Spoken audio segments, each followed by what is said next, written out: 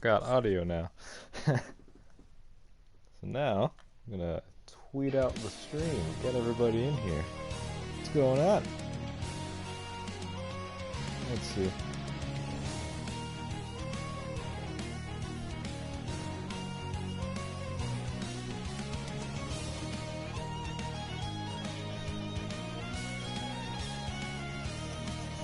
Okay, let's gotta tweet this out now.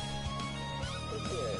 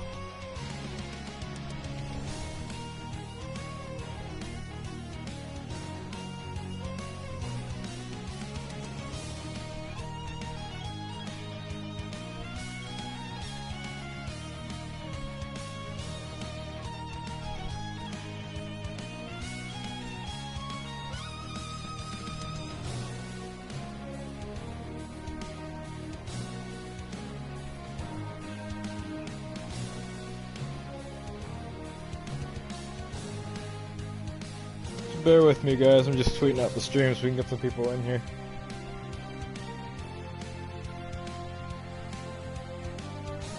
Kinda gotta do this on the spot because it doesn't let you do this beforehand. Like, I'm streaming off the console, so I gotta like, you know the rest. Let's see.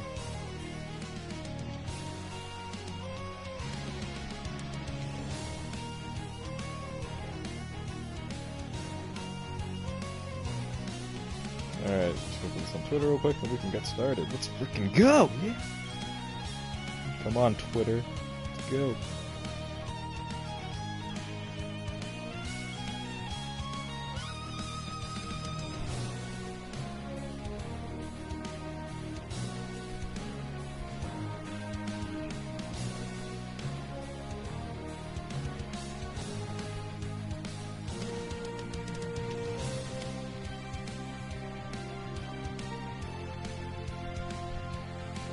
Alright, cool.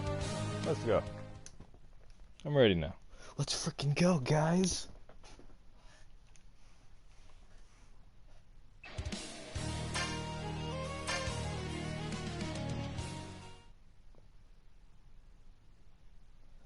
Sorry for the wait, I just had to tweet some things. But we're all ready to go now, so that's cool. 悪魔と妖精の戯れも俺にて襲撃。どれどれ少し遊んでやろうか。三代目フェアリーテイル。来るがよい。マカロフの古来よ。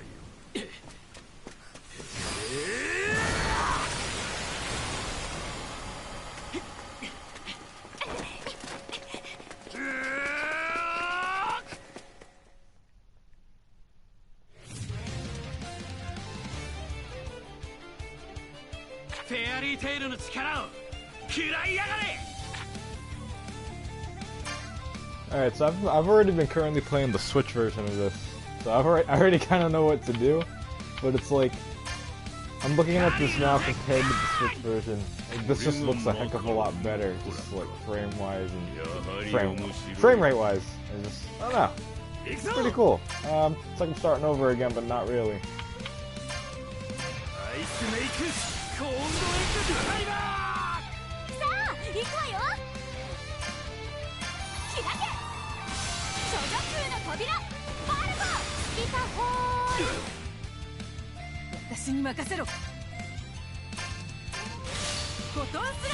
Hello, get your butt in here! Alright, we're streaming Fairy Tail, get in here!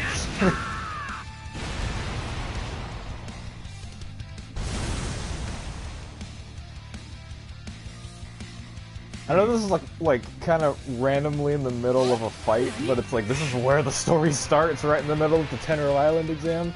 I don't know if you remember this. Where this? Like in there. Yeah, it's like it starts literally right here. It's just like, you know, I get like so. I know that the Tenero Island arc, which this current arc is, it's like, this is like season 4 stuff. So this game assumes you know Fairy Tail already, which is not bad. That's pretty cool. Like, you know, if you're a diehard fan, you're like, ha, I know what to expect. So that's cool. But yeah.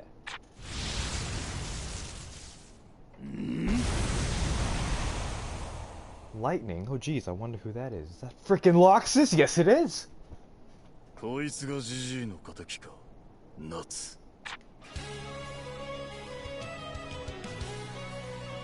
I love these characters so much.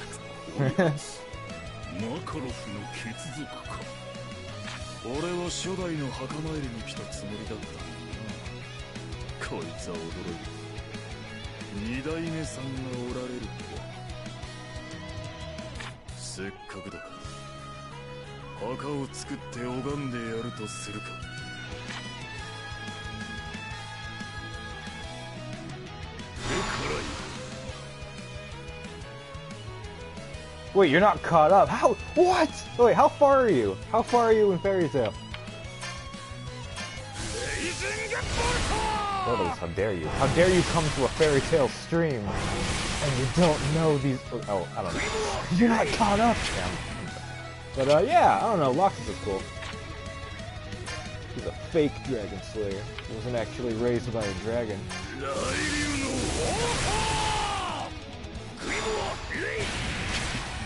But yeah, like, I'm really, I find it really cool that, this game's actually not an arena fighter. I mean, I love fighting games, don't get me wrong, but, like, Fairy Tail's actually switching it up, formula-wise, I suppose, for being a RPG.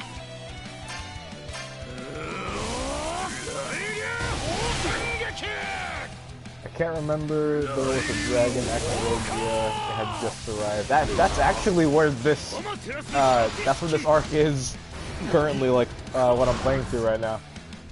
So this specific fight or whatever, this arc right here, this is probably where you stopped if you're saying that.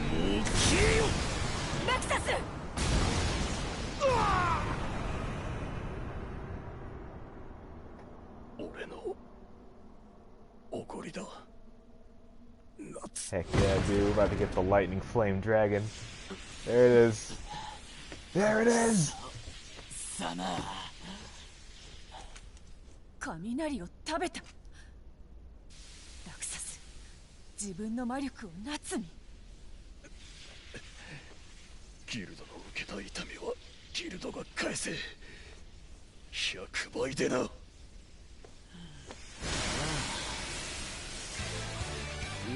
just actually like glad I can stream this because I've been having stream issues, but it's working, it's fine.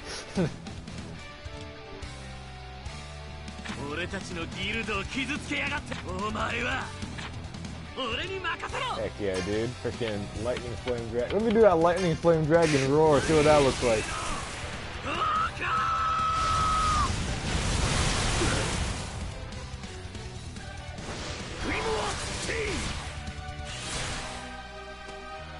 Okay, cool. When you said turn-based, I assumed a Final Fantasy setup. I can see that. I've never played. Well, actually, no, I have played Final Fantasy, but it's like I wouldn't say it's a direct comparison, but I don't know. The turn-based aspects of this, it kind of feels more like I would say Pokemon in a way, and like not to just say like, oh, it's a turn-based RPG, so of course you're just gonna say Pokemon, but like it feels Pokemon like when you play it like later on into the game, because like I would say like the guild hall is basically like the Pokemon Center, and it's like, you know, say when everybody's all like messed up and hurt and all that, you just go back to the guild hall, and that's basically like where they get healed and everything, and then like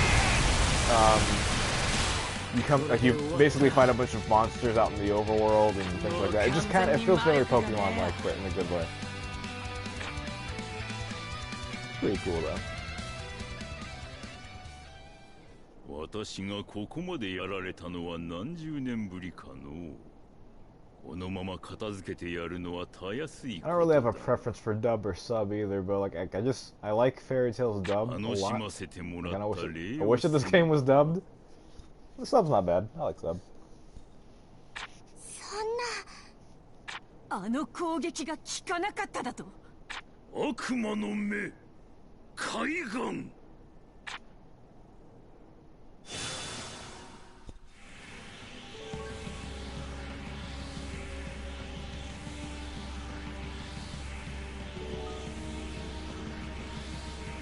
Suddenly Dragon Ball Z, you know. うぬらには特別に見せてしんぜ。魔導の真の終わりだ。フェアリーテイル。魔導の真也。 It's weird to think that Hades used to be a part of Fairy Tail, and I was trying to destroy it. Okay. Fake!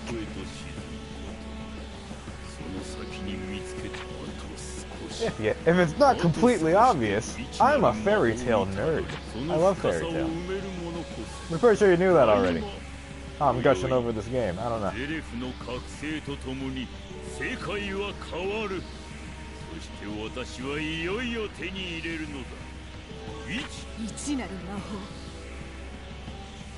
Hey, Crystal. How's it going? Aizawa is here now. What? Where?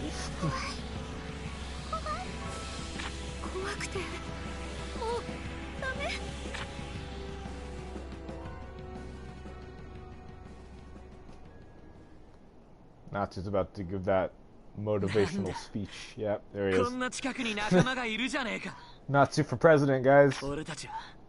自分の弱さを知ったんだ。だったら次はどうする？強くなれ。立ち向かうんだ。一人じゃ怖くてどうしようもないかもしれねえけど、俺たちはこんなに近くにいる。今は恐れることはねえ。俺たちは一人じゃねえんだ。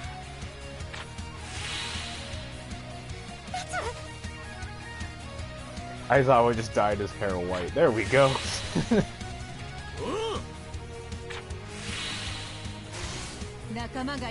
I can see a lot of people go like, "Oh, Fairy Tail's doing the power of friendship thing," because everybody kind of says that about the series. But no, not just being motivational. But yeah. Cryogenic Gamer, yo, what's up? I'll tell you what's up. Frickin' Fairy Tail. That's what's up. Playing Fairy Tail. You know, Fairy Tail. Pretty cool anime. Yeah, totally watch it.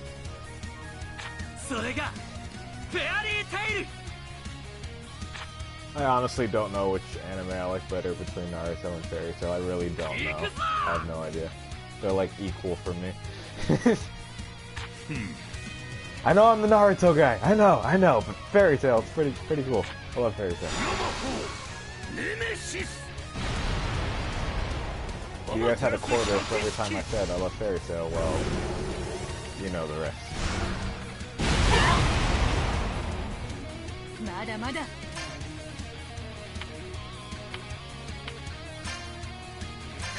That's a lot of enemies.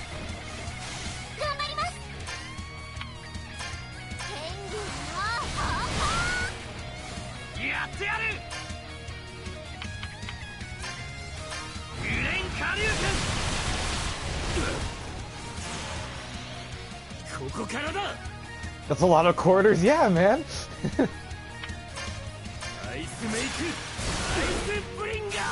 So considering, like, okay, so one thing that I really like about this, like, okay, so this is an RPG, obviously, but it's like, this isn't a game that you're obviously going to finish in one sitting on a stream. So that means there's going to be multiple Fairy Tail streams. And that means I get to talk to you guys more. And that means I get to gush about Fairy Tail even more. I'm joking. But yeah, I don't know. It's, I don't know. Pretty fun. Pretty fun.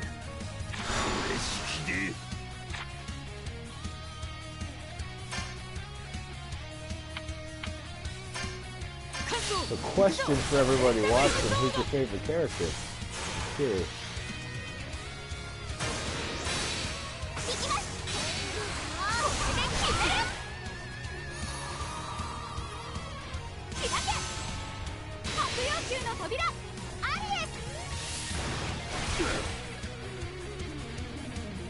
Oh geez, I thought I was gonna finish that up with Natsu. Okay, I guess not.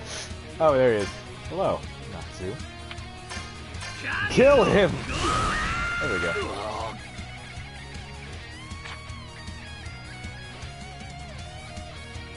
私がこの私が勝つのは俺たちだ。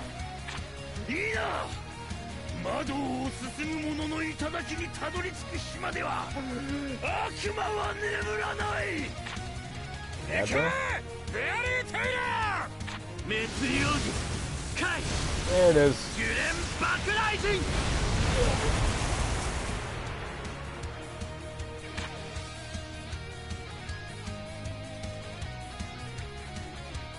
これが I actually like that Natsu's now called the Lightning Flame Dragon. That's pretty cool.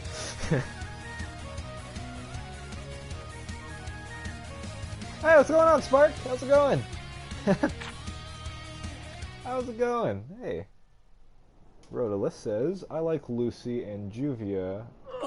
Maybe some Gagio Urza too. Yeah, I feel you on that. I can't really just say one specific character is my favorite. It's like, they're all good. Just look at them. They all look so cool. So, yeah, I got you, man.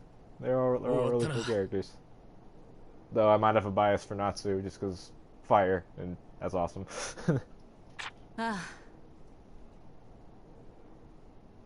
Hey, Spark. I'm also doing pretty good. Glad to see you stop by.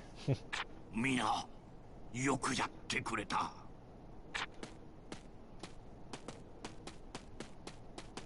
じいちゃん、それにみんな。なぜ闇に落ちた？ Why did you fall into the darkness? Oh no, we're going Kingdom Hearts now. Okay. 魔法とは本来闇。闇の中で生まれた奇跡を魔法と呼ぶようになった。ギルドを引退した私は魔の道を深く探ることでこの世界の断りを見つけたかった。あと少し、あと少しだった。いちなる魔法にたどり着くまで。そんなものを見つけても何も変わらんよ。魔法が本来闇だというならそれでよい。魔法は生きておる。Alright, so fun fact about Makarov, right? So I have this friend who I tried to get into Fairy Tail, and he's like, I don't know, man, I don't want to watch the show. And then I showed him Makarov, which is the guy on screen, for those of you who don't really know Fairy Tail. So this guy on screen, he kind of looks like a certain Tekken character. If you guys play Tekken, his name's like Heihachi. And then like my friend goes like, who's this Heihachi looking ripoff? And I'm like, no, I can totally see that he looks like Heihachi, but he's not Heihachi. His name is Makarov, aka Gramps. But he's just like, that's one of the many things that like puts him off of Fairy Tail is Makarov. And I'm like, no, come on, man. It's like, it's good. You should totally watch it. Really, I don't know. Okay, besides the obvious anime design trope, Lucy's chess is insane. Who could? Wait, what? Who would that? What? Oh god, it's not the words. It's the. I'm looking at the. The live stream's cutting your dialogue in half, so I'm like, it's all. Hang on, let me get this on my phone. It's all like split up on the screen. All right, cool. So, okay, besides the obvious anime design trope, Lucy's chest is insane. Would that be straining on your back to carry all that weight? I feel bad for anime girls, man. You know, Cryo, actually, what you just said, they actually joke about that in the series a lot. Hang on a sec. Is somebody joining the chat? Hello.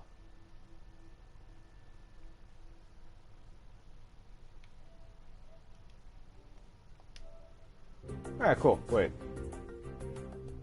Okay, so, anyways, Kyle, what you were saying, yeah. So, the Fairy Tail characters, they actually joke about that a lot. There's one specific episode where, like, obviously this is like about wizards and magic and spells. So there's a spell that had everybody switch bodies, and then like one of the characters switched bodies with Lucy, and he's like, "Oh my god, my back's killing me. How do you do this?" And it's actually kind of ironic that you just said that, because that's actually something that happens in the show a lot. But yeah.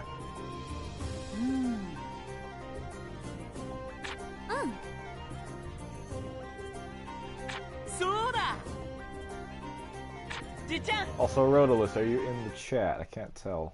And I accepted you in the thing. I can't hear you if you're talking, man!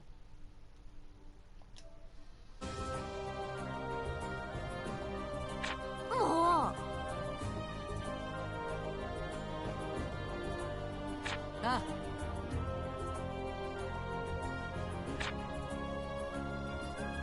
Yosh. Fortunately, like, okay, so this is obviously an RPG. I've said that 2 times already, yeah. But, okay, so I'm saying this because I double dipped this game on the Switch and the PS4. So I've been playing this mostly on the Switch. So like whenever they're giving all this exposition stuff, like, this is what you do, and this is how you do this, and blah blah blah. It's like, I've already read all this on the Switch, so we don't really have to waste time with me reading everything. I kind of know what to do already. So that's good.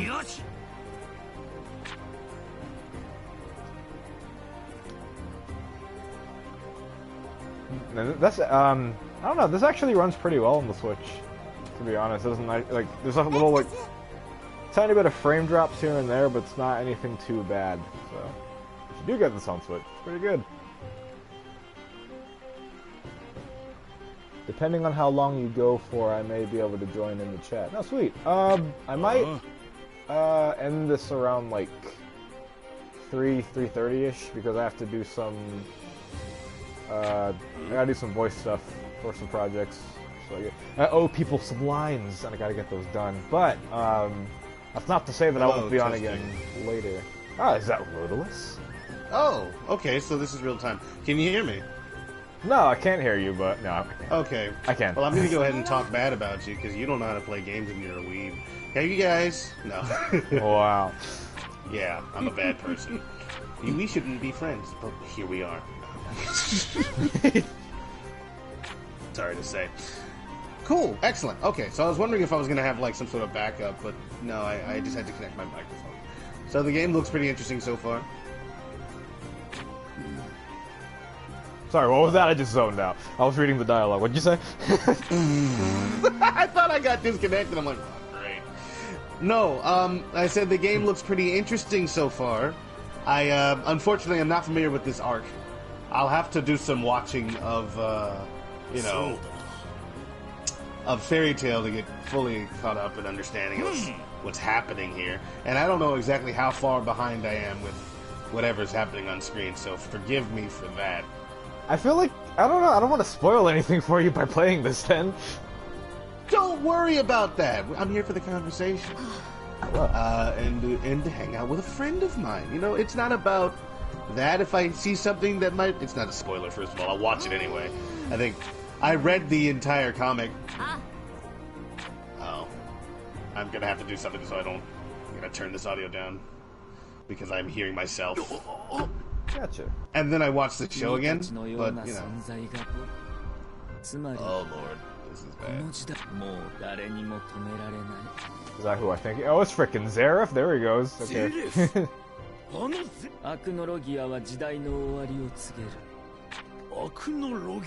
Actually, this game goes pretty far from this point. It's almost... It doesn't go completely to the end of the series, but it goes to the arc before the end of the series, I suppose. Which is strange, because it's like, I feel like if you're gonna go that far, you might as well just end off Fairy Tail. But then again, that's an excuse to make another game, so... Maybe if the showrunner decides, oh, I want to do a few more things, and then like, well, it looks like it's free real estate, guys. How do I turn down the audio on here? Oh, is the audio for the stream too loud? No, what you're doing is fine. It's just the fact that I'm listening to you and watching the stream, and then my audio comes through again, so I'm listening to myself talking. Oh. And that's nothing. You're fine. It's all good. Oh, I also shared your stream, so there might be a few extra people in here. Oh, well, thank you. That's awesome. I appreciate it. Spark the quick Kiwi Child says, "God, I haven't watched Fairy Tail in so long." Yeah, like it's that's fairy tales are really like I don't know if it's just like the way it is, but it feels kind of nostalgic watching it. I don't know how to describe it. It's a very like I don't want to say classic, but like I wouldn't call it classic, but that's just me. I mean, not like classic, but like not like Dragon Ball, nothing like that. But it's just like in terms of like modern anime goes, it's pretty classic. Like, yeah, no, I feel you. I see. It is over too, so it's like you can kind of talk about it in a past tense. Oh, that's good. So it's nice, and you don't have to worry about new canon being added. Yeah, well, depending on if you're reading the manga, there's like this spin-off manga that's basically canon in a way, which is like I don't know how that's a thing. So basically, the creator of Fairy Tail isn't writing the spin-off, but he's kind of observing and like watching it to be like, oh yeah, my characters wouldn't do this, they would do this. So like, if somebody were to do something consultant. out of it, yeah, he's kind of just like observing it to make sure nothing's out of the question, I suppose. And it's just like, in that arc in the manga, it's called the 100-Year Quest, and it takes place after like the very last arc. Right. So yeah, I actually need to give that a read because it's not animated. Cryo says, "How many times have you double dipped Sonic 1?" I mean, have you dipped Sonic 1? But I think since Sonic 1, the very first video game, came out so long ago, I mean, I think like you might have played it on the original system, and then you got it again as a digital download, and then you played it on your phone, and you feel like it's one of those things you'll probably have like that thing on 5 devices by the time it's over, Yeah. Oh shoot, everybody's gonna freaking die. You ready, guys? Hold hands. They're pulling Toy Story, man. They're doing a Toy Story 3! They're doing a Toy Story 3. They're doing a Toy Story 3! Full Toy Story. Wait, what? That's illegal. You never go full Toy Story. That's illegal. They're going. It's only been 27 minutes of the stream and they're already about to die. Freaking Toy Story, man. Jeez. Let's all go home together. Sniff. Alright. I think I'm gonna have to make a decision here. I'm gonna watch the stream on YouTube and just talk to you here because for some reason I can't find a way to... Oh, that's the dragon. Alright, so when I was watching this show, the dragon had just shown up and they were trying to fight it and it kicked their butts. So like, I'm behind, of course. Not worried about that. I'm just gonna enjoy this. Are you playing that? Are you actually having Happy Kick hit the letters? I am. That's an interactive loading screen. That's cute. Just in case it runs for about 30 minutes. See, if Sonic 06 did that, I'd have no complaints. Yeah. Because there would be some gameplay involved. I know, right? And then like oh yeah, I'm not the one cycling through this. It's automated. Oh yeah, and also I know I'm looking at this like a million years. It's like I know there's a delay between what's happening on screen. Dragon Ball, Death Note, Pokemon, and Naruto. The only animes that I've watched a significant amount of. Yeah, Naruto. Skipping after the tuning exams. Cryo. I'm never gonna let you live that down. Stopping after the tuning exams. Oh my god, says Crystal216. Yeah. So, okay, so Magnolia here. Dude, this is like a perfect, like, 3D representation of how it looks in the show, and I really, really like it. It's like, I don't know, it's super, cool. It's super, like, there's a lot of really good attention to details here. Oh my god, we got Crappy Tail, man! Because this is the crappy version of their guild. I don't know if you're this far. It's to see that they, basically, like, they get kicked out of their really big, rich-looking guild, and then they have to move into this really small one. They've rebuilt that place a couple of times, so That's unfortunate. I think I remember. This can't be the first time they've lost their guild or something, because I remember distinctly they've had to rebuild that thing at least twice. Right, because they had a normal one and then they had to build it up. After Godzilla blew it up, they made a nicer one, and then after that, I think I am actually aware of Crappy Tail. Alright, see you later, Cryo. Cryo's heading out. But like, well, this isn't, it's not the fact that they, like, it got destroyed and they rebuilt it. They should have just don't have the money to, like, rebuild it. Because, like, so what happened just now with Acnologia, that big dragon being there, basically, yeah, they were all literally about to die. They were, like, too weak to fight him. So they, if it wasn't for that spell that they did, they would have literally not made it out of there and just died. But Mavis, the very first master of Fairy Tail, protected them with this enchantment spell called Fairy Spear. And that basically protected them in this barrier for, like, 7 years. So yeah, okay, so they did a time jump 7 years into the future. Yeah, and so I am aware of this happening. Yeah. Okay, so I'm not 100%. See, I'm gonna learn about the story while we watch the game. See, it's fine. It's fine. I don't have to watch those episodes. Yeah. Well, you're about to. This is your Fairy Tail recap in video game form. Yeah, it's like previously on Fairy Tail. 30 episodes happened. I know, right? This is just the longest recap in the world. Right.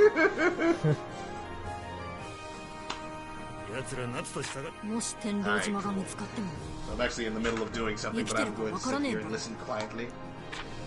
Gotcha. And the funny thing is, it's like the rich Fairy Tail guild's still in the town, and you can like go up to it, but there's guards in front of it, and they're like, "Go away! You don't belong here." Right. It's kind of sad that only 4 or 5 of your actual guild members are bringing in all the money. Yeah, it's kind of weird to think like Fairy Tail will like basically not be good. Yeah, it'll collapse and not be good without these guys. Which is like, what does that say about everybody else? Who else was okay? So, because you got freaking who was left behind was like Levy and the Arm Boy. I forget his name. Arm Beast Make guy. Oh, Elfman? Oh yeah, no, they're like the heavy hitters who make Fairy Tail. They all went. Everybody who makes Fairy Tail awesome is the one who disappeared. Okay, so they were all gone. Yeah, so it's like basically all the background characters and people that are just like, yeah, like the background characters became the main characters, and they're just like crap. Oh man, like look at that request board in the back. There's nothing on it. No one's even sending them requests. Yeah, because like, okay, so I was playing this on the Switch, obviously, for like the past couple of days, and it's like, you walk around the town, and then the townspeople are like talking crap about you. They're like, Fairy Tail, what's that? Or like, or they sometimes go like, if they have heard of Fairy Tail, they're like, ew, you're from Fairy Tail? That's disgusting. And I'm like, bro, come on, man. Not that bad. That's messed up. But we somehow found a way to ruin the reputation over the course of 7 years. Right, because there was like an arc with a little boy who's all like, you guys left and then my dad had to go fight. He got lost because he sucks. Romeo's yeah, that's Romeo. Romeo's actually really cool in the time skip because he's like a mini Natsu. Mini Natsu. Yeah, he even wears like a random scarf, and he's just like, I use fire magic just like you, and yeah. Oh yeah. So much exposition. I know all this already, game. The game doesn't know. This is the game's first time existing. I'm just glad that whenever they say like, this is how you do this, and this is how you do that, I can just skip it. I read it on the Switch version. It's good that you can skip it rather than being like old PS2 games where you had to watch through everything. Oh crap! I got a clip whack on that. There we go. Unless freaking PlayStation 4 had exclusive controls that Switch doesn't. And that'd be interesting. Interesting is another word for infuriating. Look at that one job on the board. Hey, why to start you off slow? Nothing S level at all. Yeah, I remember that was a huge ordeal back in like the very first couple of arcs. So like, I'm going on this S-class quest, and Urza had to like go out and find Go everybody. and help them all the time. Like, you're not allowed to do that. They're like, oh no, we're the strongest team, though.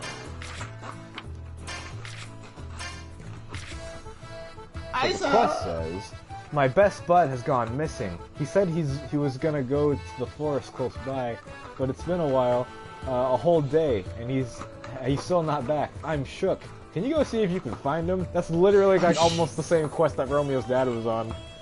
Yeah. So it's weird that you'd ask a magic guild to do that, but then maybe if you don't think of Fairy Tail as a very important guild, you're like, oh, let me cheat. Yeah, I mean, I really like that it is, like, it really does feel like an anime come to life thing when you take the quest on the board, because you have to actually go out and report to Mira after you're done, and then you're like, yeah man, just... That feels like a that was something about the actual anime or the manga itself that felt like a video game element. It's like, wow, this is an isekai without somebody from another world. Yeah. They just all live here. I mean, kind of the Edelus arc was kind of isekai. When they went to Edelus, and everybody was like the opposite. They met freaking the Exceed, and they saw like Natsu who's only comfortable when he's driving his little car. That was cool. No one else has a car, but he has one. Are there any other vehicles? No, it's just horse-drawn carriages, as far as I can remember. Well, there are like cars that use this certain magic element called an SE plug. I think it's called like self-energy or something. And it's basically it's like a car with a handcuff, and you put the handcuff on your wrist, obviously, and it sucks your magic away. To power the car. That's true. That's what Idola's guy had. Idola's. Alright, I'm gonna type for a bit longer. Starlit, why do you love Fairy Tail? Rotalus, why do you find Fairy Tail annoying? I didn't say it was annoying. It's pretty basic anime. There's nothing particularly bad about it. In fact, it's better than basic. Because basic anime is just tropey and unwatchable after the first episode. Why do I love Fairy Tail? I could do an entire like YouTube video essay on that, but to give you the short version. Dress up as Natsu. Oh my god. Oh, okay, so I watched Fairy Tail like first in like high school. I saw like around the time it was just like I guess like just around circumstance. I watched it with a group of friends, and then basically like the whole gimmick of Fairy Tail, it has a really like nice vibe to it. And I'm gonna sound like really cheesy when I say this, but the fact that how it has a very strong grasp on like friendship and bonds, I really like that. I know it's super cheesy to some people, but it's like, to me, it just feels like it has like a lot of good messages with like how you should treat people. I don't know, it just like it has a lot of like, it's hard to explain. It's just like the way, like, I don't know, just the way that they have morals to just teach you that you should treat your friends like your family. I just really like that a lot. It's like, it basically makes you feel like close to people in a sense. I know it sounds super cheesy, but I love that about Fairy Tail. Like, I mean, you know, it might be old and a cliche idea, but it's a good one. Yeah, I can understand. Like, there's a reason that particular trope persists in media for children or even adults, because it's an important thing. Like, you know, friends are your family. Especially if your family isn't particularly great, you still have friends, and they can kind of take up that particular that niche. So yeah, it's an enduring message. Yeah, like even what Cryo said just now, it's a feel-good anime. It really is, and like it's just like these. Okay, so these characters, if I were to say, like, you watch the first couple episodes, and like each like arc or episode goes deep into the characterizations of these characters, and it's like, when they go through stuff, you feel for them. It's like you actually genuinely get attached to them, and it's like, it's really good writing for how they're just, I don't know, the way they debut in the series. They're just really, they just have a lot of personality to where it stands out to compared to other anime, I suppose. I mean, I could really go in depth with this, but it's just, I really like the concept that it goes for. Just, if your friends are the family you choose. I love that. It's great.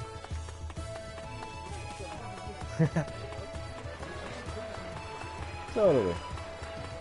And plus, it's kind of like, you know, it's kind of like Wizard Naruto, but that's not one of the main reasons I like it. Yeah, I'm a sucker for fire dragons and just fire powers in general as well, so yeah.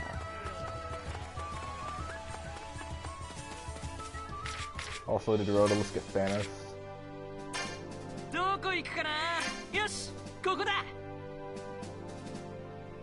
Rhodolus, I think you got Thanos.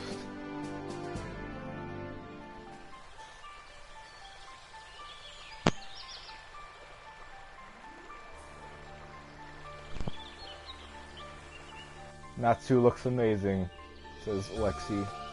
Yeah, I think a lot of the character models in this game look great. It's actually really cool to see these characters in 3D, or, well, 3D models, you know what I mean. But like, yeah, it really looks great. And honestly, just like seeing this on PS4, it's like, I've already said this before, but it's just like, it looks way different than from the Switch. Oh, hey Sammy! Sammy's in the chat. Hello, how's it going? Hello, Sammy. Can you hear me, by the way? I cannot hear you, no I can't. I'll let you know when I can now. I mean, you did. You said I got Thanos. What happened is my headphones, my headphones got unplugged. So, that was what happened. Let's take a look at what's watching. I don't need a tutorial on how to fight, I got this. I don't need to know how to fight. I punch people all the time. Starlight's Endeavor. Space Fun Club says doing good. Hey, glad to hear you're doing good, Sammy. I'm a sucker for dragons and magic. Maybe I should watch the I guess the show too. Yeah, First 3 episodes. It's like the fairy tale's all about dragons and magic. Like honestly, these two right here, Natsu and Wendy, they're dragon slayers. They were raised by dragons, so haven't killed a single dragon at this point. But they really haven't. I mean, dragons are they're dragon slayers, but they haven't killed a single dragon. I mean, there's not many dragons, right? There's a lot of dragons in fairy tale. Like that show up in the show, as far as I know, Igniel hasn't really showed up unless that's spoilers. I can't answer that for you. I can't answer that unless you don't care. Okay, it's Chekhov's gun. He will show up, and it's fine. Also, talking about Lucy's dragon, I think is I forget. But they were raised by dragons to give them the power to defeat dragons, just in case dragons got unruly, I suppose. Well, there's like a huge reason why dragons were a thing. Well, I can't really speak about it because of spoilers, but like, dragons. I will watch this show for the. Jeez, I want to explain it to you, but like, it's very spoilery. Well, explain it to me as though I was someone in the audience who most certainly probably didn't watch the show at all. Well, okay, I'll say this in the most vague way possible. Dragons and humans used to coexist, and they used to be friends, and then there was a disagreement, but that's really all I can say. There was a disagreement as to who gets to fly and who doesn't. Well, it was more like how come you are a dragon and I'm not? Oh my goodness! I got disconnected again. I mean, you can probably still hear me, but I can't hear you. Give me a second.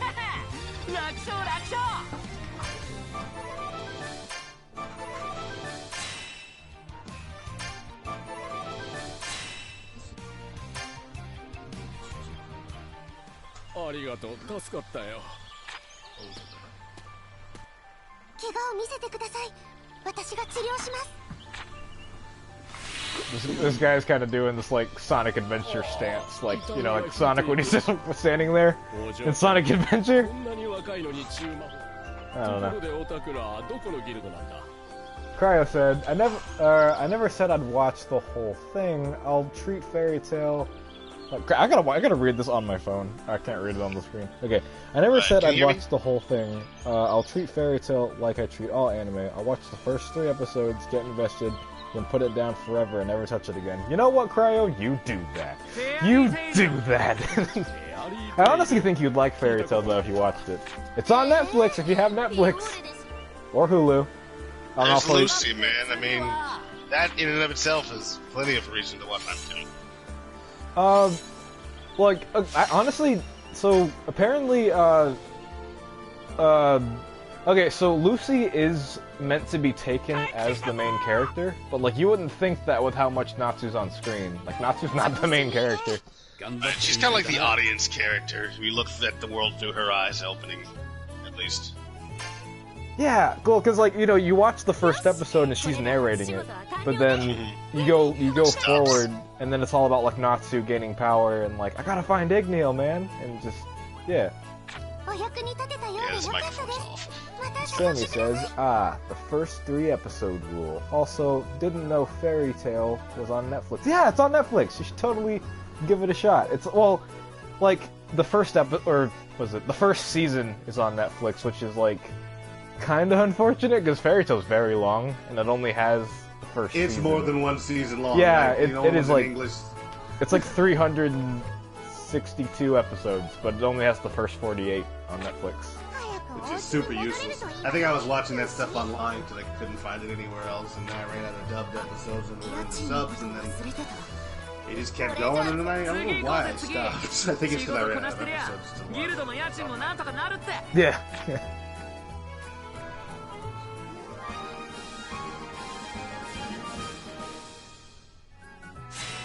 I made a friend, guys. Also, didn't know that.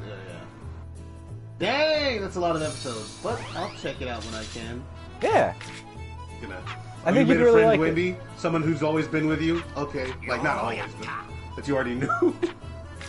Well, like, the thing about this is that the characters, they show up like as the story progresses. Like, I know they're all obviously in the guild hall like right now. They're all here, but it's just like you'll be walking around the town and then you'll hear this guy like shivering in fear, and he's like, I heard this lady was walking around in armor, I don't know her name, and it's like, oh, they're talking about Urza. Yeah. Urza, yeah. I kind of like that though, because it's like Urza just strikes fear in people. I mean, her first introduction to the show was this lady in armor walking down the street with a giant tooth on her back, and we're like, I don't know where that tooth came from, but I'm thinking she got it.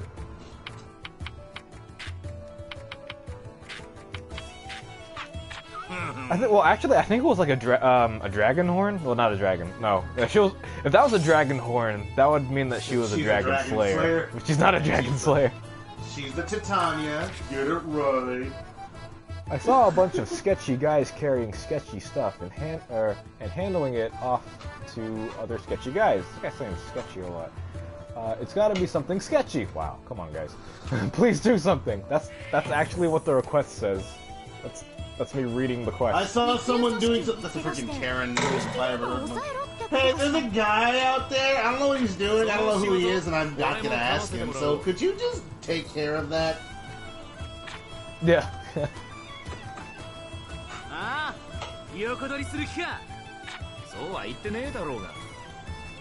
Gray's what is it? Gray's not doing his weird habit. 0 out of 10, guys. Right, he's got clothes on the entire time, I've been noticing. Why is he not shirtless, in jeans, looking like some sort of punk rocker without tattoos? He does it in some cutscenes, but not a lot. He actually keeps his shirt on like all the time, to be honest. Probably And easier. for context, for people in the stream going like, what are you guys talking about? So Gray here, which is the dude with black hair, Gray has a very bad habit of taking off his shirt. Like that's his running gag in the show. It's a bit obnoxious. Like the running gag in the show is that he's an ice wizard. So when he was basically taught how to use his ice magic, his teacher basically taught him, if you want to be one with the cold, you have to strip. And he's like, he's like, you got to take off your shirt and be like one with the cold. And then ever since he learned that, he has this really bad habit of just like taking off his shirt wherever he goes. So that's why Rodolus and I are just genuinely shocked, like, whoa, he's wearing clothes, guys! Like, that's the running gag. And it's like, oh. Just assumed it was like, why are your clothes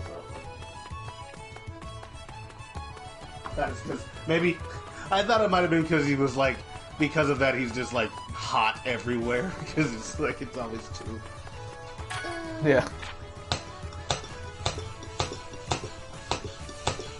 See, look, this is the rich fairy tale, but we're not allowed in here. This is the good one. Yeah, who runs that place? Suspicious person. Sorry, I haven't seen anyone like that. This building is foreclosed. No one's gone past here. Can we take a look inside anyway? Oh, you're good. No.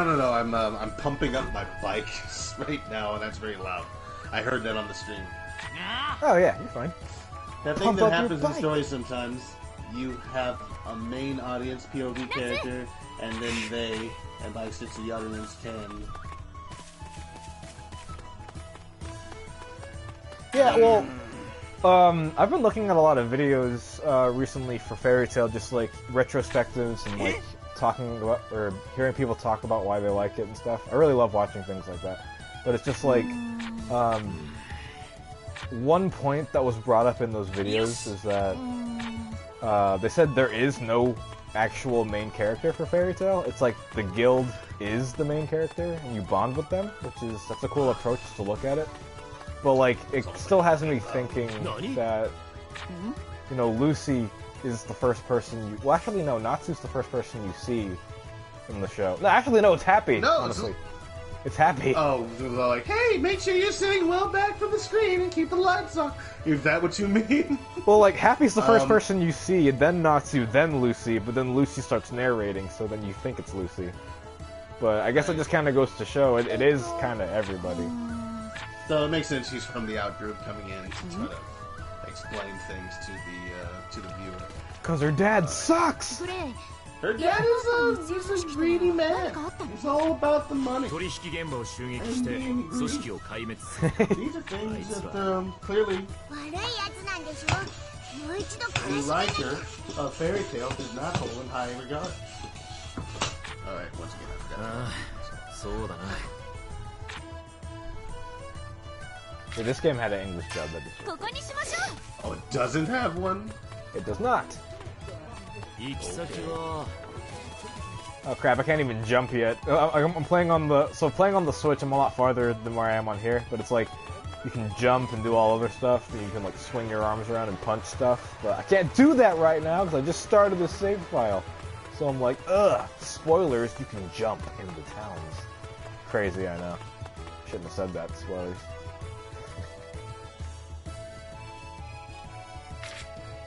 Fountain Plaza has been added to your destination. Oh wait, what? Oh, I can jump. What? What? That's weird. Okay. I guess I can. Maybe I'm used to the Switch's controls. Spoiler alert, Natsu jumped. I'm sorry guys, I'm sorry. I didn't mean it. Alright, where's this shady guy? I'm supposed to look for some shady guy and fight him or something. Where are you? Where are you, shady man?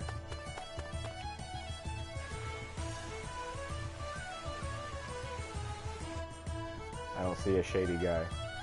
I'm looking for a shady guy. I don't see a shady guy. Where is he? Where'd he go? Why, some strangely dressed people just passed through here. It looks like they were headed west. Thanks, lady! Stop the deal. Okay.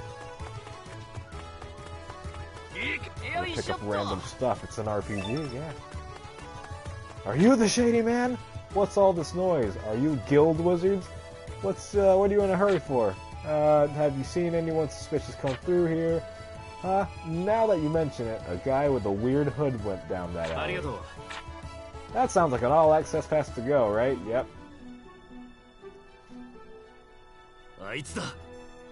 Plot twist, the shady guy is me. Oh no.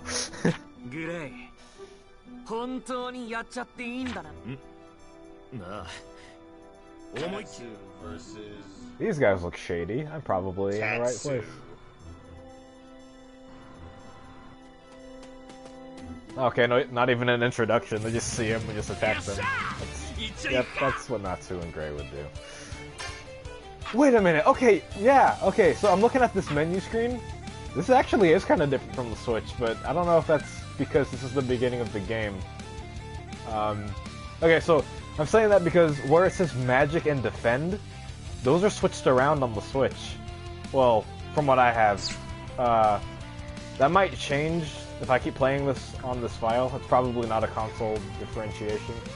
I'm probably overthinking, but it's like that's why I was getting thrown off, because it's like Magic and Defend need to swap places. That's where it is on Switch for me, and I didn't do that, so.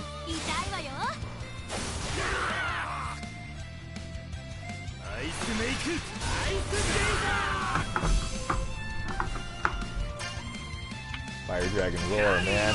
My favorite attack master.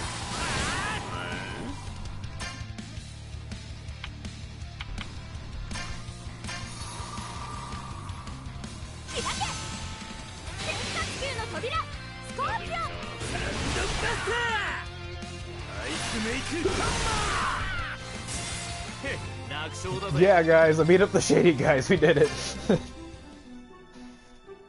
What do you have to say for yourself, you weirdos? We're sorry for being so shady. Please. Gray, but you died 7 years ago. Well, thanks for writing me off, man. I don't die so easily. More importantly, why are you sniping me? Trying to cosplay as the Yiga clan. It didn't work out. They do kind of look like the Yiga. Oh my god, they really do. Holy crap. The only thing is the face mask. And of course, the well, imagine like fighting them, and then like they drop bananas and like rupees. And then the bananas make you strong. So I love this. I love this gesture right here. Like, no, that's not it. And he's his hands all in front of the face. It was just a prank, bro. Don't kill me. We were just pretending to try to hurt you with just magic. Yeah, it was just a prank. Don't kill me. I have a wife and 3 kids. I mean, sure, I kidnapped them, but they're mine.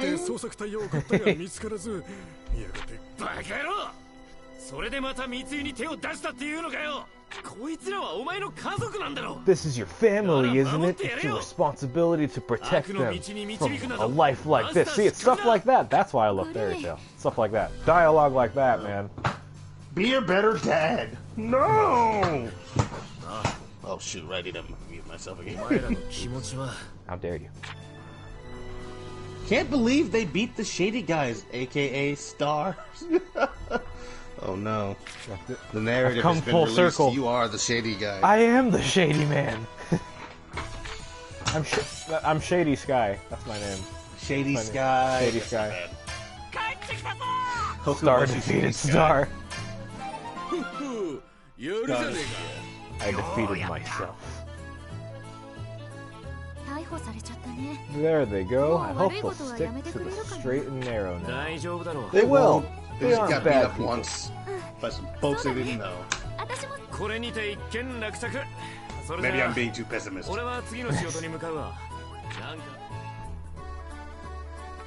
Dude, can I fight some freaking dragons? I want to fight a dragon. That's not till later, but I want to fight a dragon now. Fight the dragon! That's definitely going to be the final boss. Guys, I made a friend! It's Gray!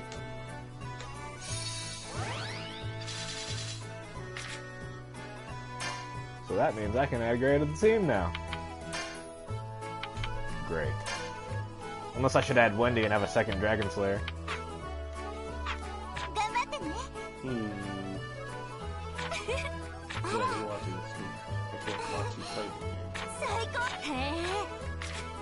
Bonds? I know how this works. There's a whole actually, one thing that's really cool about this game is that so there's this there's this mode in the game where I guess characters can bond together and they have like heart to hearts and they talk, and it's like even like right now I think that's what Lucy has this like music note above her head, so I think it's like she wants to talk, you talk and get closer and things like that. But like, the dialogue is kind of cool because you get characters that don't really interact much and they're speaking, so it's really cool to see that, honestly. So yeah. Cryo says, alright, gotta go now, for real. I'll be back in a little bit. Coolness! I should be still going. I'm gonna, after I pump up this tire, I'm gonna most likely ride the bike and just listen to the stream and then I'll be back. I got you. I love that Natsu's like questioning Lucy about money here. He's like, "How do you always run out of money? I never have trouble, and we make the same. And we make the same since we take jobs together." And then Lucy says, "Well, if you must know, it's because you're always going around breaking things. So that's why she's always like complaining about rent. She has to like basically fix up all the things Natsu breaks." I love that. Do you realize how much of the rent money I lose because of that? And Natsu says sorry, and then Lucy says, "It's okay, I'm not mad at you or anything." That's funny. Wait, doesn't Natsu habitually just live in Lucy's house? How is he not paying rent? He has his like, own place, but it's like this very small, like very small cabin-looking house, and he lives with Happy. And it's really, really messy in there. Like, he doesn't clean it at all. Of course he doesn't. He doesn't really dress himself. It's like rejected Zuko or something. That would, well, I was about to say Todoroki. That's a completely different anime. Yes. Right up. Hey, Natsu. Yep. Who are we doing these poses for? Don't worry about it, Lucy. Oh, you can see the stream They're again? loving it. No, I'm watching the stream on my friggin'. I'm watching it on YouTube. What I'm doing is I'm trying to find a way to turn off my mic. Well, not to turn it off. Just yeah, I'm just Taking another job. Alright, the request says, "Help! I was delivering the post in the Great Plains, and bandits took everyone's mail. You have to go get it back." That is such a boring request! No, it's not.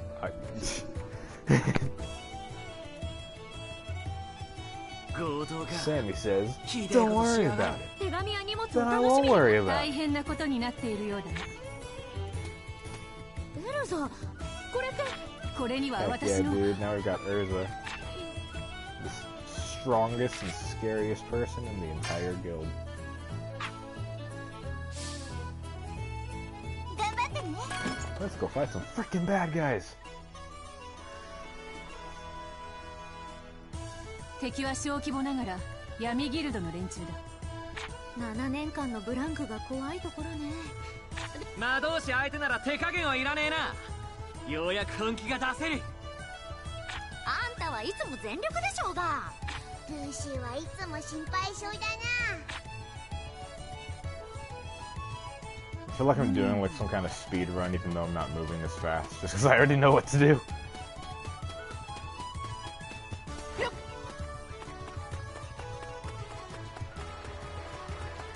Let's see. Can I just kind of fast travel? I can. どこ行くかな。よし、ここだ。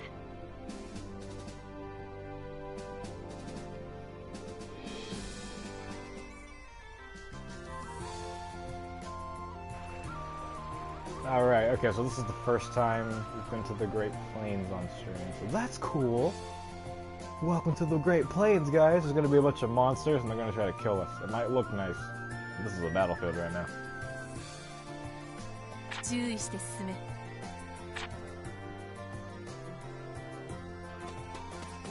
Okay. Like, that doesn't look like a monster, but it's a monster.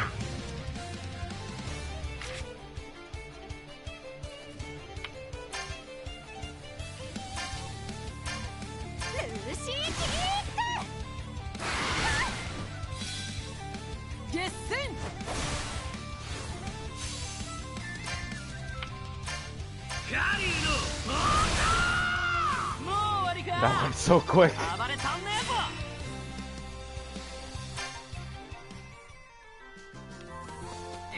Alright, Misa back. Worst audio quality? Yes, Thanos Who got again. that? Who got Thanos? I didn't get Thanos. I just turned off. I muted my mic. Oh, right, you did say that. Come on, bro. Give me some credit.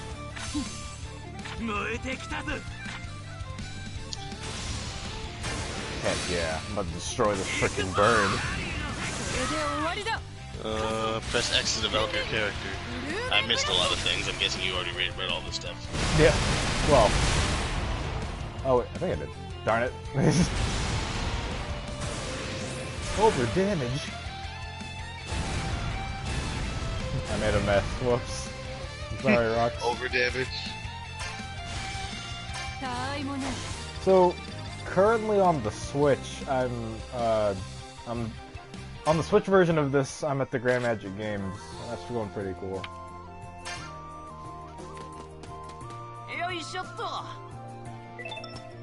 Hi, Sarah. Welcome to the stream.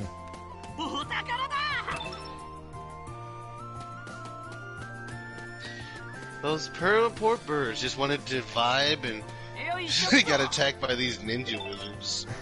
Hey, see, they attacked me first. They had it coming.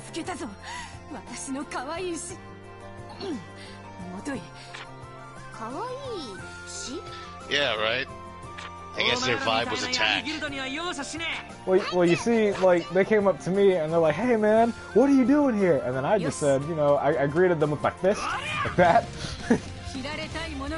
I mean, that makes sense, given one of Natsu's lines when he was fighting Gajio for the first time, I think. He's all like, you know, that's just a greeting, after he attacked him, like one dragon to another, or something like that. I honestly loved Natsu versus Gajio. That's like, when I first started watching Fairy Tail, that was like the fight that I watched the most. Like, just going in. Like, that was a really good fight. That felt like the rival character for Natsu. I mean, sure, it's Gray in the beginning, but like I just like that. It felt like an actual fight with stakes. They're both Dragon Slayers. Yeah, right. No one else was a Dragon Slayers, and was known that Dragon Slayers are some of the most powerful mages in the world. So, like, it was kind of cool to see that.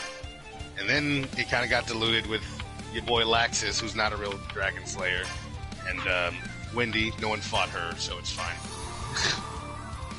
Wendy gets a lot of development later on, kind of near the end of the series, but she gets like crazy strong. I won't spoil it for you though. Well, alright then. Get 5 checks. Get 5 checks. Yeah, see, these guys are jumping me. I'm just following through. Yeah, that's it. Yeah, what's that thing James Brown said? If you don't want static, don't start none, won't be none. Don't come in here with your vibes. You bring your vibes to me, I will check them, and you. I don't know how vibe check's supposed to work. You see that? You see that? They're chasing me! Vibe check.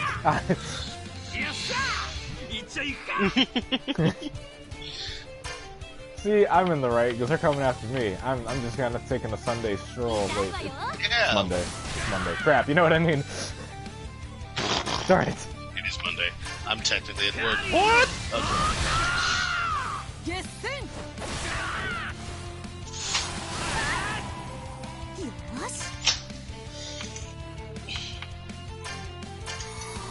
I forgot how, like, I have so many more spells on the Switch because I've been playing it more. It's like, I'm undermanned with all of my powers on the PS4.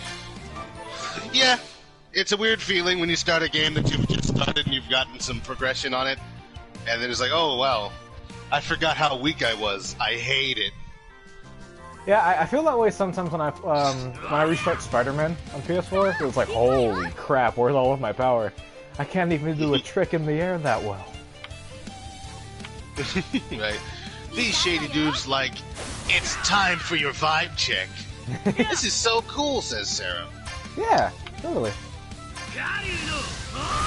Look, Sammy, I told you, they're trying to check my vibe, and they're all like, hey man, see they got these giant sticks, and they're like shooting magic out of them, and they're trying to kill me, and I'm just like, hey man, I don't want to fight, I want to negotiate. The vibe check stick is a lot like a dipstick for your engine. You put it in there like to check the oil levels. So they come over here to test you with their wizard staff, and you send them results with your fire.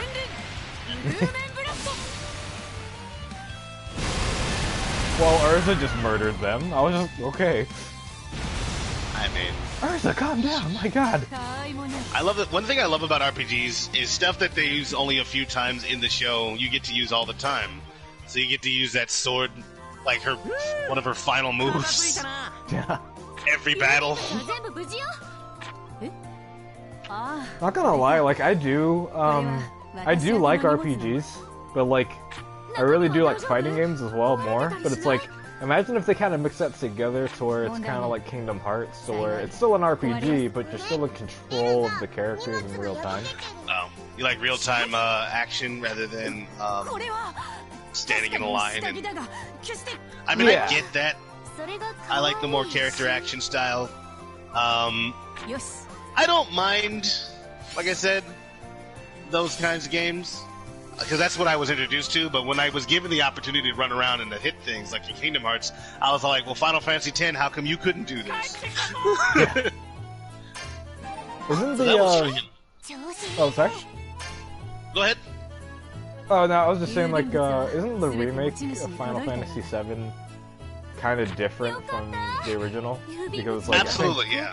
Yeah. It's more like Kingdom Hearts. In fact, if you play Kingdom Hearts and you play Final Fantasy VII, you'll notice a lot of things like the quick command menu and all that kind of stuff. It's got a lot of that soul from Final Fantasy series, so it's not straight one-to-one, obviously, to compare it to it. But it'll make you feel like, oh, I can link buttons. But because there's so many more options to use in that kind of a game, you'll find yourself, I find myself at least, going to the menu a lot to find stuff to attack with. I got you. That's kind of one reason why I want to try it too, because like I haven't played the original, but it's like you can control Cloud and actually you can button mash if you want, but it's still an RPG. Yeah. I got it because I hadn't played Final Fantasy VII originally. I played Final Fantasy X, I played Final Fantasy X-2, played Final Fantasy IX, never finished that. But I wanted to see Final Fantasy VII, and I'm like, I don't know if I could get through the blockiness and the fact that I have to switch 4 discs out. So I saw that there was an opportunity, and I hope they keep making more, because it's not the whole game that they made. It's just like a piece of it. So yeah, I think it's worthwhile. Right.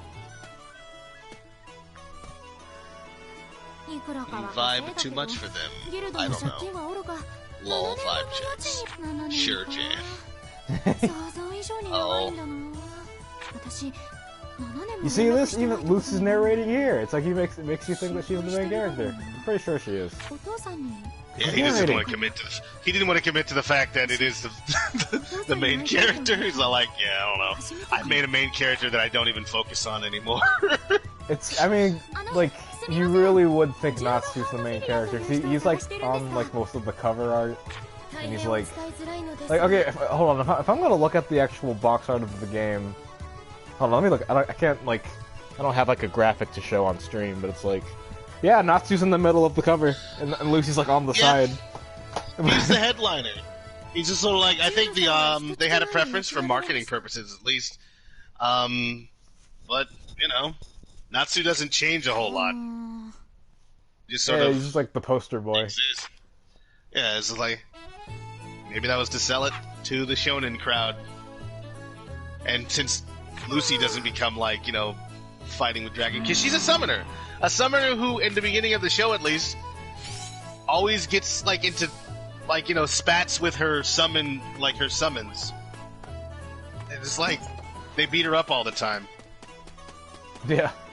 The only one that doesn't is that thing with the horn for a nose. The horn. Wait, who? The Plu, whatever its name I love is. Plu. Oh my god, I love Plu. It is Plu. Okay, so I did remember that correctly. Oh shoot, there's Juvia. Juvia! Oh my god, hi. Juvia. Shun shun stop. Shun shun stop.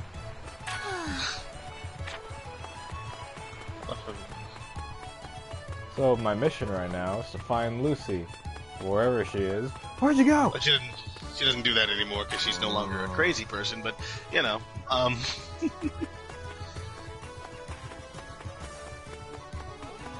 have to find Lucy. Excuse me. Do you know where Lucy is? Do you know where Lucy is? I mean, no, I gotta ask Lucy. I don't know where Lucy is. Excuse me. Do you know where Lucy where's is? Lucy? I'm just You know I asking. can find Lucy. Excuse me, miss. Do you know where Lucy is? I know that says Lucy right above the X button, but... Excuse me, miss. Have you vibed lately? May I check it? I'm pretty sure this is Lucy. I don't know. I should go ask. Why is it not letting you ask? No, it is. I'm just messing around. Oh, okay.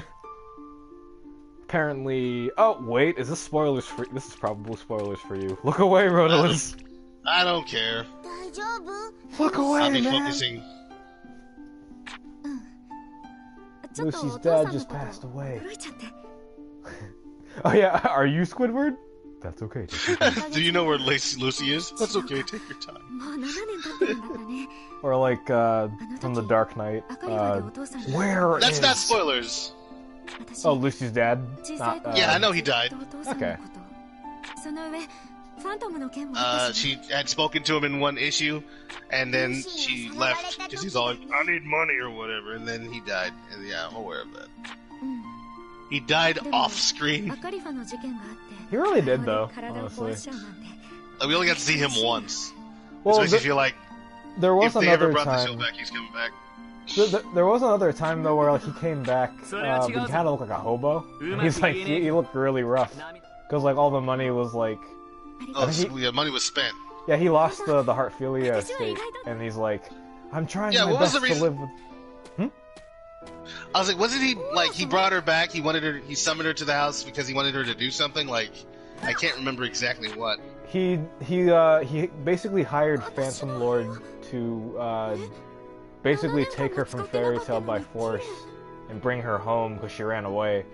And she's like, you're gonna marry this guy so we can get a lot of money. That's what it was. Marriage thing. Yeah. Okay. And she's like, I don't want to do that, I want to join Fairy Tail. And then, she never talked to him, and then when she hears about him in the news, he died. She's like, whoa!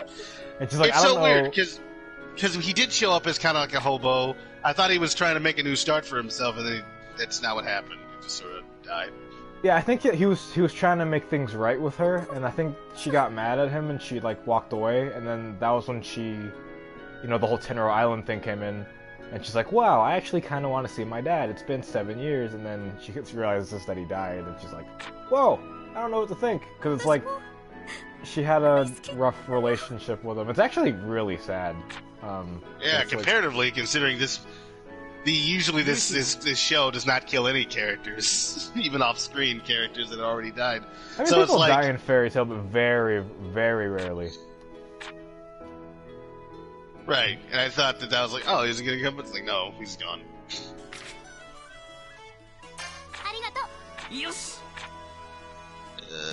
I can go in Lucy's house now, man. Let's go. Yeah.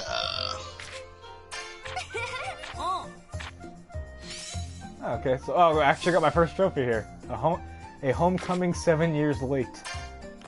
First trophy, guys. And they didn't freaking they didn't even consider leasing that room out to anybody else. No one else rented that place. Well, they actually just said in the cutscene that the landlady paid for her rent for 7 years while she was gone and like cleaned this place up. It's gonna be Animal Crossing levels. You gotta pay her back. Yep. This is Animal Crossing now. This is anime Crossing. Anime Crossing. Anime Crossing. Lord. This is my fireplace. This is Tom Nook. This is my bathroom. This is the bathroom, right? Yeah, it's the bathroom, right? Yeah. I mean, for Natsu, maybe he eats fire, right? I know, right? I have to go now. Have fun, y'all. You too, Crystal. Take care. See you later, Crystal. Thanks for stopping by. Look at Lucy's kitchen. This looks like something from, like, a Disney movie.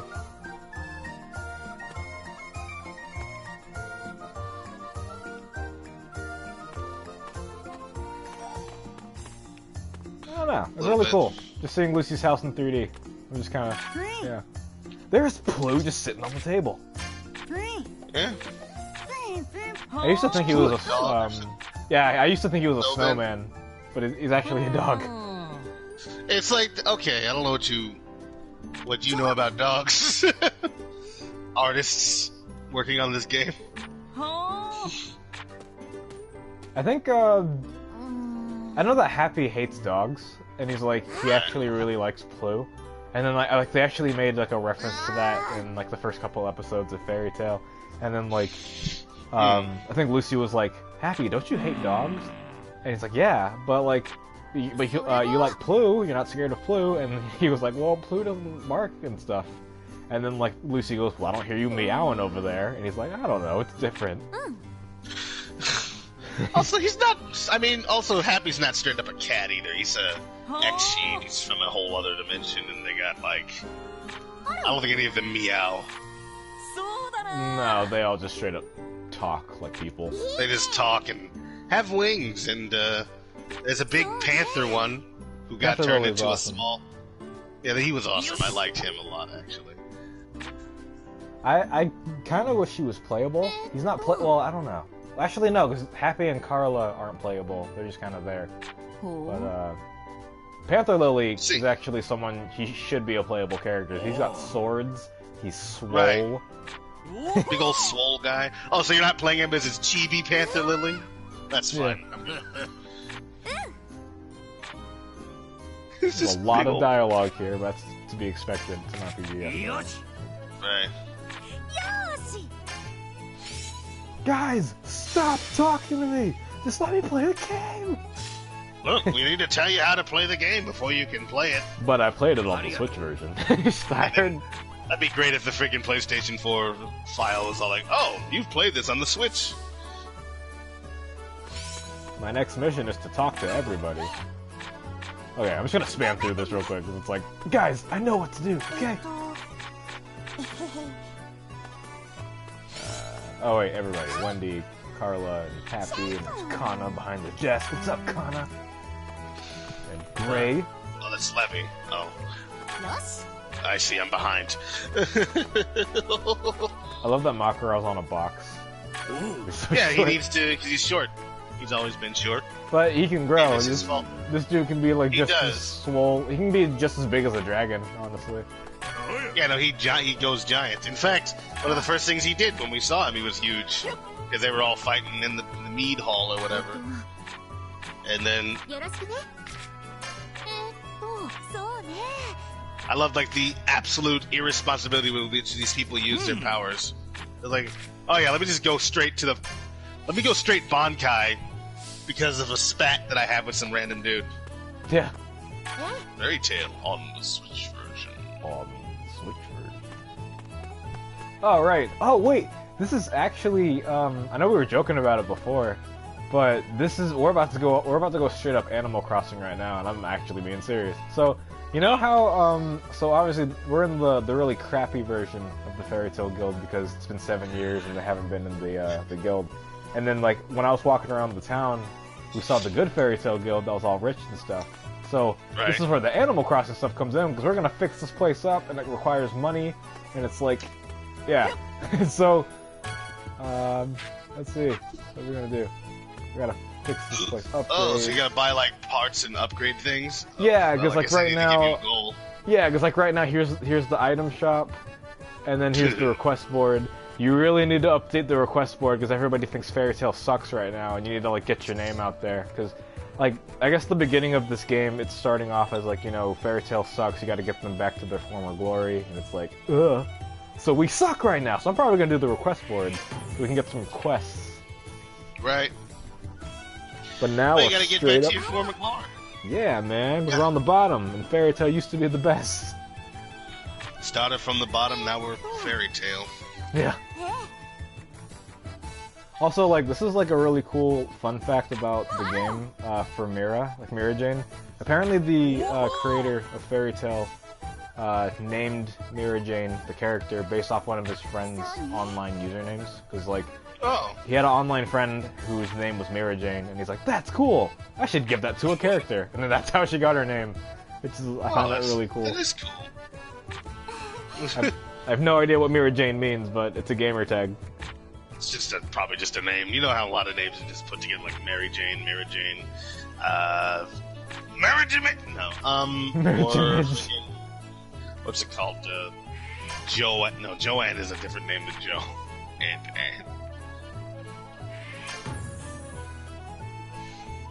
Yes. All right. I'm going to be back. Need to do a little quick errand. I will see you in a few. All right. I'll see you later. Try not to miss me too much. I'm not gonna leave the party. I'm just gonna mute my mic here. Alright. Well, I'll see you later.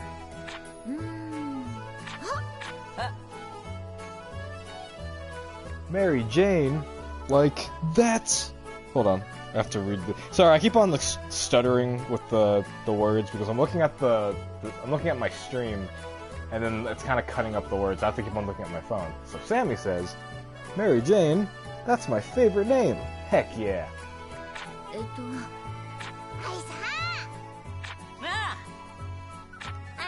Malone. Yeah. Well, yeah. I don't know. This is fun. So right now, I'm kind of doing the Animal Crossing stuff to where I actually have to talk to each of these individual people, and then they have to go tell me to go get certain items and bring them back to the guild. So they're telling me where I need to go. That's cool.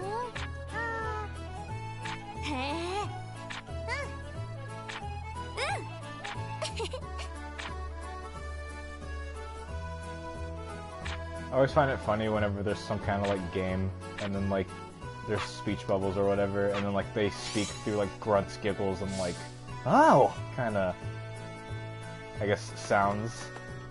Like you play like Sonic Colors on the DS or something and then there's something like yeah or whoa and they're just saying a whole line of dialogue or something. Let's go find some frickin' parts and rebuild Fairy Tail.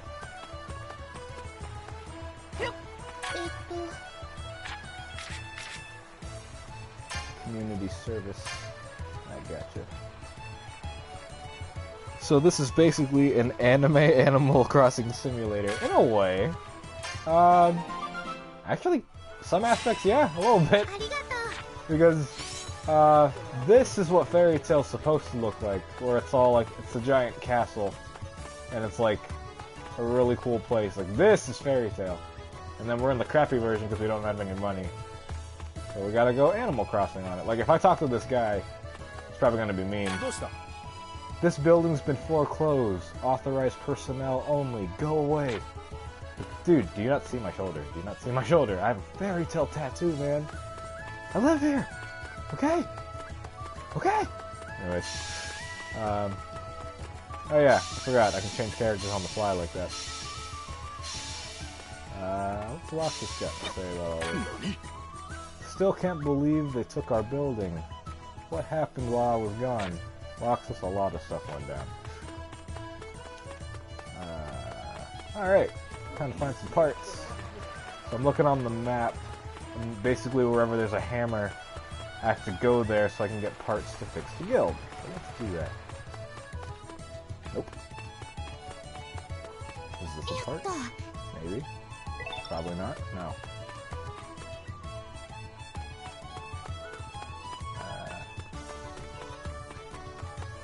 I'm not lost. Totally not lost.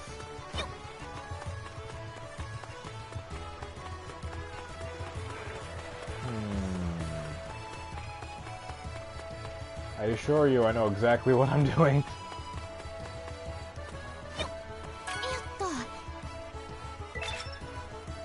That's one. Okay, cool. I gotta find some other stuff.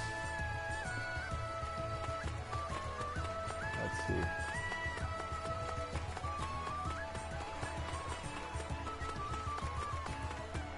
That's such a nice download.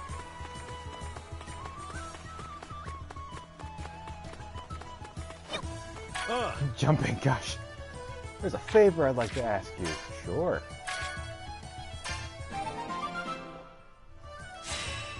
Arigato.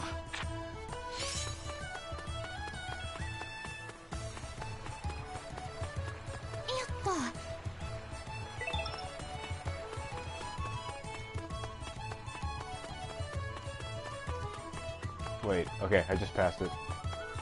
There we go.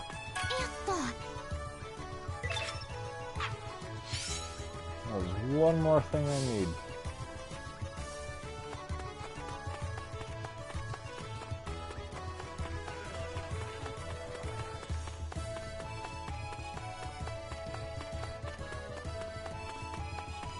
Are you the person I need to talk to? Kind of. Not really, but you're a side quest.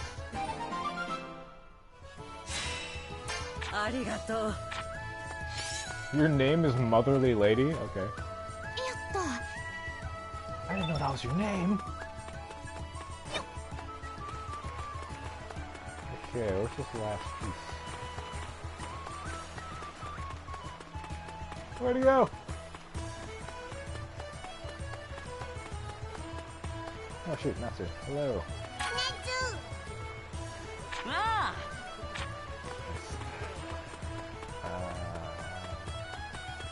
Materials to fabricate the item stuff. But where is it?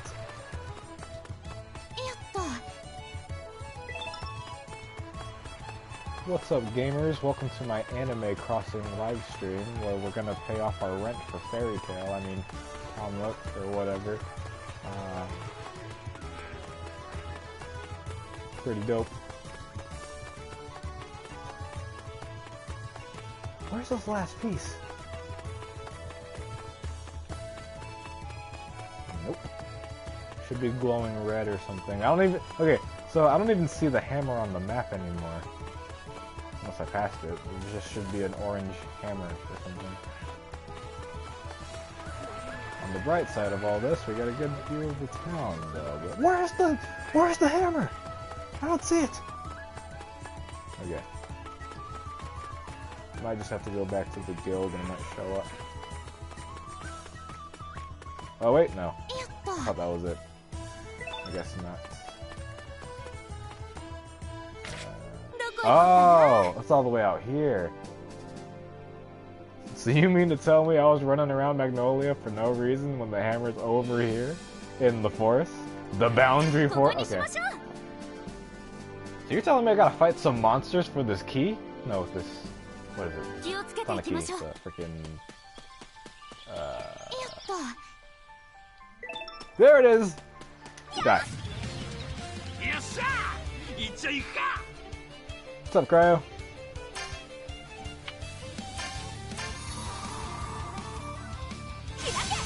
I'm going monster hunting so I can get some items for Fairy Tail. I'm rebuilding it now. Yes!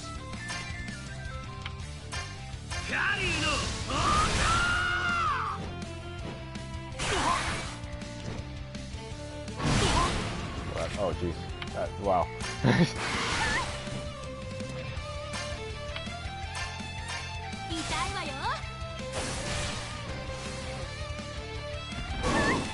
You guys hit hard. Oh my god, wait, Natsu's actually about to die. Hang on a second. No, I can't do... No, Natsu, no.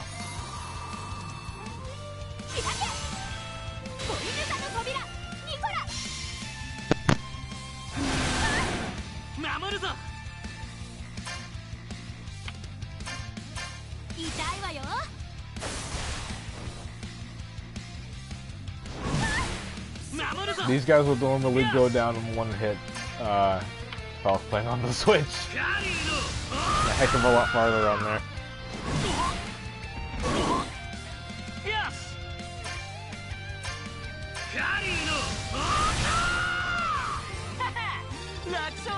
Nailed it. Actually, yes, let's go back to Fairy Tail. I got all the parts now.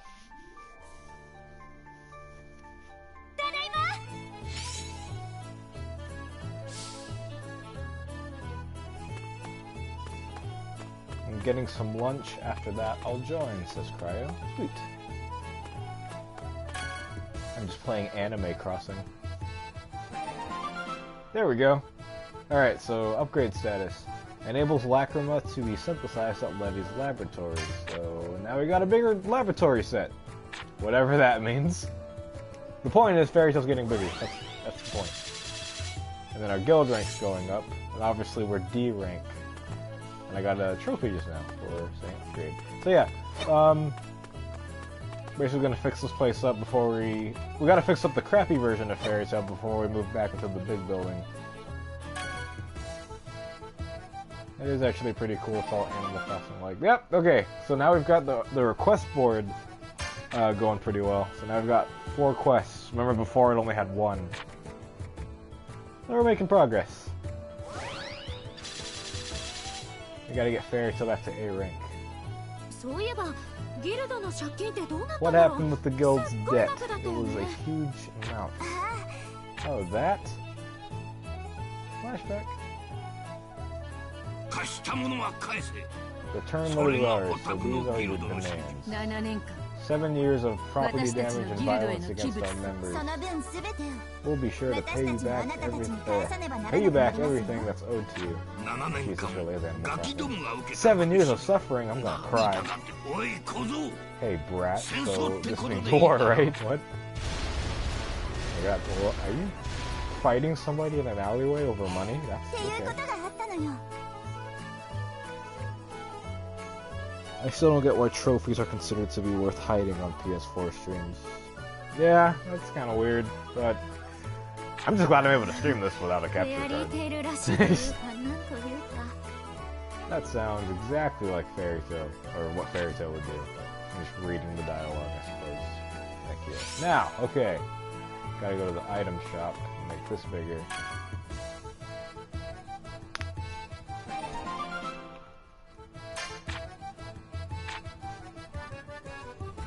You guys see the Animal Crossing this coming out?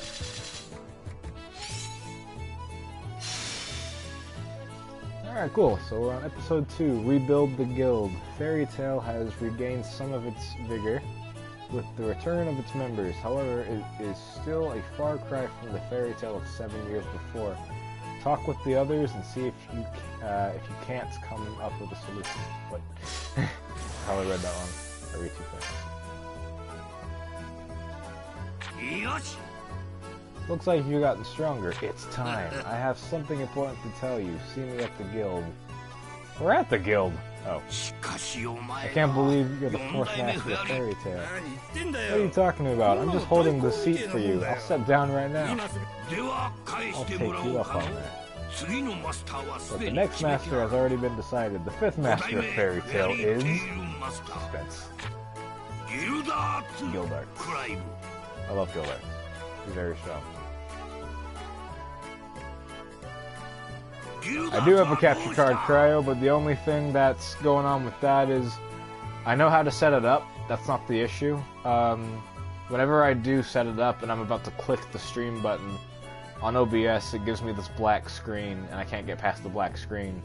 If I can just figure that out, then I can stream on other consoles, but I just can't get past the black screen.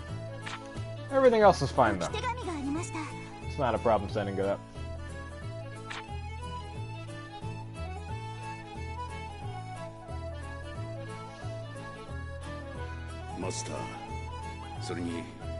Dear Master in the Guild. Being Master, it's just not my style. I'm going on a trip for a while. I'll be back when I feel like it.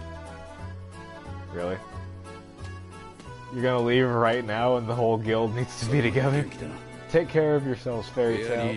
Take care of yourselves. Fairy Tail is my home. I'll be back. I hope Fairy Tail will become the best guild in Fiore again by the time I return.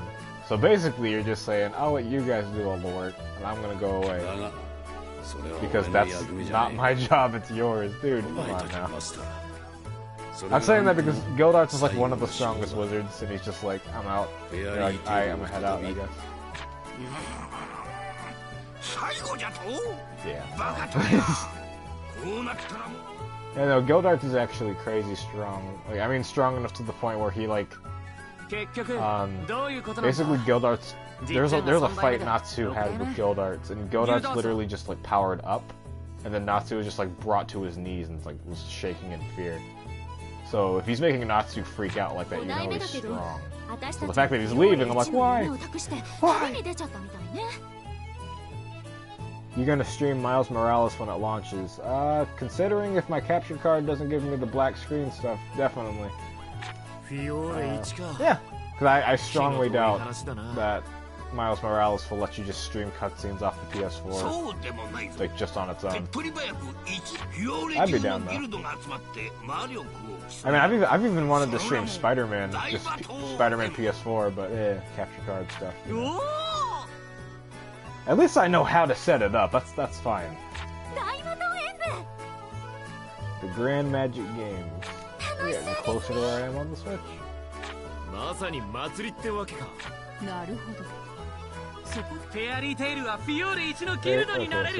Okay, so what's happening here, story-wise? I haven't really explained the story. Fairy Tail, well, kind of, very vaguely. So yeah, from what you guys saw, Fairy Tail's now the weakest guild in Fiore, which is the kingdom that they live in. Again, they're trying to restore their honor of being the strongest guild by getting back to the top when they're on the bottom. Right now, they're about to enter this tournament called the Grand Magic Games. It's basically this fighting tournament, and the winner will get like 30 million jewel, which is this world's currency. So they're not only going to do it so they can have the title of best guild again, but they're going to do it for the money because they're dirt poor right now. So yeah, so that's kind of what we're doing. We're going to go to the Grand Magic Games, we're going to fight a bit, try to get Fairy Tail back to the way it was.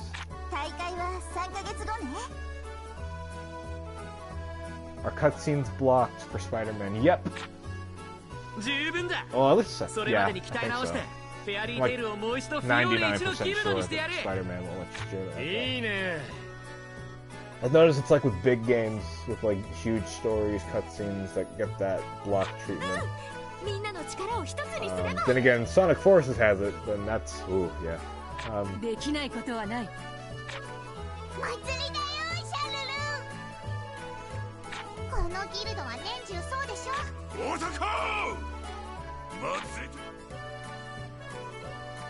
Yeah, dude, we're about to go to the Grand Magic Games. I love tournament arcs. Oh, well, okay. And so we aim for the top. Chapter 2. Alright, cool. So chapter 1 was like an hour? That's cool.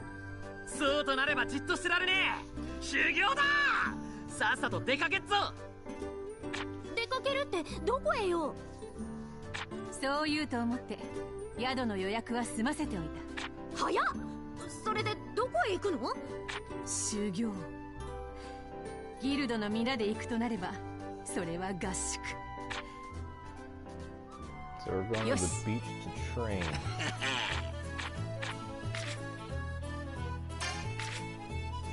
Character story. Talking to a character with a star. Yeah, gosh, I hate reading too fast. Talking to a character with stars will begin their character story. Completion of the character story will raise the limit on the character's rank. Additionally, characters that are not yet a friend may become one. That's cool. I need to do that with Loxus. I really want to play Loxus. Like this. I guess we're gonna bond with Juvia. Or there's some kind of Juvia quest.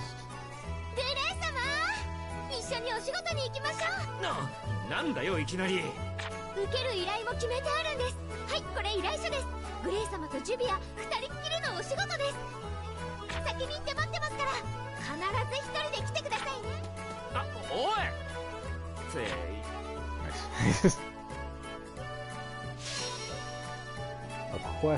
A request built for two. Juvia, what are you doing?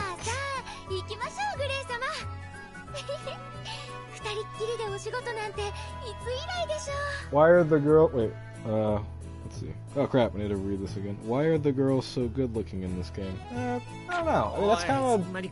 That's what Fairy Tail's kind of known for. It's like a very fan service-y type of anime, but yeah, I don't know. Everybody's kind of got a cool design.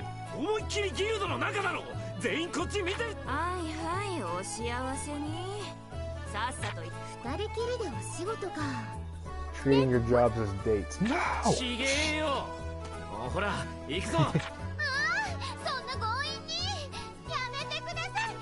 It's not a date, guys. You gotta go fight some monsters.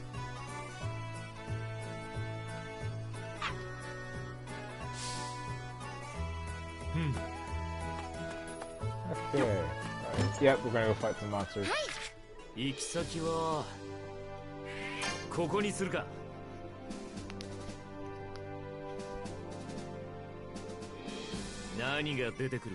think the characters are cute? Yeah. Yeah, I can see that.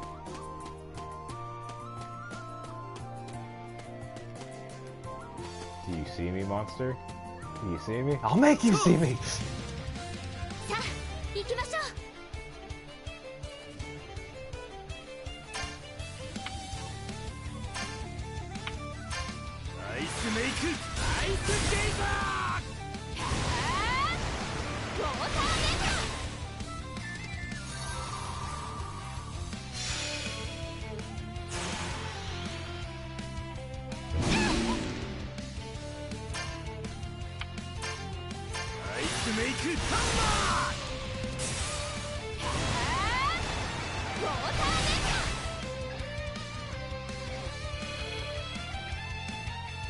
I actually really like the turn-based gimmick of this. It's like, I don't know, there's a lot of, like, it's kind of easy right now because it's still near the beginning of the game, but it does get harder as it goes on. So, with it being a little harder, I suppose, you know, it's going to make a lot more battles intense later. So. Yeah. Wait, was that a mermaid girl? It was! But it's actually classified as a monster for the game.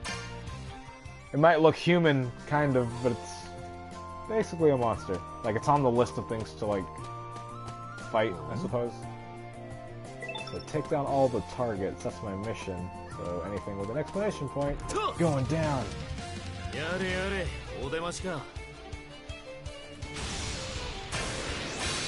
going out with a bang, like right now!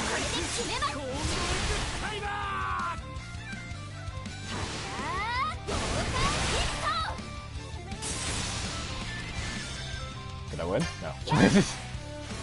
Oh wait, I won! Okay.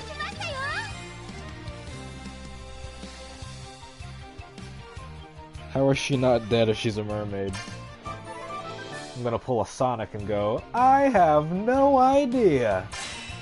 Well, I mean, if you fight these guys, they're like... The mermaids are kinda, Well, okay, so if I'm walking around here, like, on land, you know, you see, like, these bird monsters, and then you see, like, those beasts of... Oh, wait, what? Holy crap, yeah, how are you on land? Never mind, I was about to say, like, normally they're always in the water, like this. Like, that's how they normally appear on the land, but that one's straight up just right there. That's a good question. Well, then again, I don't know, they're half human, so maybe that has to do with it. Like, maybe because they're a little human, they can breathe on land, and because they're part fish, they can be in the water. Maybe it's the best of both worlds or something. But regardless, they're a threat that's in the way, and I gotta knock them out.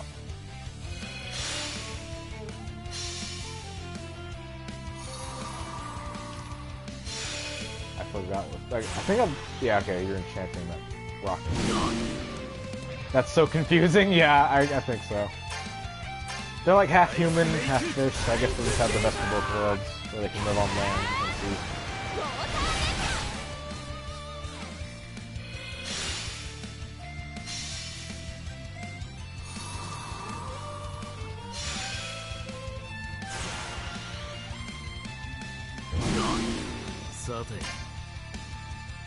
So there's Ice Make Hammer, Ice Geyser, and Ice Make Shield.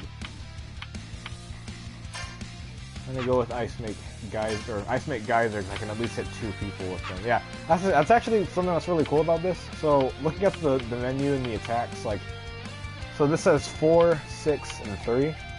That's how much magic it'll take away from that pink bar down below on the bottom screen. That's how much magic it'll take away. But it's like, depending on the type of magic, I can either hit 1 person at a time, or I can hit at least 2 people, like kind of more than 1 or something. But it's like, I like hitting as many people as I can.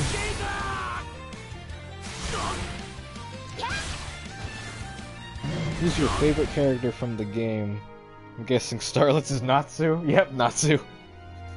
Wait, I died? Holy crap. When did I die? Yeah, I'm a Natsu guy. I love Natsu. When did I die?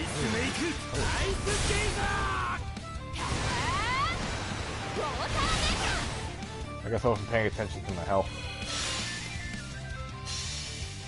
Kind of a brute force kind of guy, so I'm just like, fight me!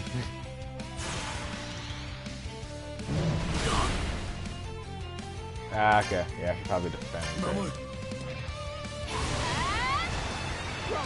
Die again.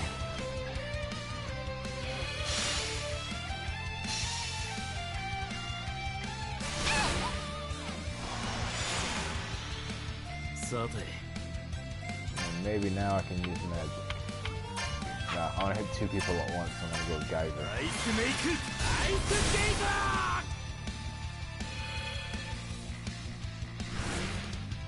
I do like the element of strategy in here, though. Pretty cool. Gray is about to die. I need to heal you. Restores HP of an ally of 25%. Yeah, you need that.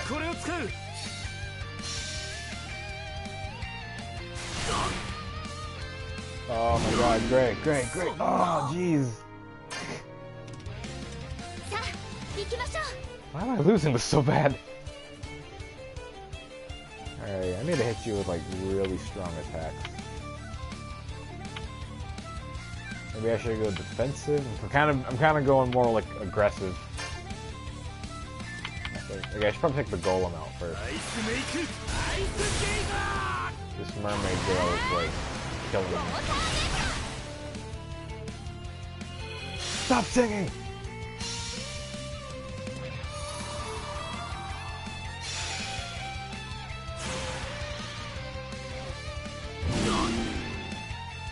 Why is it that Gray's taking all the hits? like he's dying first constantly. I guess the same level.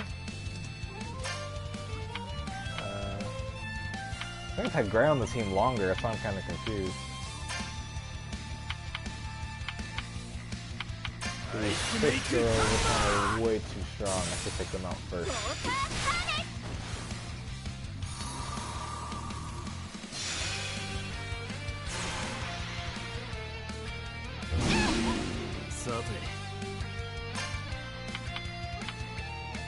Actually, I'm gonna go shield. This guy, yeah, gotta defend Gray. I don't know what's going on with him. He's dying way too fast.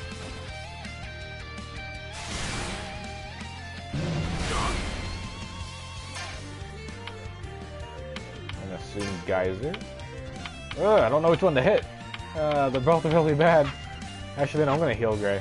I'm feeling he's gonna die again if I don't heal him.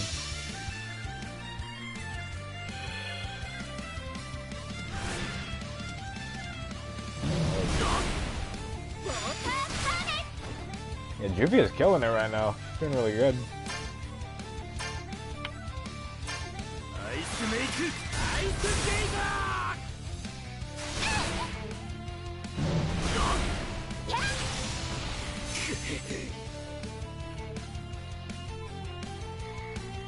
Am I right with Starlits? Yeah, I like Natsu. I'd say Natsu's my favorite. If that's what you're asking. I wasn't sure if you asked anything else.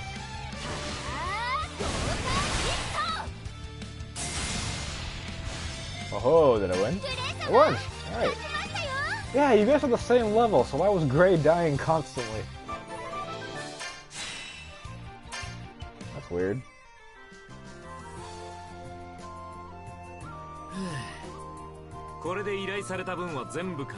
I guess because his Twitter pic is Natsu. Yeah. Yeah, I like having Natsu as my profile picture just because, you know, favorite character and all.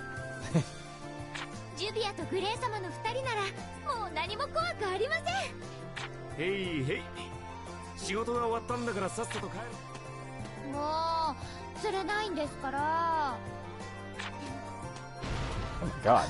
What the heck did you... I wasn't expecting that. Dude, let's see, Juvia's strong. She's very strong. She just killed that thing. It'd honestly be kind of scary fighting her. Like drown you in water or something.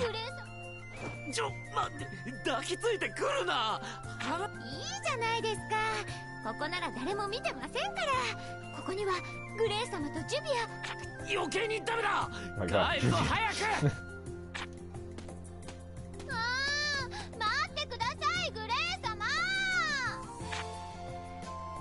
I ship it.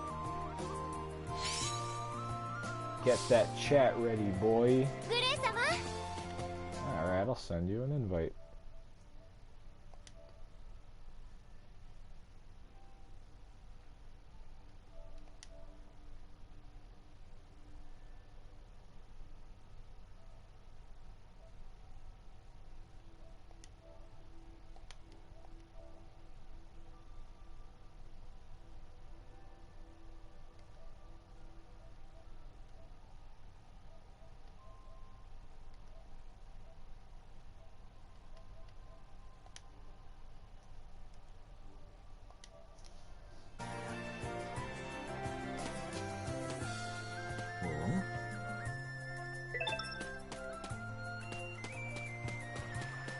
Oh crap! Yeah, okay. I can go back to Fairy Tale now. I forgot. I was 行き先は like, what am I doing here?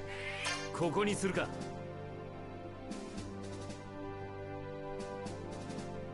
さて次は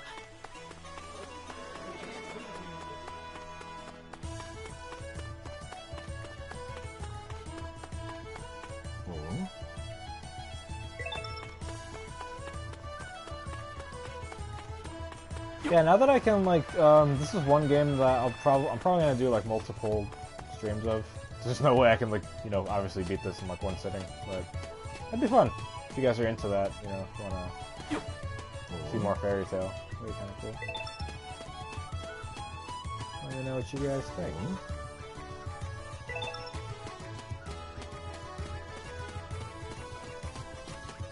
帰ってきたか。報告も終わったし帰るとするか。お疲れ様でした。この後はどうします？お前んち女子寮じゃなかったか。そりゃまずいだろう。今日は疲れたしまっすぐ Don't 帰 you live る in a よ。 girls only dorm? I can't go in there anyway. I'm exhausted, so I'm heading home. Yeah, I forgot about that. I used to be like under the impression that everybody lived in Fairy Tale. But I think that's just like, you know, the guild's just where they go to work, so they have their own places. ああそうだ。 Like some, I didn't realize some of them lived in dorms. Like I thought they had like their 助け own てくれてありがとうな。 places, you know. I was just like, oh, that's cool. シュビアはグレイ様が。いや本当に助かったぜ。それはつまり。 Are you saying you can't live without me? That you want to spend the rest of our days? So, God, you're obsessed, Julia. そうは言って Admiration ね is えよ。 fine, but like, tone it down. シュビアも一生グレイ様について。 Tone it down.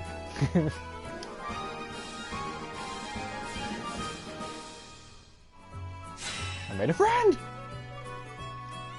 Sweet, so that means we can play as Juvia now. That's great, because she's strong with mess.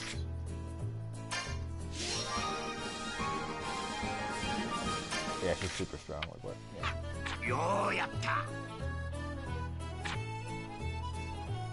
Keep it up with requests and upgrades, and aim for the top 100.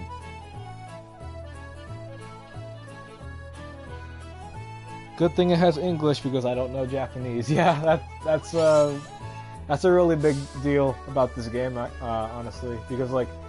This isn't the first Fairy Tale game. This is just the first Fairy Tale game to actually be released in America. Because there's quite a lot of Fairy Tale games over in Japan, but they're Japanese exclusive and they're only in kanji, and you can't like read them at all. So it's like, and I actually have a lot of those games from Japan, but I just can't read or understand them. So I'm like guessing around, going around the menus and being like, okay. I don't know what this is, I'm just clicking buttons and I'm playing a game with Fairy Tale just for the sake of it being Fairy Tale. But like, this is the first localized game in the West, which is pretty cool. Is it also dubbed in English? This game isn't, but Fairy Tale does have an English dub if you were to watch it. Cause like, you know, this is the first Fairy Tale game to be released in America. So that's why like, you know, everyone's like, oh my god! Like, we can actually understand what they're saying now. So, because normally the Japanese exclusive ones are just only in Japanese. So just the fact that we can even read this now is like a big step up. Oh, like, oh god, that would be so cool. If, like, I don't know, what if there's like some kind of like update or patch and they added the English cast in? Because I know some anime games actually do that, where they would straight up just kind of like you can update the game for free and they'll add the English cast. So like, that'd be cool if they did that for Fairy Tale, because the dub is really good, honestly. I don't have a preference for dub or sub. It's just kind of like, if there is a dub, I'd probably watch the dub. I guess that is maybe preference. Yeah, Natsu's hungry. Or I don't know, Natsu. He cares for his friends. Natsu's a good person.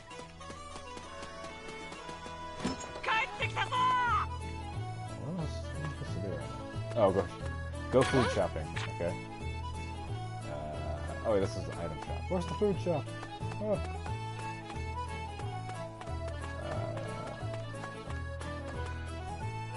Item shop. どれにする？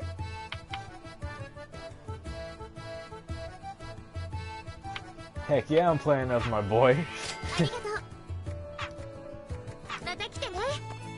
Yeah, I love Natsu. He's so goofy. And he's like, well, I mean, like, he's a really goofy character. He's really strong. He's got a good heart. Cares for his friends. He's a good person. Natsu's a good character. Ah, here we go. Okay, so I had to leave Fairy Tail. I was searching in Fairy Tail. Fire Boy. Heck yeah. There we go. You were who else?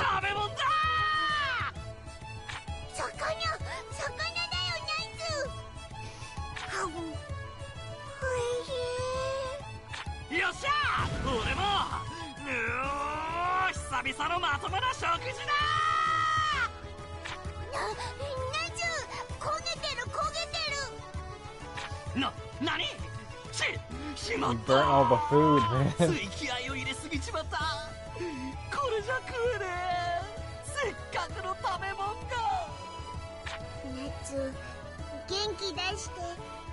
Yeah, Natsu's got that, like, that lovable idiot trope for Fairy Tail, but it's really good, so I love it.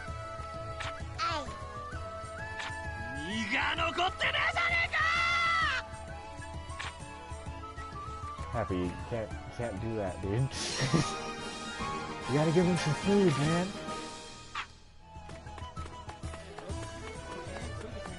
Oh, wait, I'm summoning Lucy, okay.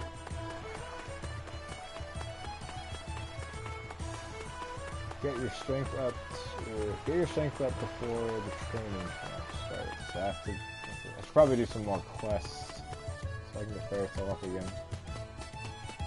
Look at this small building.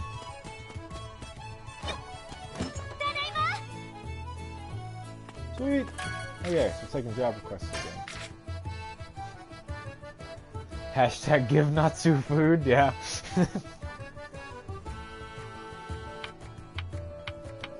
Alright, so we got some quests here. Please take down targets in the Boundary Forest. We gotta fight 5 birds, that's that quest. This quest here. Alright, listen. I was taking a stroll in the Great Plains, right? And then all of a sudden I got jumped by a pack of wolves. I managed to escape somehow, but there are so many of them. Someone has got to deal with them. I cannot read today. Okay, that's another quest. Please take down these targets in the Boundary Forest. There were golems. Hey, thanks for getting these packages back last time. The truth is, there's this one package where the address got damaged and can't be made out. Could you help me find where it's supposed to go? Alright, so there's a bunch of monster hunting quests and then just kind of like fetch quests. What do you guys think I should do? You want to see a monster hunting, or should I just kind of do some fetch quests and just kind of help somebody with the mail? What do you guys think?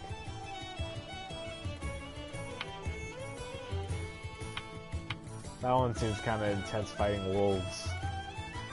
And if they're like mean.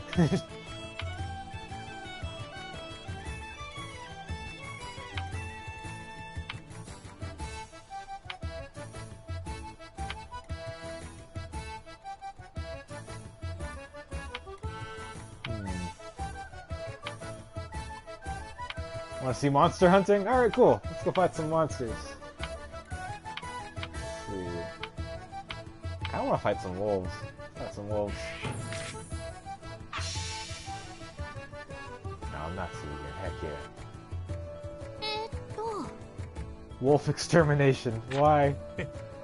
Beasts hibernate, so they must be weak against cold. Move it, Natsu. The job's mine.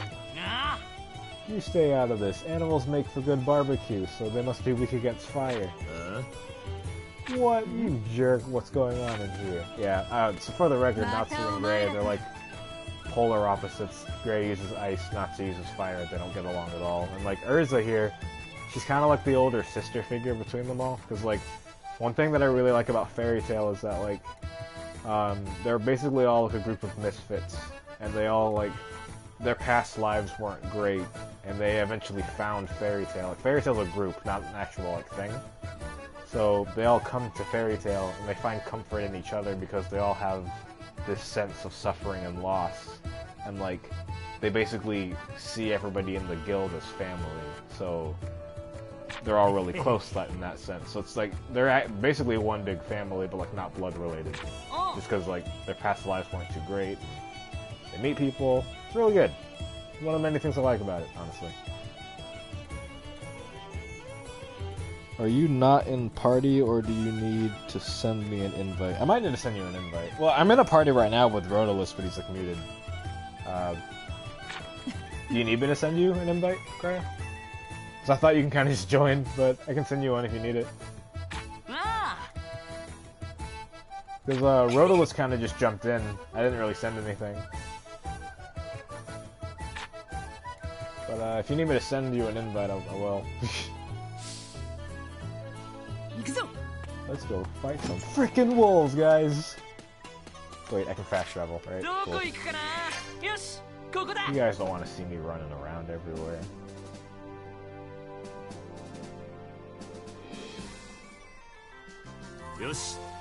Alright, leave this to me. Beasts are weak to the cold. No way, let me take care of it. I'll roast them good. Then let's see who does it better. Fine with me, I'm gonna win. Get along. Actually, let's do it together. Yeah! Yeah, so Urza's like this very scary person to Natsu and Gray. They actually fear Urza, but like... I mean, they all still love each other. Like family, brothers and sisters and stuff, but Urza like sets them straight whenever they argue. Those are some big wolves. That's terrifying. Oh my god, that's terrifying.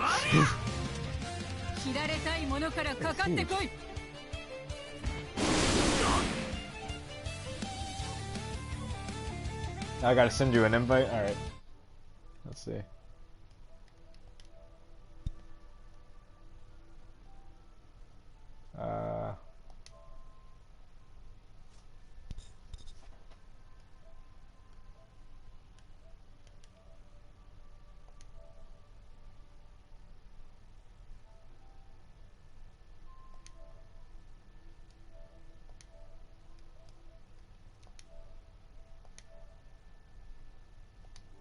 Alright, cool. An invite should have gone through for you, Cryo. Alright, let's fight some wolves. That's a big boy, yeah, that's a really big wolf. Oh my gosh. I didn't see the request, I didn't take note of the request. I don't know how many of them I have to fight. Alright, so far with Natsu, I've only got 2 attacks. There's Fire Dragon Iron Fist, it's one of his really iconic attacks, and then there's Fire Dragon Roar, which is really like a dragon breath attack. It speaks for itself, he's shooting fire from his mouth, it's pretty cool. So that's Fire Dragon Roar, let's do Fire Dragon Iron Fist. And with Gray, Ice Make Hammer, Ice Make Geyser, Ice Make Shield. This one takes up more magic, so I'm gonna assume that does more damage to you. So I'm gonna hit you with this one. And Gray's on fire, I need to heal him. It's kinda like Pokemon in a sense, he's got burn. So, Urza, Sword's Heavenly Wheel Circle Sword. Yeah, this is, I don't know, I get Pokemon vibes from this, which is not bad, that's pretty cool.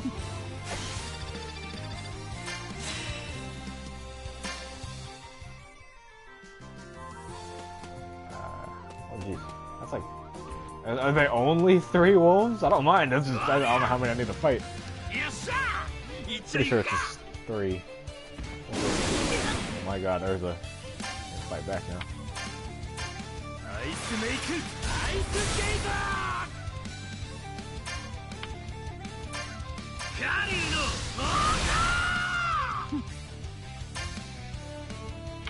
Trinity Sword. Wait, is hers on fire too? Yes, she is. Ah.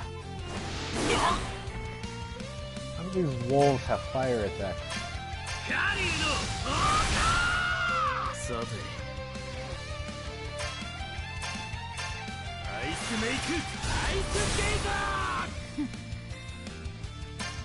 Okay, I don't have any burn heals.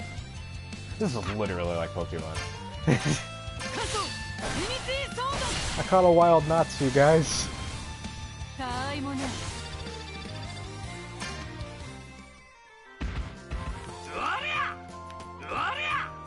Really? Okay, here we go.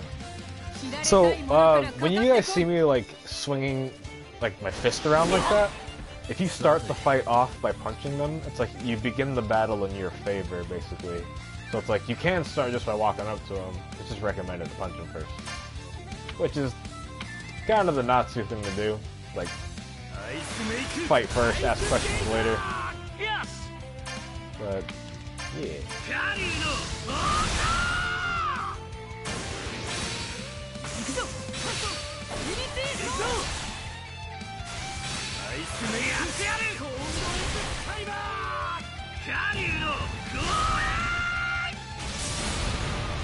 Brutally murdered you, I'm so sorry.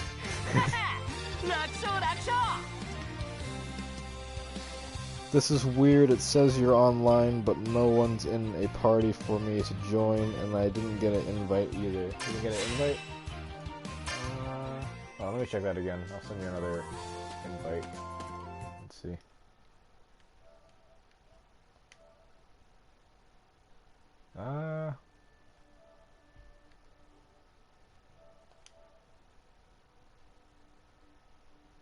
Let me send you another invite.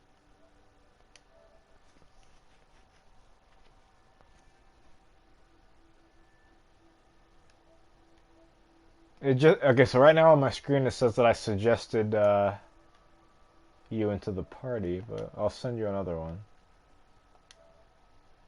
You will suggest this player to the party owner. If the party owner allows the player to join, the player will receive. Yeah, I mean I am the party owner, but yeah. Unless this is strange. Okay, so I just sent you another invite. If it doesn't work, I might just have to start a new party. Let me know if you got that one.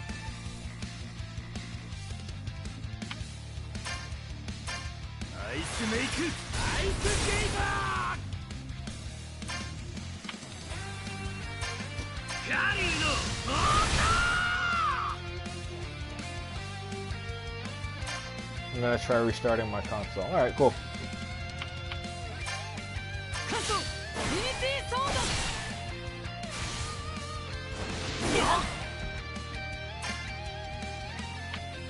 Ice Make Hammer.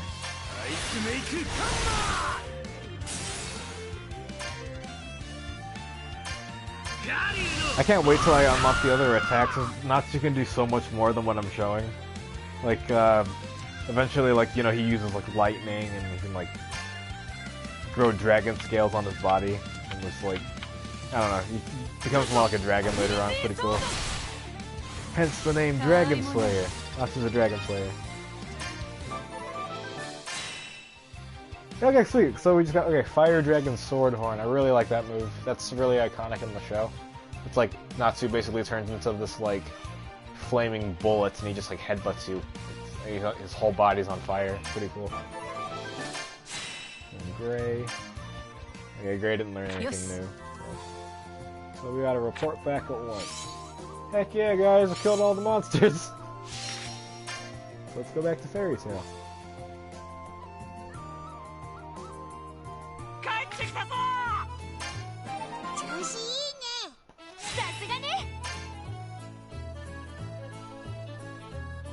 Not bad.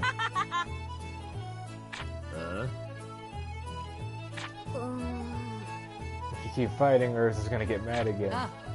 It's alright, friends fight from time to time.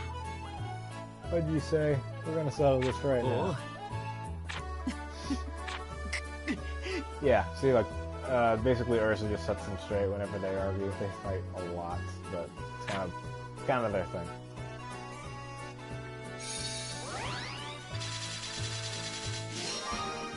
Oh shoot! Yeah. See, now we're a C rank.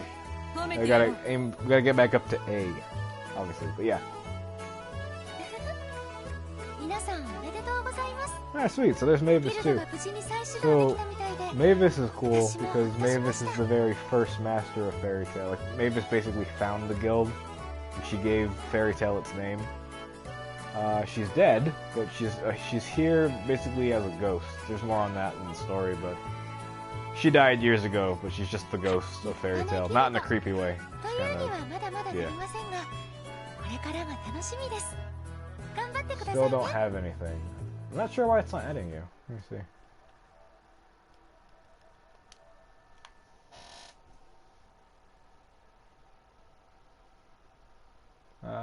Let's see.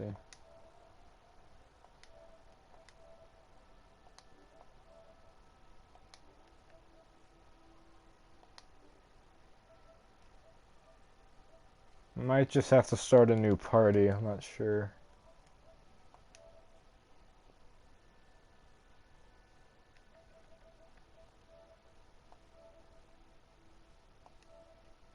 Might just have to start a new party, I'm not sure. Let's see.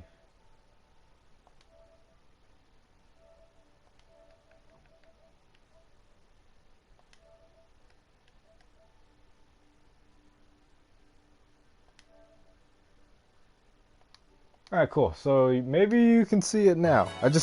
I ended that previous party and I sent you another thing. So this is a completely new party now, so you see it now?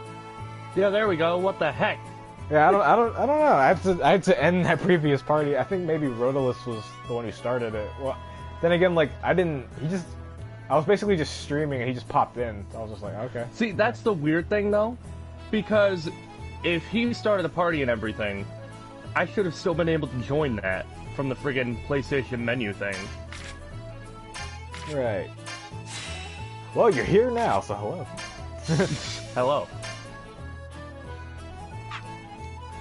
Hello. Now, I'm trying to track down the last couple of friggin' trophies in Sonic Mania, see what I'm missing. Alright, Gerard. 3. Alright, Gerard, the completionist. Look, man, I love this game, and I have completed save files on every possible mode of the game, regular and encore, all 100%, every character evenly distributed, on both the Switch and the PS4, and I have every trophy on the PS4 version except for 3. Yeah? I love this game. I want to complete it. Hey, can you hear me alright? Oh, hey, what's up? Wait, who's that? Hey, can you hear me alright? I can. Sorry, who's this? How's my mic sound to you? I thought someone joined. Is someone here? Yeah, sorry, who's speaking right now? Sorry, how's my mic sound to you?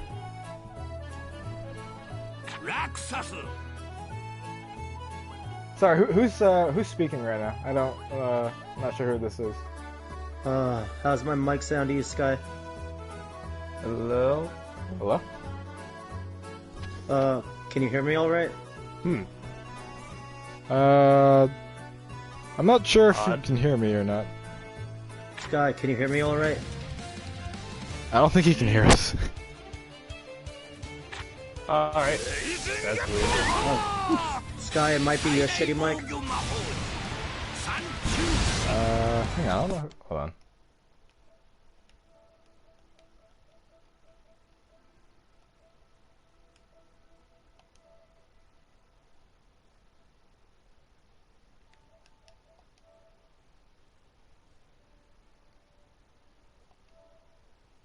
Hang on, guys, just sorting out some stuff. So wait, King Altador, if I said that right. Wait, can you hear me?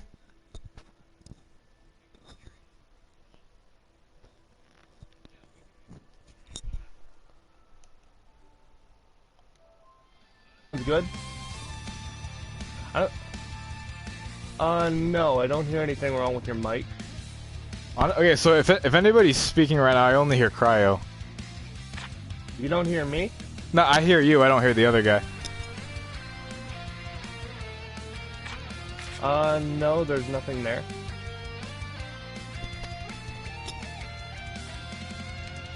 Can you wait? Can you guys hear me at all? Yeah, I can hear you, Starlit. Okay, well I can't hear King Elpador. Which wait, yeah. So wait, so is this like an open party or something? It might be. Okay. Sorry guys, we're just having a little bit of technical difficulties there. So weird. Alright.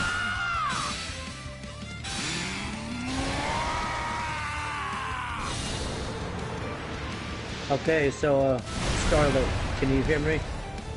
I can hear you, but I don't think you can hear me. I can hear you. Oh, hi.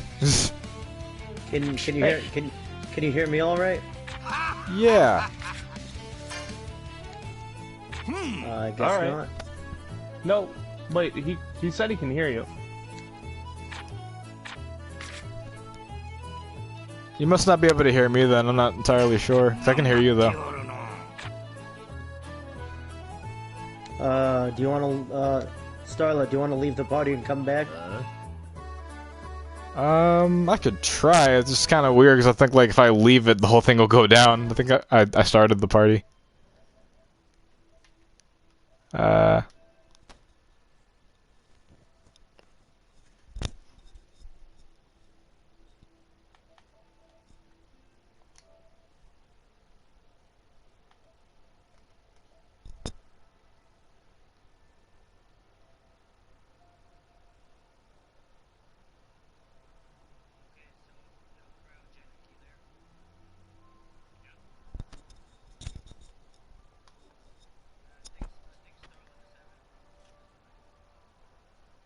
I mean, I can hear you guys.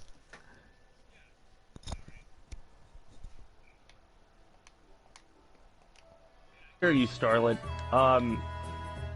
What is it? King, can you hear, Starlit? Hi, what's up? Yeah, I can hear him. But can he hear me? Yeah, I can hear you.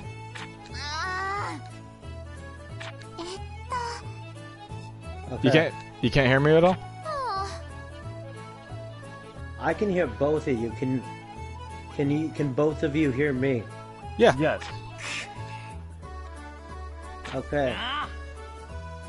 Okay, Cryogenic, I sent you a friend request on PSN. Alright.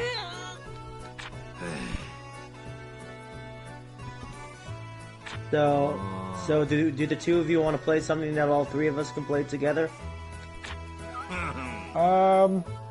Maybe not at the moment, just because I'm streaming Fairy Tail, but I'd be down like later, you know, some other time though. Yeah, sure.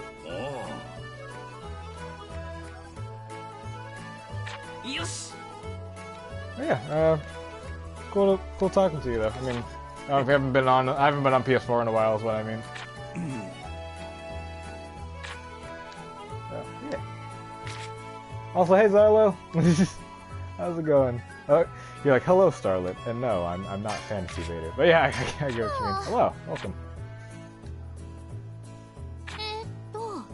Oh, he left.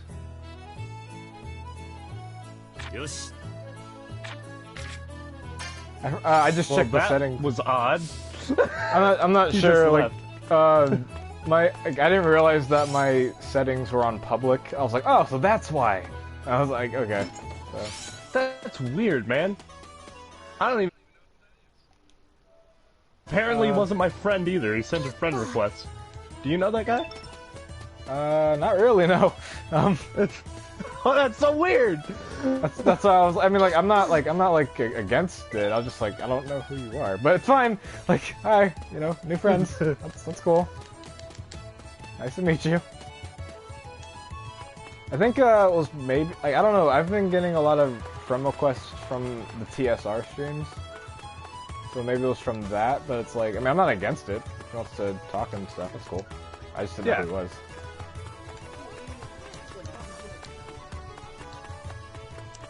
I hear those controllers. I don't know what happened because it's like I could hear him and I could hear you, but I don't think he could hear us. It was kind of like, eh.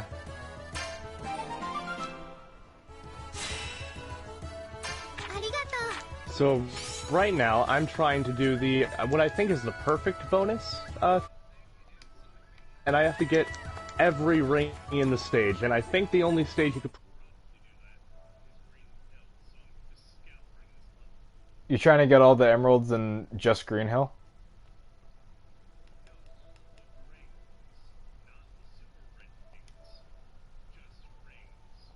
Gotcha.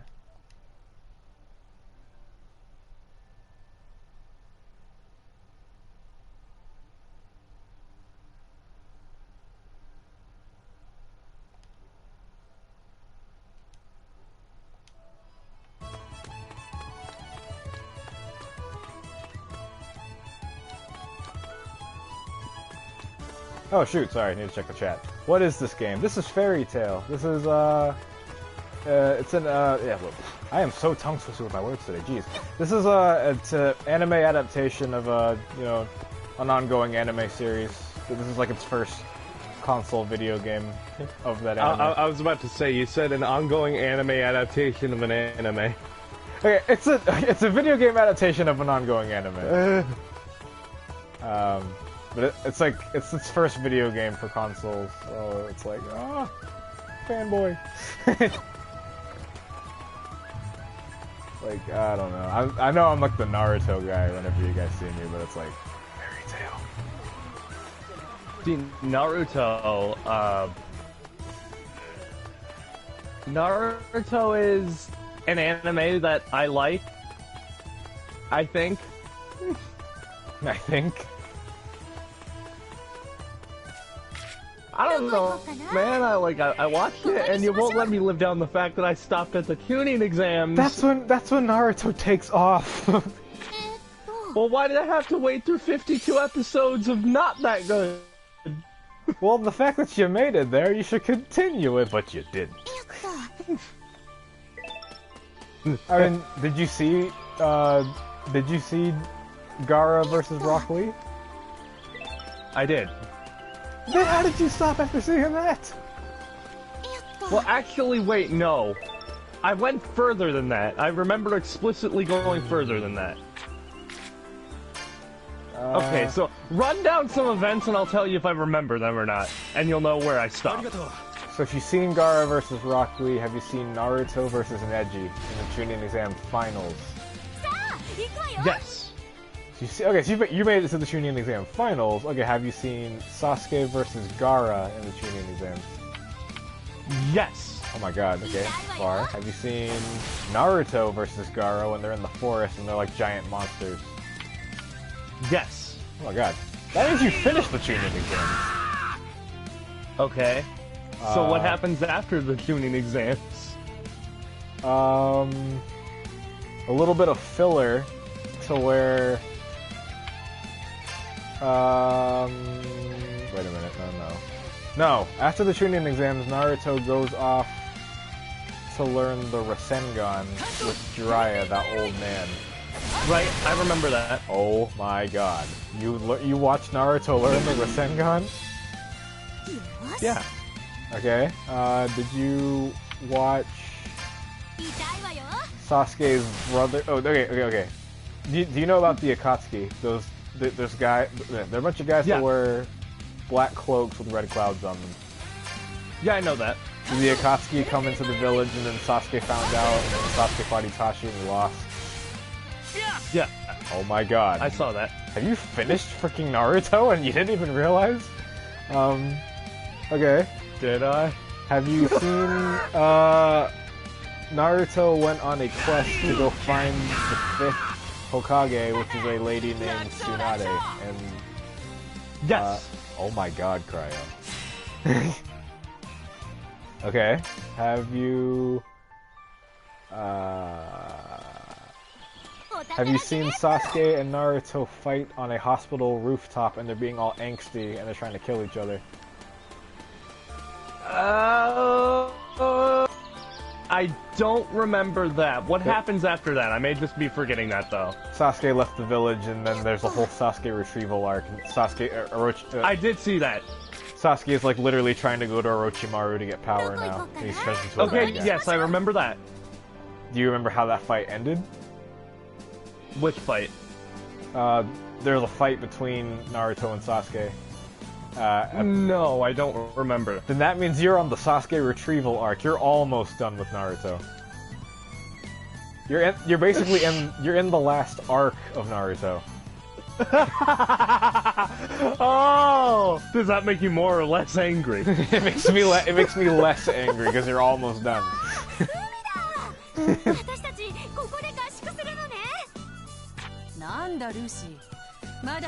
See, yeah, so I'm in the middle of the Sasuke retrieval arc.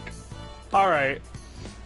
You have to go find. Okay, so basically you're gonna have to watch it to where. Well, then again, there's a whole like quest that's like, I guess like Naruto and like Naruto, Kiba, Neji, and Choji. They're all like, what is it? They all have to fight different ninja, and they have to like, they're throwing Sasuke around in a barrel. Like they put Sasuke literally in a barrel and they're throwing him around, and they're like carrying him. I don't know if you remember all that. I do remember that. That was actually kind of funny.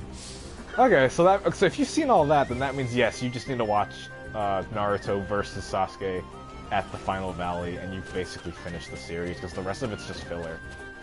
Like once you see Naruto and Sasuke fight, you're done with part 1, unless you care about filler, which you probably don't.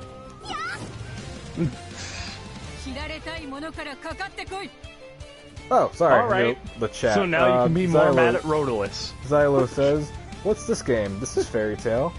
Yeah, this is an anime game called Fairy Tail, Xylo. And then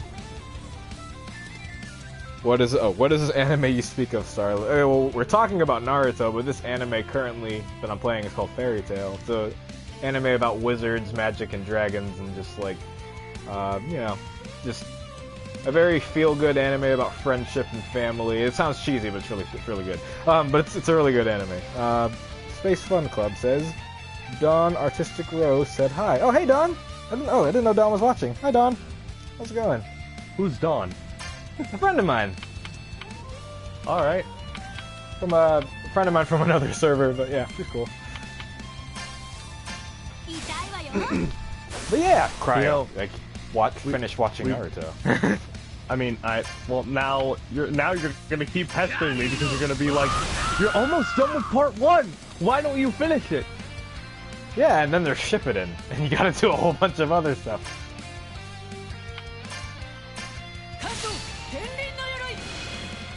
So, like, we were talking earlier about Lucy's chest, and I'm just thinking, does that mean her back is constantly in pain? If they made a joke about it like that? If they made a joke about it, then I don't think she's feeling that way, but like, one of the main guy characters named Gray, they switched bodies with Lucy, and he's like, holy crap, my back, it's killing me! And he's like, it was just, I don't know, they made a joke about it, it was pretty funny, but, yeah. Dawn actually isn't watching, but she said hi. Oh, well, alright. Tell Dawn I said hi for me. But like, yeah, anime women though, I feel bad for them, having to carry all that extra weight around their body that no normal woman normally has to carry around. I mean, it's not real, so it's like, that's not really, yeah. Oh, well, I mean, sometimes it can be. Well, forget that question, what about Sonic and his head and his small little body? You know what?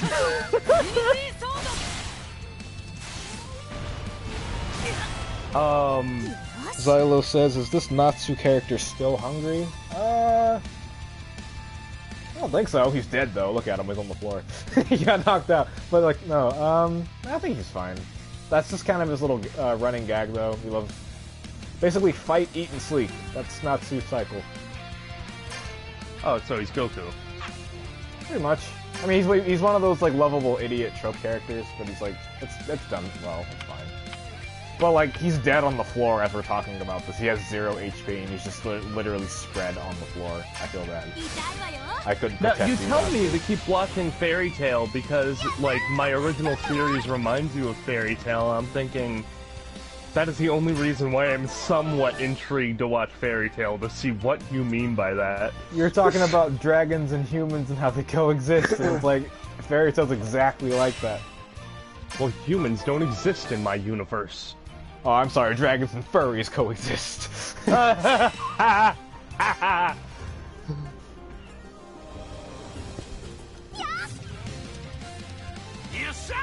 Like, man, I'm just thinking, yeah, like, I'm really curious to know what you mean by that, but I'm not curious enough to actually watch the show. It's on Netflix if you want to watch it. I mean, I do have Netflix. Then that means you have access to Fairy Tail. It's like, man, so many anime I need to watch, like Fairy Tail, or insert other anime here. And I'm just thinking, man, I really wish I had instant access to all these anime. Well, fear no more, lonely consumer. I'm lonely. You can have access to all these anime and more for just a small monthly fee and or yearly if you just want to get it done and over with. You can watch all these anime on Netflix, home to not just anime, but multiple other forms of programming and entertainment, like other movies and other TV that aren't for weebs. That's the longest explanation I've ever heard. Sammy says, you guys need to watch Beastars and BNA. I almost thought that said BNHA, like Boku no Hero Academia. So, I haven't watched Beastars, but I know a lot about it, and it sounds really interesting. Yeah, a lot of my friends are telling me I need to watch it. I haven't had the chance to yet, but like I really do want to, because everybody's like, what? You haven't watched it? I'm like, oh well, I promise, I'm gonna watch it, but I just haven't had Well, are you a furry type guy? Are you into furries? Not in that way. I'm just talking about if you like them or not. I mean, I'm not a furry, but I don't mind it. I mean, you're a Sonic fan, so... What? Look, man, I'm saying this as a Sonic fan. You can't hide from your destiny. Hey, I can't hide from my destiny. Haha. Yeah, but Beastar sounds really interesting. I'm thinking about watching it at some point when I remember to watch it. Because I remember thinking to myself, man, Beastar sounds really interesting. I really need to watch it. I'm going to watch it. And then I forgot about it, and then I never watched it. That's how I am with all anime, and most things in general. I think, like the way a friend of mine described it to me, though, he's like, nah, I could be wrong, because I know that, you know, got some Beastars fans in the chat, and I don't want to, like, downplay the show if I'm saying it wrong. So correct me if I'm wrong when I explain this. But he was just like, the main character, I don't know, there's some kind of, like, premise of, like, what is it? I want to say primal, but, like, or savage, but, like, I guess, like, the main characters are trying to, like, trying their hardest not to eat each other or something? I could be wrong. Yeah, okay, so the way Beastars works is that essentially, there's like predators and prey, things Zootopia, kinda like that. Like they exist in their own little like human-like society. Only it's a lot more traditionally human. And basically there's like predators and prey. It takes place in a school setting, and essentially there's like this whole sort of like difference between predator and prey. How like predators are like, you know, top ranking, like I guess socially, if I'm recalling correctly or whatever. Like oftentimes you have prey that are considered like small, feeble, weak, and everything, but you know, predators are often seen as like scary, threatening, because like unlike Zootopia, it's not like they're just like animals but people. Like, these animals do actively have animalistic instincts, and predators do eat prey, and it's oftentimes the site of things like murder and things like that in the universe, which is commonplace considering the types of animals that live in that society. And it's sort of like playing off with that. A lot of like racial tension type stuff, and it's really interesting. Oh, jeez.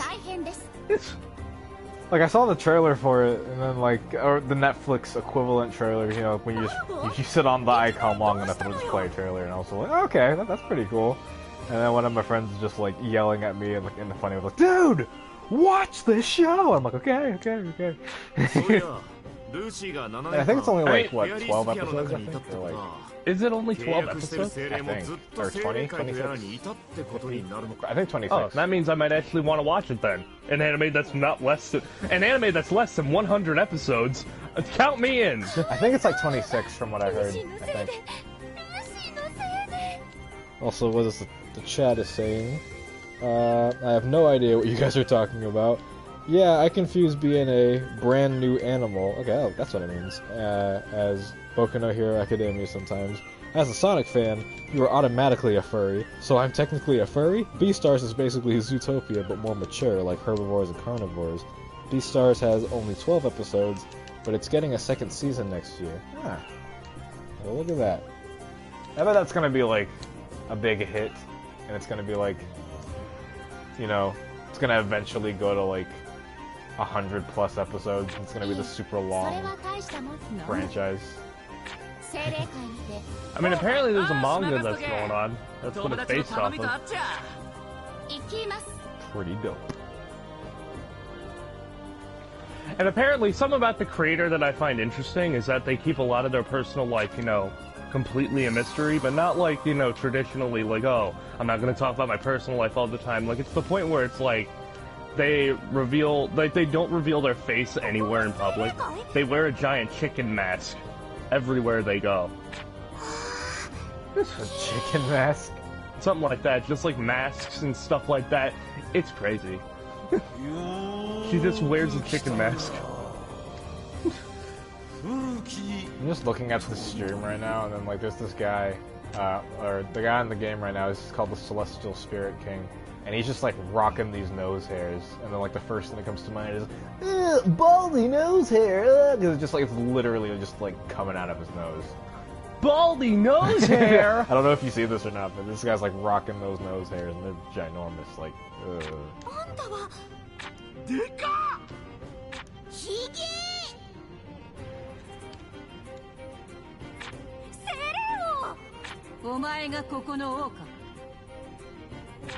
I believe the manga for Beastars is almost over, so I'll predict it'll get at least 4 seasons for the anime. Hey, 4 seasons too many? That's cool. 4 seasons too many? I don't want it to exist. Look, man, I love long anime. It's more to watch. It's more to watch. What's not gonna? I think the shortest anime I've ever I've at least heard of existing is like 3 episodes long, which is like crazy. ルーシー様たちの帰還を祝して姉たちなりに考えどうびっくりしたなんだそういうことか Like, I'm thinking, what is it? Like, when it comes to most anime, I just don't watch a lot of anime. Just like, period. And it's not even that I don't, well, I guess I don't like it, well, not that I don't like it. I think it's like, it can be good, it's just not it's not my interest. It's like, just kinda there. And then every time I watch an anime, oftentimes I get like invested in stuff like that, like I said, and then I just stop. And I don't even know why I stop. I just like, don't finish anime. Well, how dare you? Get out of my stream. Look, man, there's not enough big eyes in anime. Not enough, like, big eyes.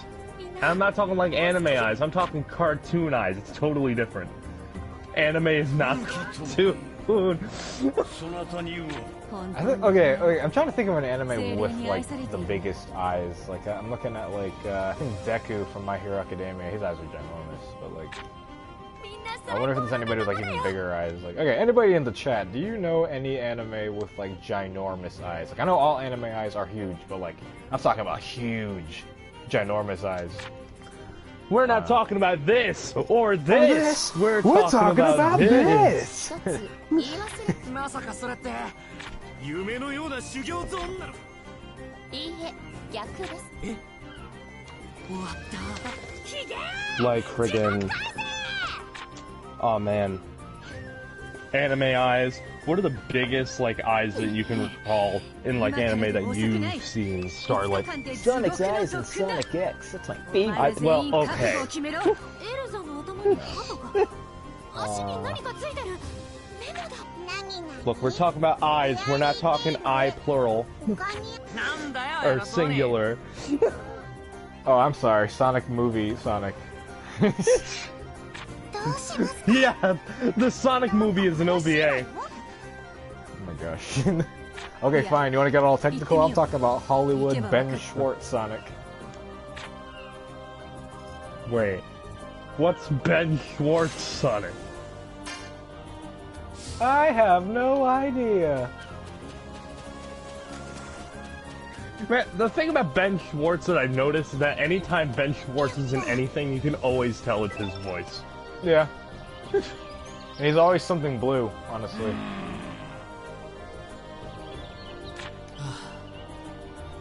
Sammy says, giant eyes in anime, probably every single Magical Girl anime.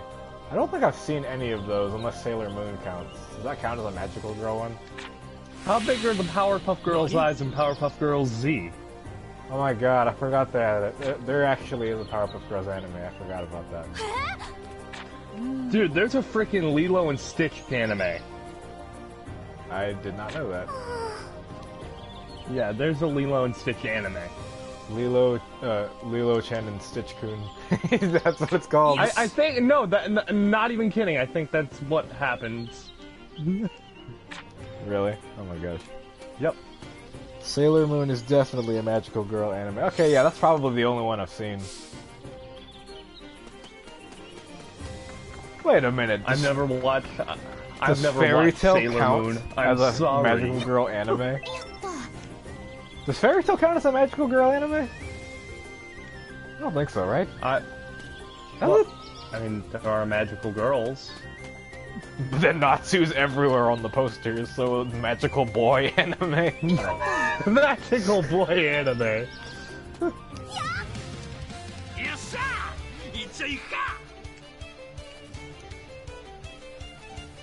Like, okay, magical girl anime. Like, the only anime, thinking about it, that I've ever watched significantly, again, Pokemon, friggin' Dragon Ball. I've watched One Punch Man, actually. I'm a frickin' normie. Being normie's fine. I'm generic mainstream, where people are like, what anime do you watch? And I'm just like, oh, you know, Naruto, Bleach. You don't watch Black Butler? Or, what other anime exists? Friggin' Yuri on Ice? No, I'm very mainstream. I'm very basic and, like, I'm extremely basic. Like, the generic big... Did I just punch Jalal? Okay. The very basic in terms of just, like, whatever's popular, I'll probably watch it just because I've heard it in the media, and that's about it. Okay, look, so I have this cousin who's a pretty big weeb, pretty big anime buff, and like, it's because of him alone that I've watched all of the anime I do, because otherwise I wouldn't care at all. And I'm thinking like, what is it? I forget the anime that I watch. I don't know if there are any anime buffs here in the chat that can remember what I'm talking about, or know what I'm talking about. But there's this, like, this anime, I'm forgetting what it's called, but I watched a fair chunk of it, where it's like, what is it?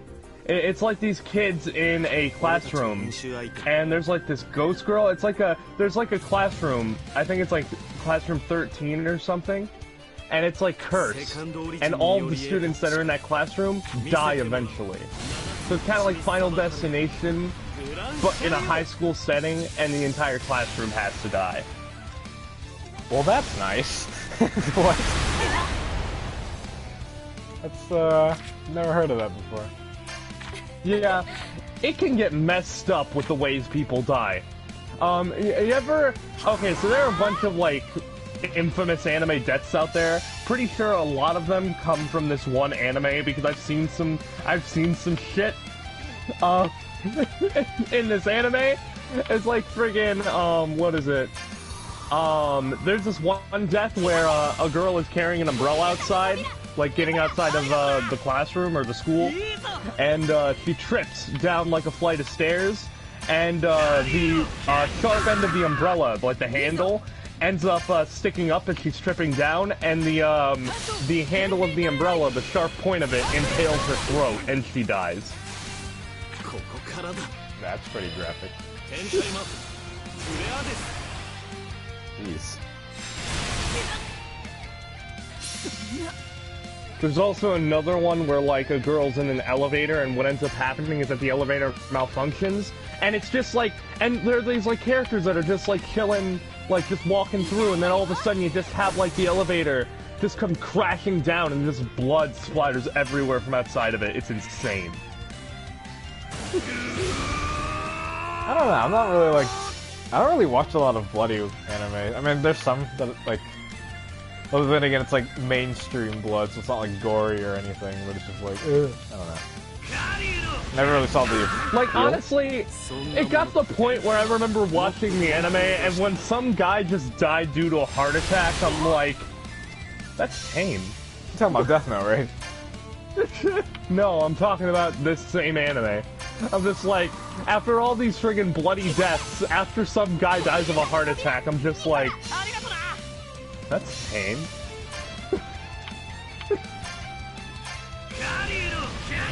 Looking at the chat, there's a legit Magical Boy anime. I can't believe I'm saying this, but Glitter Force.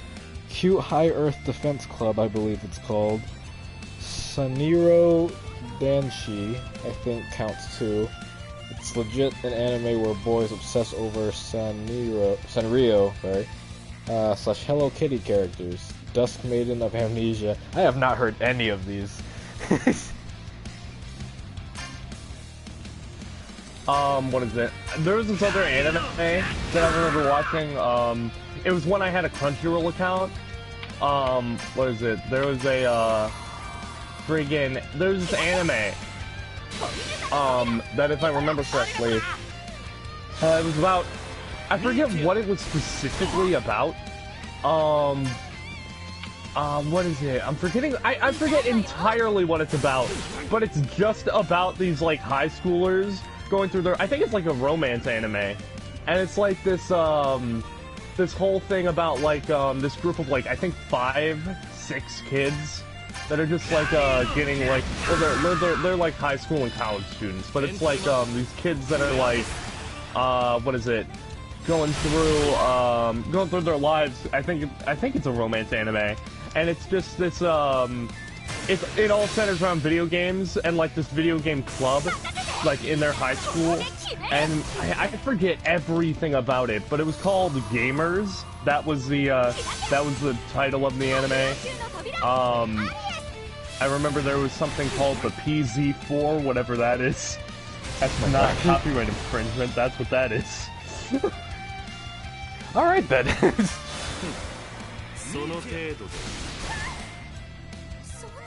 I forget entirely what that anime is about, but it was called Gamers. I remember liking it. I forget everything about it.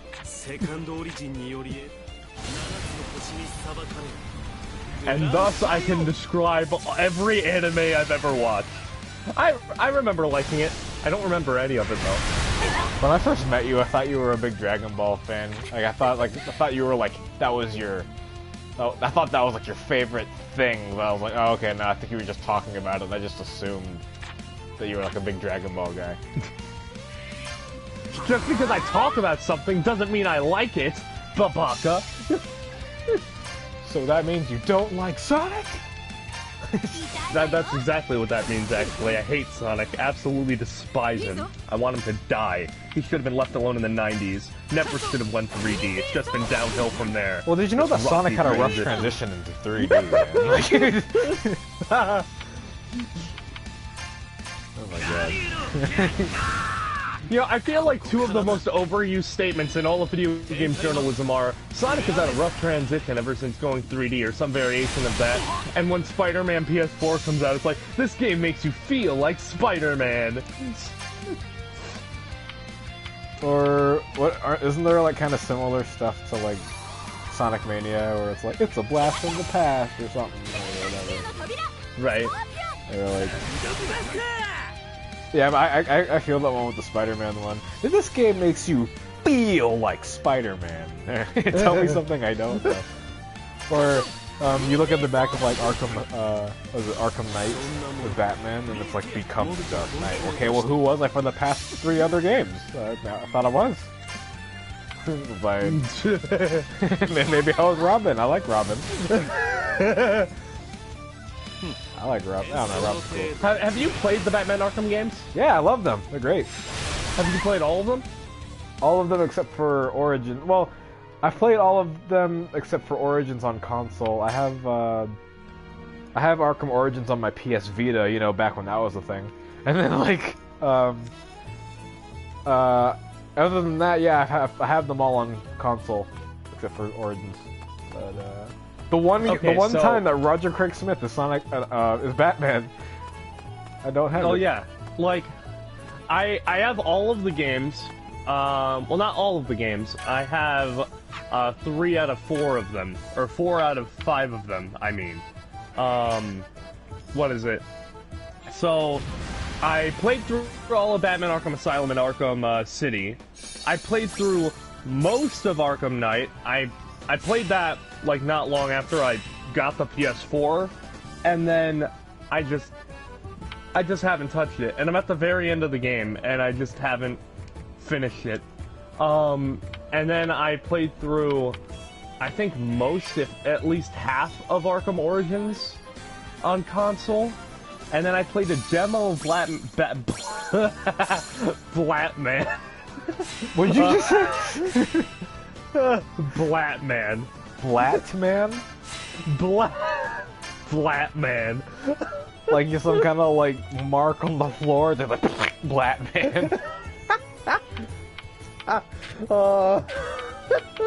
Oh man. But yeah, I played through a demo of Batman Arkham Blackgate, and then the mobile version of Batman Arkham Origins, which is a third-person fighting game. Jeez. Yeah, I remember that. I think that's the one that's on the Vita that I had, or I still have it, but like, I don't know, like those cutscenes are gross. like, what is it? So, did you play through all of Batman Arkham Knight? I have, yes. All right, what do you think of it compared to the other games? I have no idea why it's rated M. I don't see the appeal of why it's suddenly M compared to the others. It's not that different. Yeah, I don't know why it's M rated. Like, there's no graphic deaths or anything. It's just the same stuff. But it's the same as it's always been. Yeah, but like, I mean, the Batmobile was cool to an extent, but then it got too over-reliant on it, and I was like, okay. Because it's like, I like driving the Batmobile, don't get me wrong, but it's like, then it turns into the tank stuff, and I'm like, okay. Well, I don't know. See, I thought the Batmobile was gonna be really cool, and then it's just like, it becomes a crutch, like in the game. It's like, man, I don't want to use this thing for everything. Yeah. I mean, it's like, I think there's even a part where you have to take it inside a building and you have to like have it climb up the wall, and I'm like, bro, it's just a car. It's like Batman's some kind of Chad, and he's like, my grappling hook. Yeah. I love how every time you have to use the Batmobile for something, though, the game always has to come up with a new in-universe explanation as to why Batman can't just use his grappling hook or something. Yeah.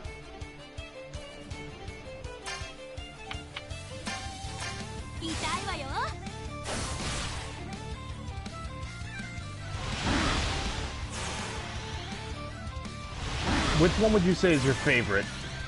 Arkham City. I like Arkham City a lot. I think my favorite, though, is actually the first one. I don't know why. I just really like just the... I don't know. I think maybe it's the setting, or just like how... I don't know. It just feels like one of those games I can just play, and then just run through, and like, you know, what is it?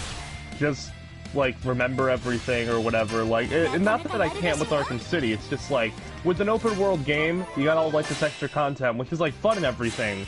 But I kind of prefer the more like confined feel of the first game, where you're just like in all these like buildings and locations. You're using this gadget to like explore more of this one big maze-like setting, and you still kind of get that in the other games, but not as much. And I like that in the first game. I think I really like the designs for the characters. Like Joker, kind of, I don't know why, he's kind of stylish. Like he's got some kind of like punky chain around his belt. I'm like, what? Like just things like that. Small little details like those. Like, are you some kind of like teenager or something? Like, what are you doing, Joker? Why are you dressing like this? It's like they're suddenly the designs became super like modern or stylish for the time. And like Killer Croc, as an example, like he genuinely scared me when I played the game. I was really young at the time when I played it. And I was like, oh yeah, yes, same here. I was really young when I played that as well. Yeah, Killer Croc scared me, and oh god, I hated playing Arkham Asylum at night. It was my worst mistake. Like, see, I love the Arkham Asylum because, like, not to say that the other games don't have this, but Arkham Asylum just has, I think, the best atmosphere out of all the games. It just feels really somber, and like you're alone, because you're in like this big maze-like, asylum place, like this prison, and just like, it's really cool. I like it. It feels like all dull you and become drab the and Batman, everything. right? You become the it makes me feel like Batman. I remember, like, whenever, like, friends came over and we played, like, the stealth missions or whatever, when you're, like, messing with the inmates, like, we would always mess with their settings, so when it's, like, they're, like, calm, nervous, terrified, and it's like, we would just, like, throw batarangs at their heads and just, like, move to the different gargoyles, and I'm like, this is messed up, it's funny. And, like, I really like the remote control batarang. You can aim it and just like hit them in the back of their head and they start freaking out. It's like the stealth in the Batman Arkham games is really fun. All of the games, because it makes you feel like the Batman. Yeah, right. Silo says, I don't know many of the animes you guys speak of. Same. Like, what is it? Batman Arkham Asylum. Like, what did you like about that? Is there anything that you liked about Batman Arkham Asylum that wasn't, like, that prevalent in the other games?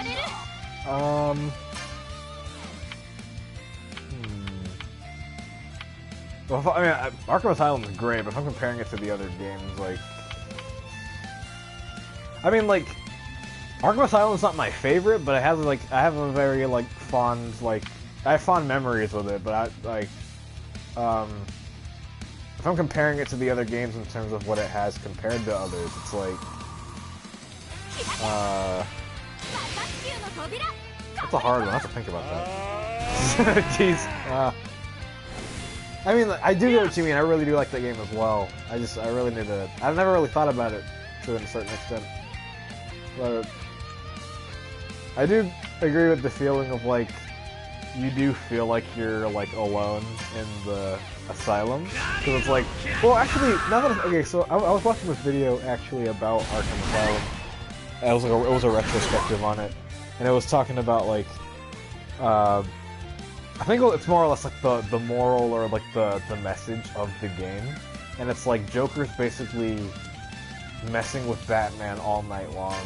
With, like, ideology and like putting these villains away. And it's like, Batman, you're just as mad as the villains you put away, and saying that he's just as crazy. And it's like, is Batman crazy? And things like that. And it's like, it makes you think about like, is Batman just as sane as everybody else? Well, like, I mean, they actually kind of still touch up on those topics in later games too, but it's like they first put that thought process in your head with Arkham Asylum, I guess. Like Arkham Knight really does that, because, Joker's constantly, like, bugging you in your mind, and he's like, he's dead, but he's still there. And it's like, Batman has every right to be insane. That's the thing, right? In Arkham, Knight, I love whenever Joker shows up, but, like, this guy's supposed to be dead. Like, Like, I just... Like, what are we doing here? I know it's supposed to be in my head, but it's not entirely clear why. That in Arkham Knight though, the beginning scene was terrifying. Like, you know, hey, officer, there's some guys smoking over there in the back. Can you go take care of it? And then everybody suddenly turns into zombies and like, so stupid. Scarecrow looks like better in this game. He looks weird in Arkham Asylum. I mean, I like the vials as his fingers. That's cool. But everything else, like, he looks too similar to Zash. Huh? He looks too similar to like Zash, that one guy who's like constantly cutting himself. I think it's in Zash or something, or Zaz, or maybe I'm thinking Sonic. I'm pretty sure it's Zash. There's a lot of creepy elements in Arkham. To Arkham Knight, kind of everything in Arkham Knight. Like, I prefer the way it looked in the first game with like the glowing eyes and everything. That would make it like a lot worse whenever you died, because like, you know how the villains would like come up to the screen as if you're laying on the ground and they're like, "Hi, Batman, you failed," or like they'd be all condescending and stuff. And it's like, yeah, Scarecrow. I love those. Yeah. Killer Croc was weird, not weird, but like Killer Croc and Bane. Killer Croc was scary because he would just like charge at you and eat you, and then like Bane would sometimes pick you up and just like, you know, just like smash your back, like he always tends to do. And it's like, ugh.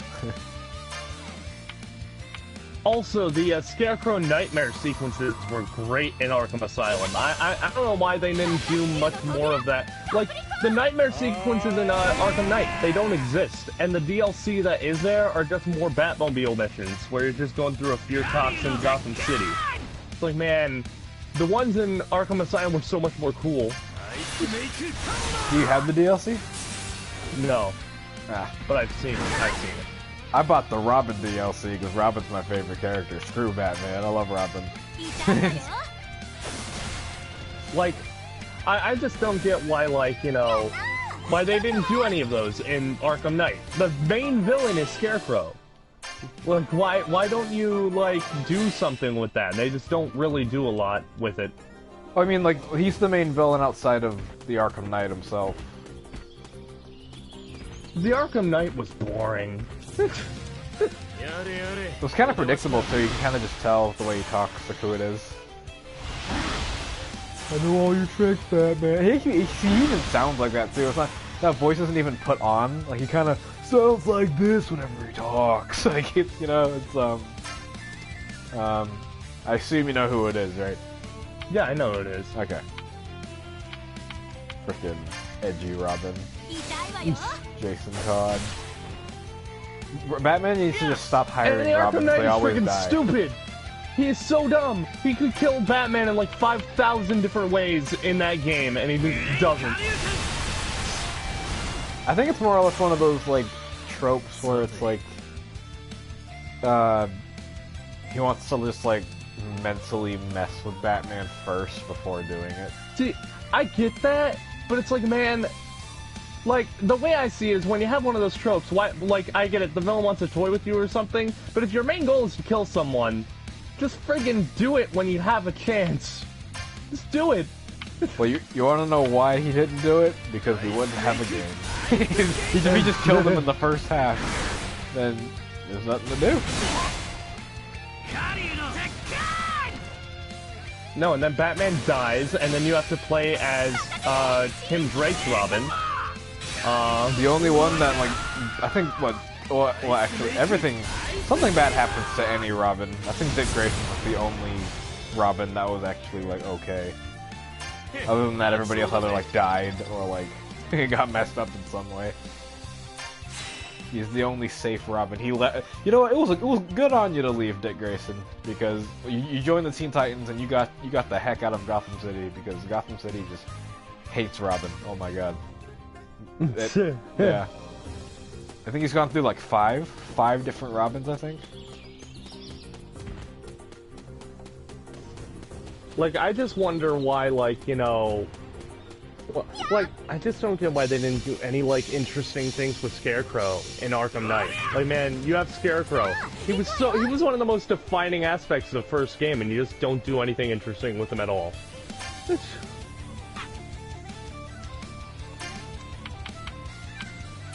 I remember they were like the yeah. Can I not speak? Oh my gosh. The Scarecrow sequences, in Arkham Asylum were like kind of gross too. Like apparently, like you see like this weird animal-like Batman like hunched over, and I think he's like eating a rat. And I was like, ew, what is this? This is disgusting.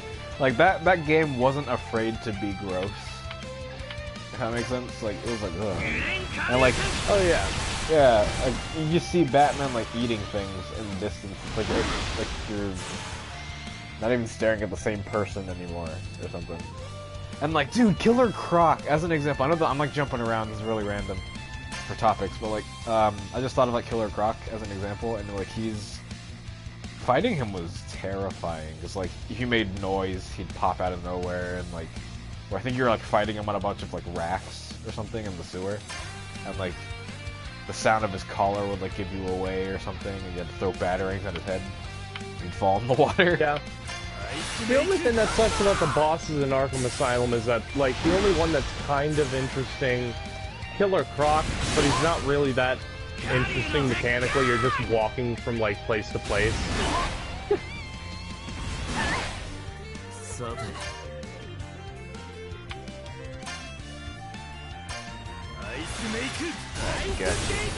But like, I do, like, oh,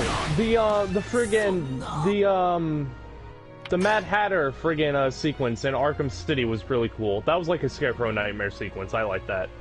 Mad Hatter? I don't really remember.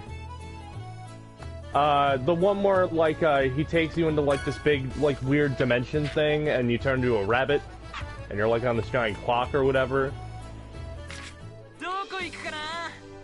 I think so. I haven't played Arkham City. Wait, this is City? This is in City? Yeah. It's near the end of the game. I don't really remember that much. Oh, dude, I remember Clayface was my favorite fight in Arkham City. I like fighting Clayface. Like, how about that Joker boss fight? Oh, like when he turns into the Joker? No. I'm talking about the one from Arkham Asylum. Oh, I never beat, well, did I? Did I beat Arkham Asylum? I think I beat it. I don't remember fighting the Titan Joker. That was gross.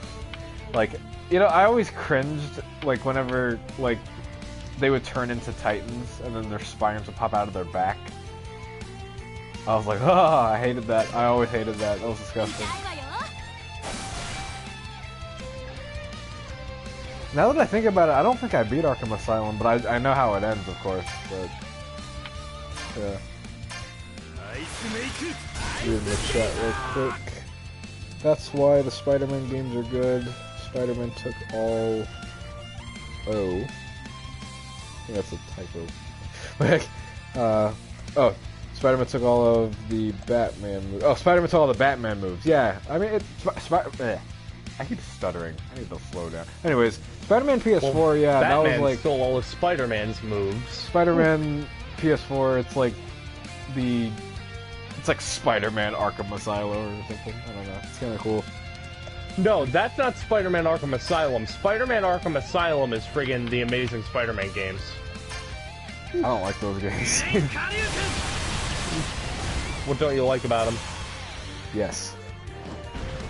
Okay. Why do you not like them so much? The web swinging is kind of generic and boring. Like, it's just hold the button down and move. And then, like... Amazing Spider-Man 2, I just didn't finish it, because it's suddenly, like, it turned into Telltale Games, apparently, with some cutscenes when you're talking to people, and it's like, what should I say here? I'll click triangle, square, or whatever to respond, and it's like, what? I mean, that's kind of cool, but it's just kind of off-putting a little bit, and then some of the combat's just kind of boring and basic. Mostly for a Spider-Man game, it's the web swinging though. Xylo says, "Who's the Mad Hatter, Starlit?" That's one of the villains in the Batman Arkham games that we were talking about. A pretty interesting boss fight, though I don't really remember it.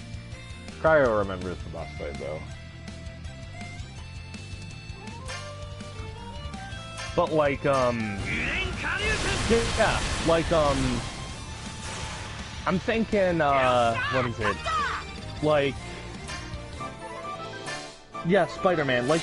Like, what don't you like about the Amazing Spider-Man, the first game, anyway? Like, the swinging, like, what about the gameplay don't you like? Well, I guess I should probably rephrase that. It's not that I don't like it, it's just kind of, it seems kind of basic. So it's not all that interesting. Like, just like, I don't know, this web swinging, it's really just holding one button, and he just kind of does it. But Spider-Man PS4, I know that there's not like, you don't alternate hands or whatever, but you still kind of hold down the button, but it's still more diverse to where you can do more with what you're doing, like the whole trick system. So here's the thing. The game advertised so much like, oh, you can switch Spider-Man's hands, and I'm like, oh, that can make swinging really interesting. It does nothing. You can still turn corners perfectly fine if you say are making a left-hand turn, but use your right arm. It doesn't mean anything.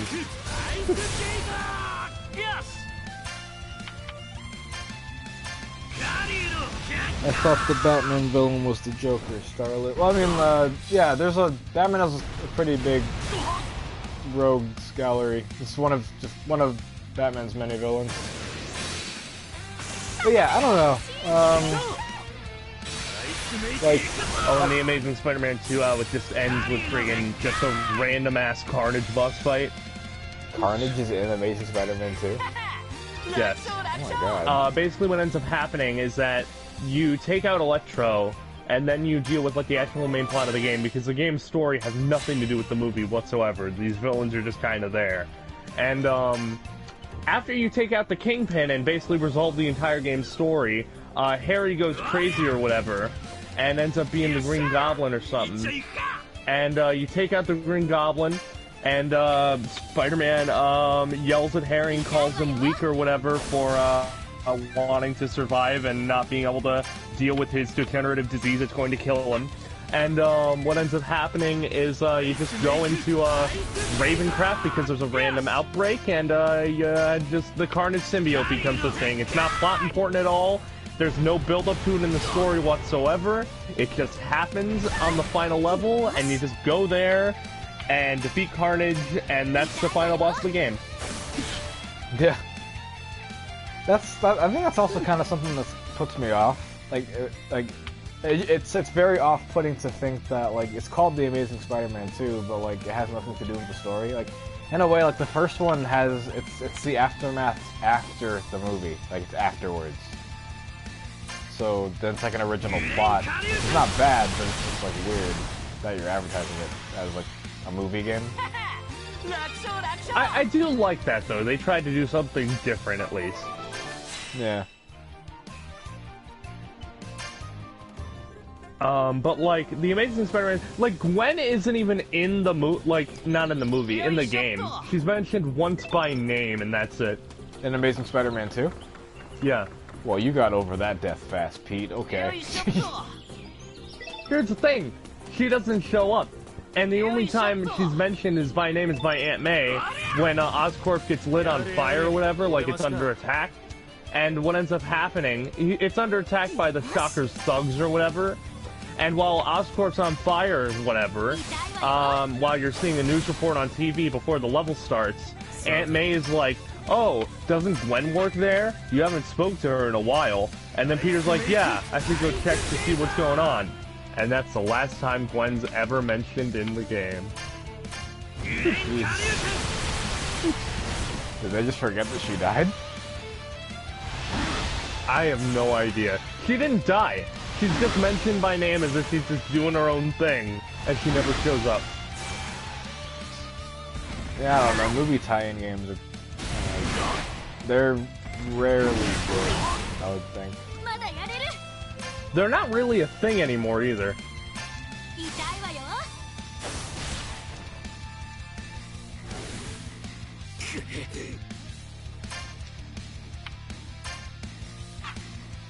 What would you say are your favorite, like, Spider-Man games? And then give the basic answer, say Spider-Man PS4. Oh, I thought you were gonna give the real basic answer and be like, Spider-Man 2! I've never played that. I've never played any of the Raimi games. Well, okay, the first game is okay. The second game is really, really good. It's really good. And then the third game is... Don't play the third game. Spider-Man 3? Oh, wait, no, what am I talking about? I have Spider-Man 3 on the Wii. The one game you said don't play. The next-gen version, the quote-unquote next-gen version is worse. Like the Xbox 360 PS3 one? Yeah, it's really bad. It's worse? I thought those were better. Really? I mean, it's one of the most boring games I've ever played in my life. So you're actually saying the Wii version's better? Yes. Really? I was under the impression that it was the opposite. Basically, imagine the Wii worse, and imagine the Wii version, but with worse combat and more missions. But all the missions are like 30 minutes to an hour long. Oh my god! And they're just boring. They're just real. I just hate playing that game, man. It feels like a waste of time. Like you could be playing any other game. The one thing that I will say that it got right is that they fixed Venom's size. Venom looks huge in that game. Venom looks fat in that game. He doesn't look muscular. He looks thick. I remember there's the cutscene where Eddie comes up to Sandman and he's like, I want to kill the spider. You want to kill the spider. And he like holds like basically in the movie it was just kind of like yeah, you want to help your daughter, right? Well, let's team up and kill him. But then like he actually has the daughter like wrapped up in webs and she's like hanging from a tree, and I'm like, this looks stupid. It's like I like the idea that like the creators of the game were thinking like, okay, we know how the movie fit Venom in the last 15 minutes, so let's try to fill him in the last 10 minutes. Let's see what we can do. Yeah. I do like whenever you wear the black suit, though. Whenever you're up high and you land on the ground, the concrete shatters. Yeah. You gotta love emo Parker, guys, with his clapping and walking down the street. We don't talk about this. Friggin', I just do not like Spider-Man 3. It's not a great movie, but it's a worse game. Yeah. Xylo in the chat says, what makes this Spider-Man amazing?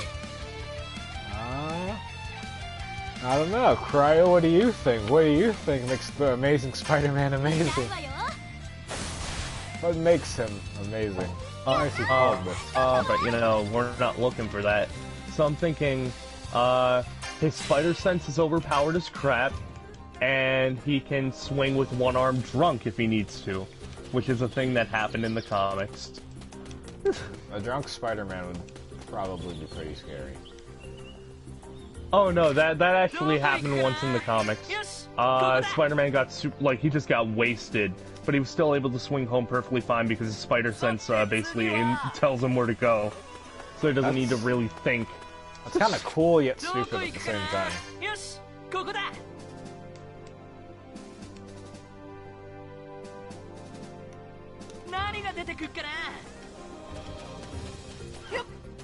But like, yeah, like I'm thinking,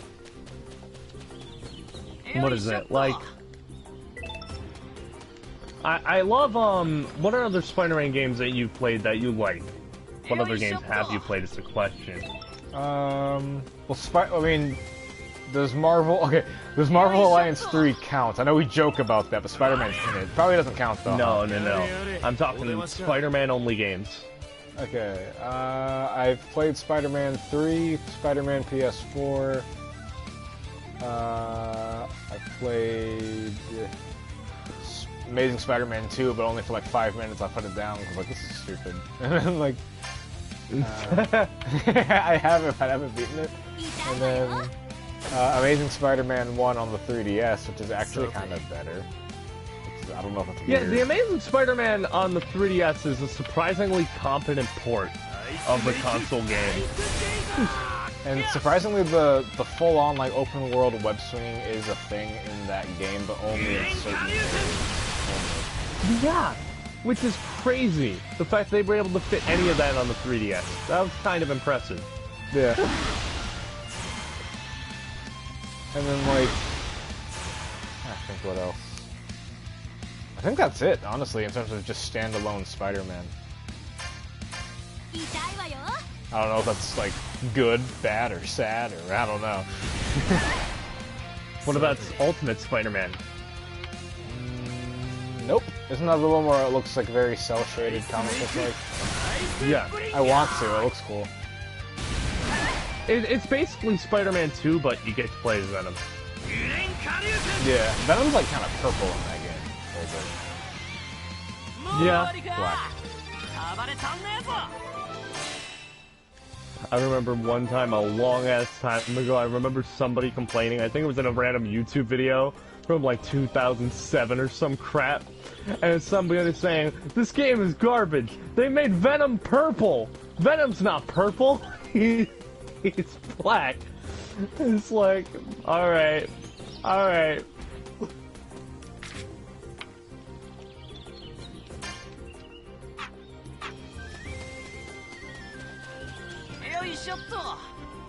Oh man, but like,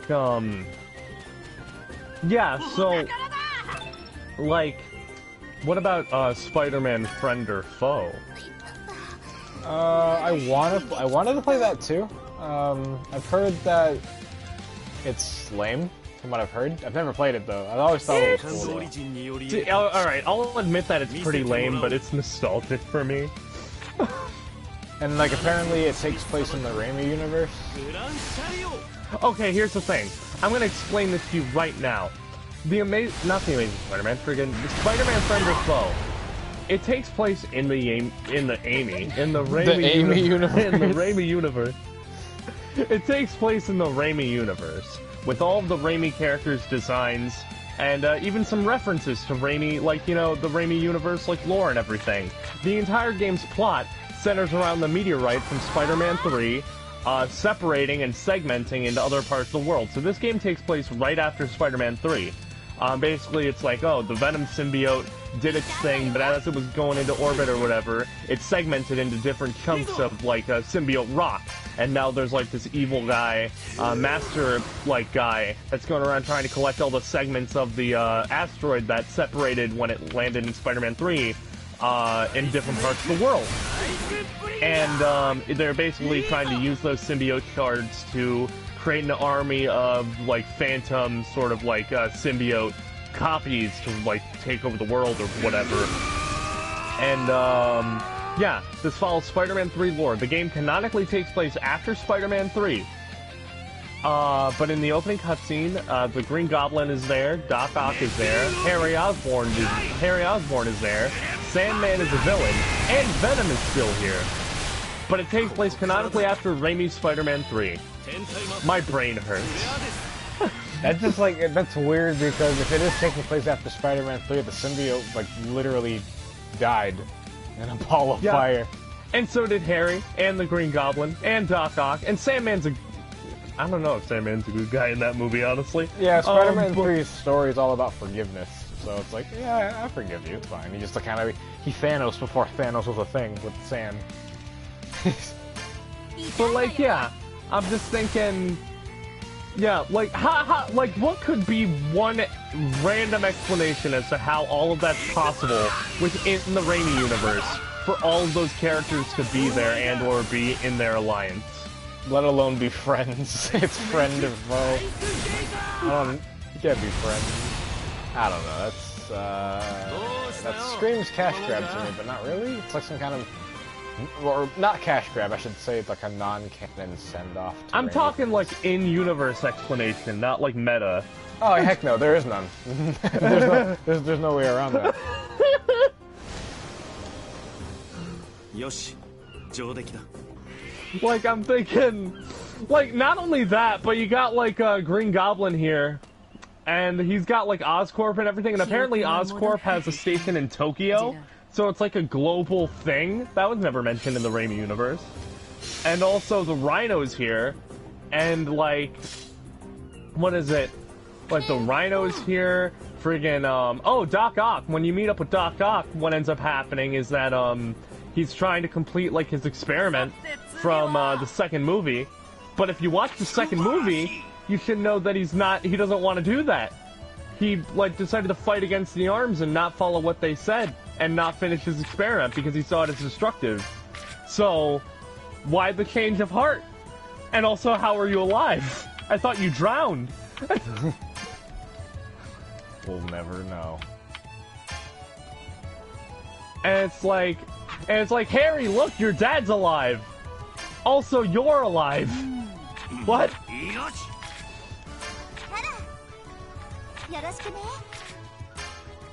And it's like, man, I'm just thinking, like, also Nick Fury is there, and S.H.I.E.L.D. is there. So this is like, again, canonically, technically speaking, Spider-Man Friend or Foe is Spider-Man 4.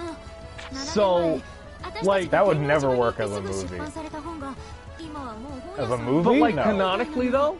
Like, canonically. Spider-Man Friend or Foe, technically, within its own universe, because it only follows the Raimi movies, would be... Like, and it doesn't follow the games either, because Spider-Man never met the Scorpion or the Rhino or anything, or Black Cat, in Friend or Foe. They're acting as if it's the first time he's met these people. So, this only follows the movies. Which means that, like... It's like... So, canonically, this is Spider-Man 4. It is Spider-Man 4. In its own universe. So...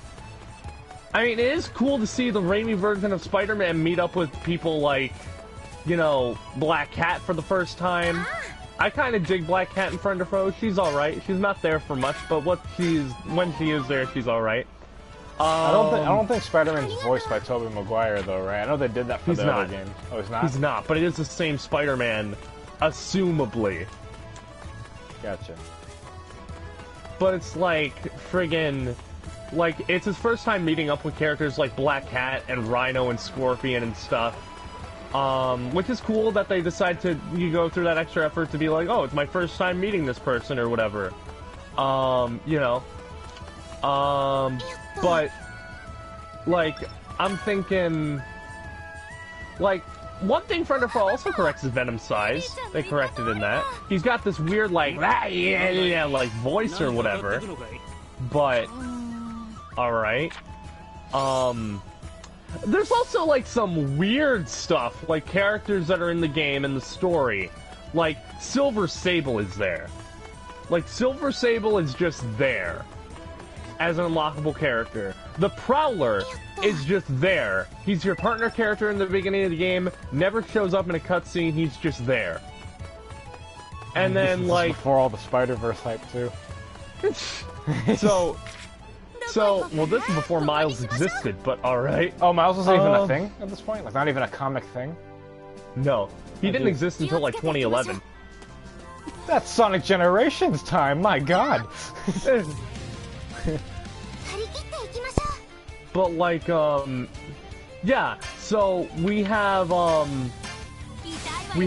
is it? Like,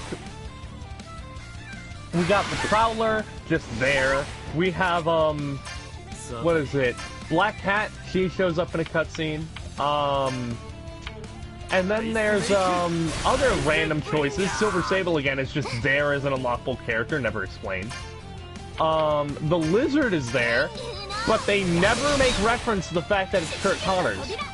And the weird thing about the Lizard in this game is that he is Kirk Connors, he's gotta be, but they never make mention of the fact that Kirk Connors is a thing. They never mention him by name, they never bring him up story-wise. The Lizard is just like, it's just like he's the Lizard. Like, he's not anybody, it's just like he's the Lizard. And the interesting thing about the lizard in Friend or Foe is that he's not animalistic or anything. It's like he's the lizard's body, but he has the mind of Kurt Connors. He's not a villain, he's just a straight-up good guy scientist. Dude. He can talk and everything, and he's got like this sophisticated manner of speech, and it's like really weird. And then friggin' other options, like other things that are there. Iron Fist is there. Like he just shows up. He's just in the game. Spider-Man meets up with Iron Fist in the Raimi universe again. This is technically canon to the Raimi movies in a way. So like, he meets up with Iron Fist just randomly when going through some area of the world. And when he goes into Transylvania to fight Venom and some symbiotes, he meets up with Blade just randomly in a mansion. Who's hunting down the Venom symbiote? So Blade is in the Raimi universe too. He's just there.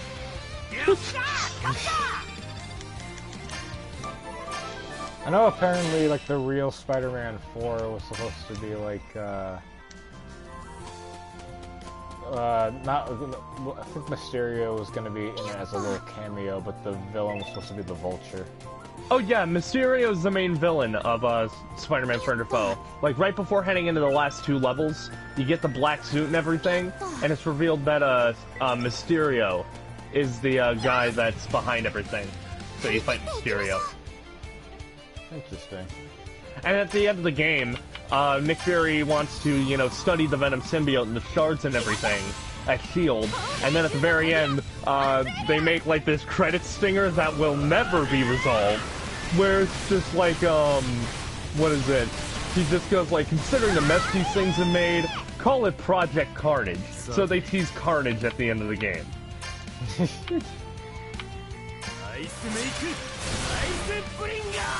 Yeah, I don't mind Carnage. Like, I don't know anything about him, honestly, but it's another symbiote, which is cool in itself.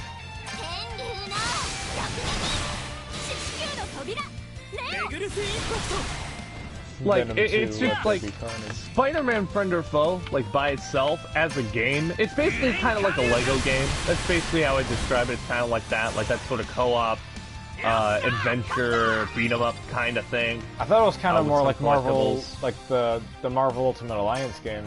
That's what I kind of got from it. Is it not like that? No, it's not like that. It's way more like a Lego game. But like, and it's like, it's fine. It's not anything great, but it's like, it's competent. It's alright. It's like, it's a game. But like, story-wise, it's insane. Because like, not even that the game's story is anything like crazy, but it's just like, when you think about it from like a lore perspective, and like considering that the other things that have technically happened in this universe, it makes no frickin' sense. Yeah. I can see that.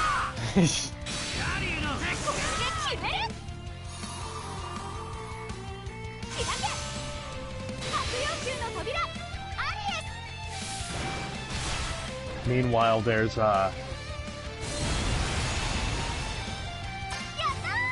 what is it? There's Spider-Man Web of Shadows. That's a really good game. I heard that's like a more edgier, like I don't really like throwing the term edgy around, but it's like it is kind of like that, where it's like there's just more grit. It's kind of a darker tone. Spider-Man's more serious and like or whatever. That's not just what I've heard. Is that true? It's more of like a grittier take on it. I guess the game's tone is kind of a little edgy, but like, I mean, like the characters and everything are pretty normal, unless you're in the black suit. Like that game, its story is hilariously like just all over the place. It's like doesn't the symbiote spreading around like a zombie virus and it's like turning people into things? It's the Venom symbiote, yeah, doing that. And like, what is it? It's the Venom symbiote doing that, and you can switch between the red and the black suits. Like, I'd recommend any Spider-Man fan to play Web of Shadows, because that game is just fun. It's like, the story is crazy and stupid and like just all over the place, but like, the game itself, like the gameplay, is easily the best out of any Spider-Man game that I've ever played. Like, that combat is amazing. I love the combat in Web of Shadows. It is so fun. You feel like a friggin' powerhouse. And it's like, oh, it's so fun. It is so fun. And the web swinging is amazing. You genuinely, you feel like Spider-Man. You feel like Spider-Man in that game. But like, it's not like Spider-Man PS4 at all, really. The web swinging is a lot more freeform. It almost feels more like parkour than web swinging. It feels like you're just like, the entire game is like a skate arena. And you're just able to like go around and do whatever you want. Like what is it? There's so many things you can do in that game. Like friggin', the symbiote has access to like these tendrils that you can like swing around in all these sorts of directions. You got like the, like all these aerial combat maneuvers and stuff like that, like the web strike. If you combine different things together, there's like a move that you can unlock that allows you to like skate on enemies, like just ground pound enemies with the black suit, and then use them as a skateboard that you can crash into buildings with all the destructible environments, and you can knock them into other enemies as well to do more damage. And you can even do that to some bosses too, like Wolverine in the symbiote form. Like you can just use them as a skateboard, and it's awesome. And like, that was kind of something random too. Like, why is Wolverine randomly in this game? It takes place in the bigger Marvel universe. It makes more sense. But like, what is it? What ends up happening is, what is it? Like, what was I gonna say? Right. The combat is just stupid fun. You are no more or less versatile than when you're on the ground. If you're like in the air, if you're on the ground, if you're on a wall, you can do all sorts of things. Like unique abilities and moves and stuff. You can like run on walls. One of my favorite abilities, and it's never come back in a later Spider-Man game, and it's only in Web of Shadows, but it's so satisfying, is you can use like your web zip, you know? You can use a web zip, but you can use it like a double-handed web zip while moving up a wall to web zip and hurl yourself up a wall vertically, and then slide on the wall with your knees at like Mach 12. It feels so good. And then like from there, you can like web zip at the edge of a building to launch yourself into the air vertically and basically swan dive in any direction after that point. It's so fun. It's like, it's the most like athletic feeling Spider-Man game you'll ever play. It feels so good. Like, there's even a thing that you can do, like, that game, like, in terms of gameplay and the mechanics and stuff, is stupidly in-depth. Like, there's a ability where if you, come into contact with a wall, if you jump onto it, but then press and hold the, jump button as you come into contact with the wall, Spider-Man will hug the wall and stick onto it.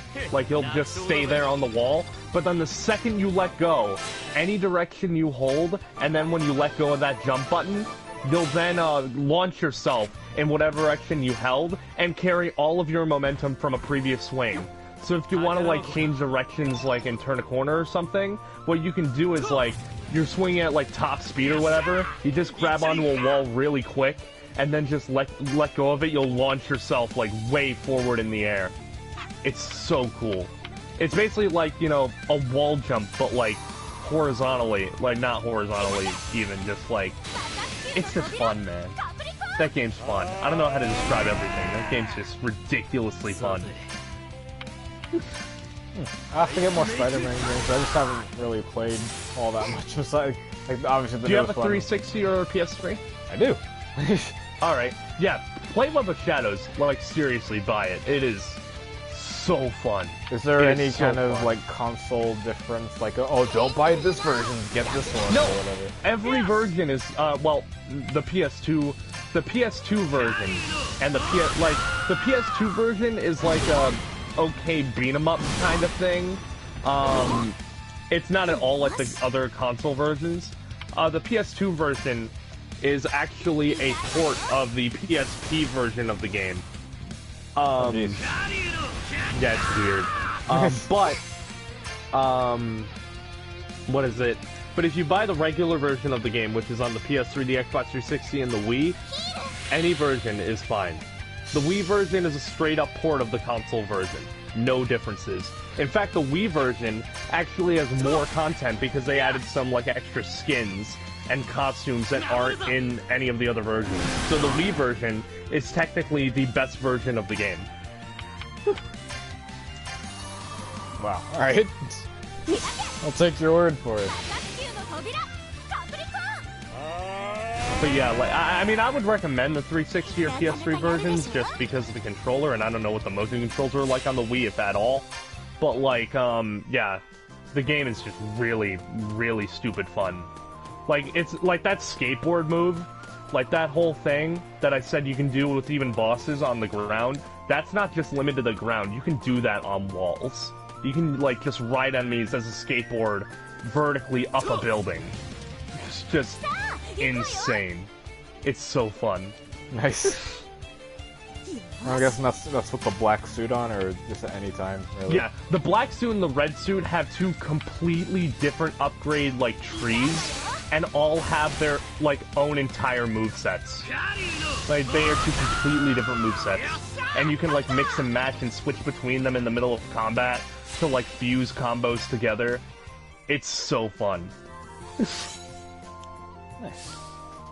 The game's story is really weird, though. Like, it's entertainingly bad. There are some moments that I genuinely like, though. Like, when, randomly there's a moment, like, in the game where, Spider-Man, where the Kingpin mentions, where Richards and Stark are, if they're not helping with the, you know, the whole pandemic thing. And then Spider-Man's like, yeah, come to think of it, where are Richards and Stark? And then he just, in the next scene, he just has Spider-Man using his phone that MJ bought him for his birthday. Friggin' just using his new phone to just, like, in his contacts, he just has Tony Stark and friggin' Fantastic Four. And he's just like, what is it? He calls, Tony Stark, and he's just like, due to a public health emergency, Stark Industries is closed. And then Spider-Man's just like, who am I kidding? If he could be here, he would be.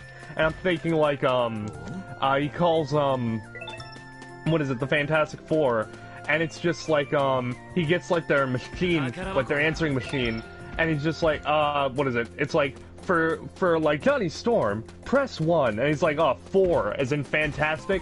It's like, it's like, Reed Richards is currently off-planet in another star system. Please try again. It's just like,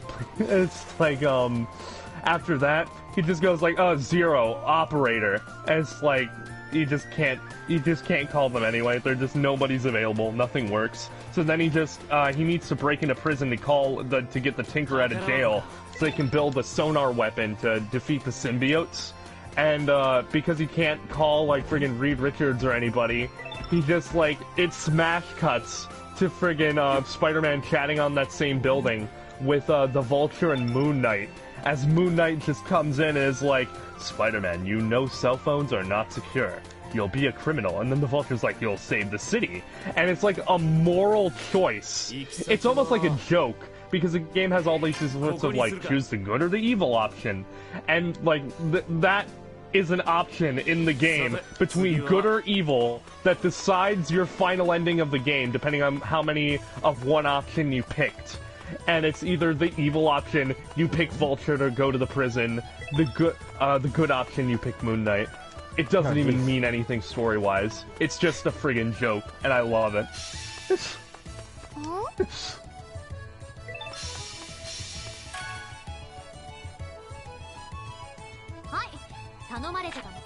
And, like, the Wolverine boss fight in that game is so fun. Like, he gives you, like, there's basically, like, I think it happens, like, 3 or 4 times.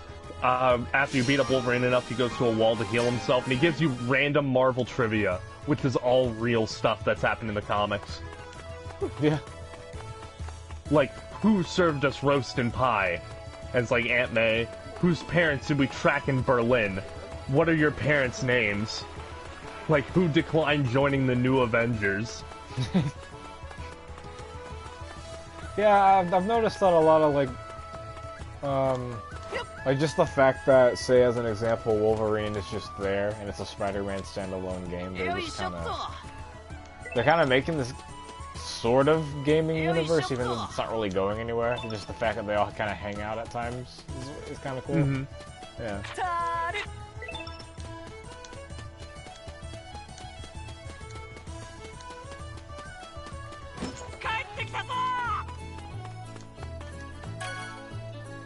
But yeah, like, yeah, Spider-Man with the Shadows, I would just really recommend that game. That game is fun.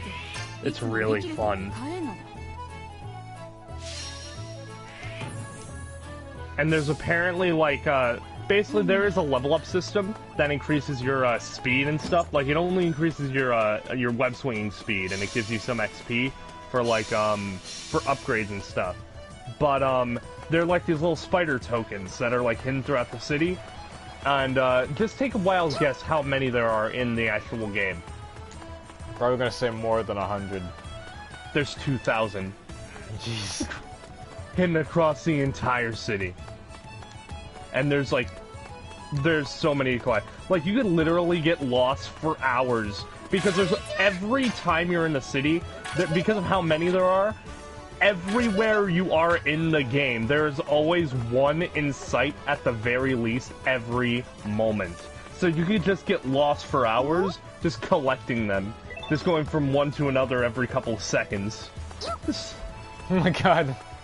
They're like the Korok seeds of Breath of the Wild or something. Yeah, it's kind of like that.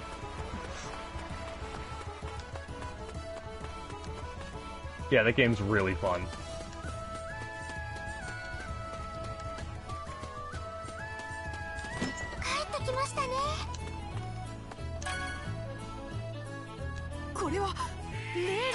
Also, the QuickTime events are back from Spider-Man 3, and they're just as funny to fail. Yeah, those were gross. The way they looked, honestly.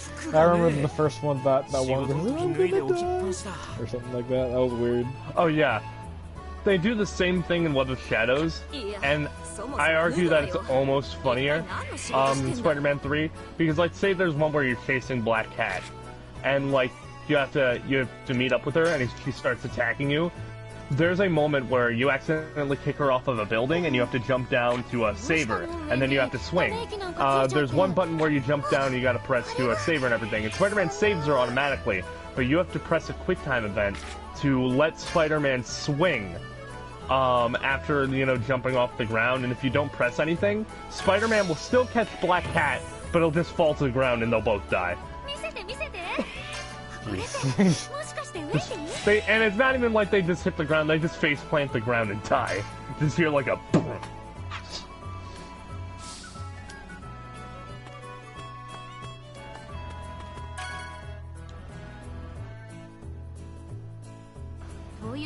And again, there are destructible environments and stuff, like you can interact with the environment in some ways, and like friggin', like one of my favorite things to do that you can almost weirdly get lost in is just throwing cars as the black suit.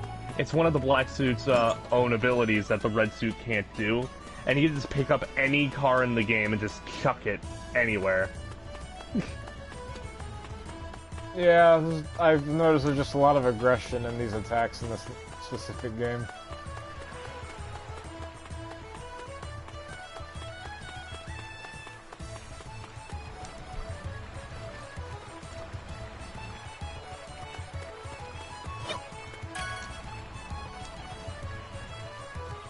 You still playing Sonic Mania?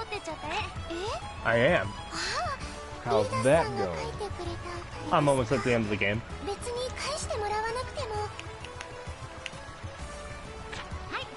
We forget, I'm good at this game. Do you not remember when I beat you in that race?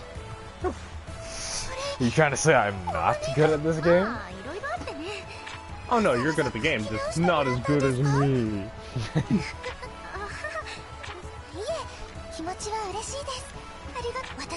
Yeah, I still haven't, like, I want to try to memorize where all the emeralds are, like, at least, because I know a lot of people can get them in the first 2 zones, which is, like, that's crazy to me.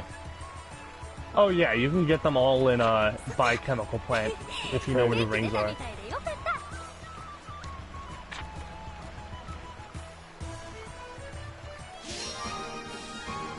I don't think it's possible to get them all in Green Hell. I think you can. I'm pretty sure. I think specifically in Encore mode you can. I don't know about the main game.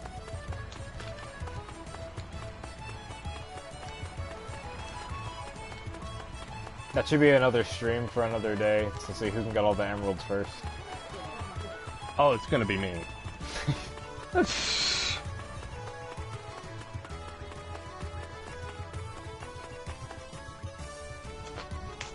We do an encore mode race.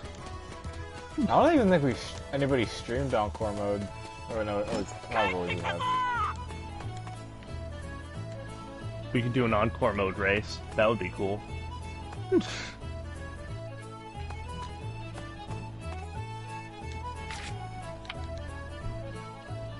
And it has to be 100%. No. I'm not sure I'm the completionist. It has to be 100%. You gotta get all the emeralds.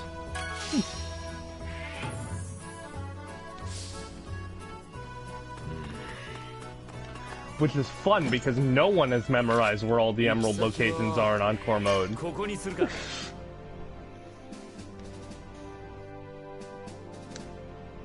I can't remember, but aren't the emerald challenges harder in encore mode? Yeah, they are. Like, no one has ever brought this up, but I guarantee that the emeralds, like all of the special stages from encore mode, are carryovers for when the game initially had super emeralds. I have no doubt about that. Because originally Mania was going to have super emeralds, there was going to be a second set of chaos emeralds, they were going to be super emeralds, but they ended up scrapping it late in development. And I guarantee you all the special stages were the super emerald stages. I have no doubt. Why do you think they scrapped it? Huh? Why do you think they scrapped the super emeralds? Oh, because Sega said not to. They don't want the super emeralds in the games. That's lame. Come on. Not even cool. I know what is it? The official. What? I think the official explanation was that they didn't want Sonic, you know, getting all these different forms and then making Super Sonic like obsolete. So they stopped him from getting all these different types of forms, like Hypersonic or anything better than Supersonic. They actually also compared it to, they brought up Dragon Ball specifically. They're like, we don't want it to be like a generic anime, because, you know, they can't say the words Dragon Ball, like, because, brands and stuff. So it would get compared to Dragon Ball a lot.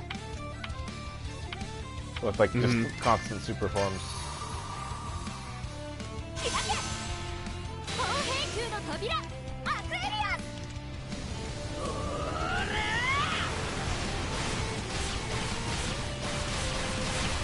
Wait, imagine you're like, how come you're not, you could stream what you're doing.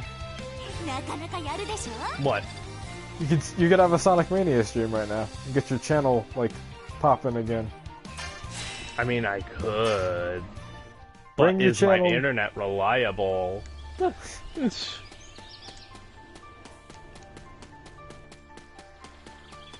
The answer is it's not. It's really not.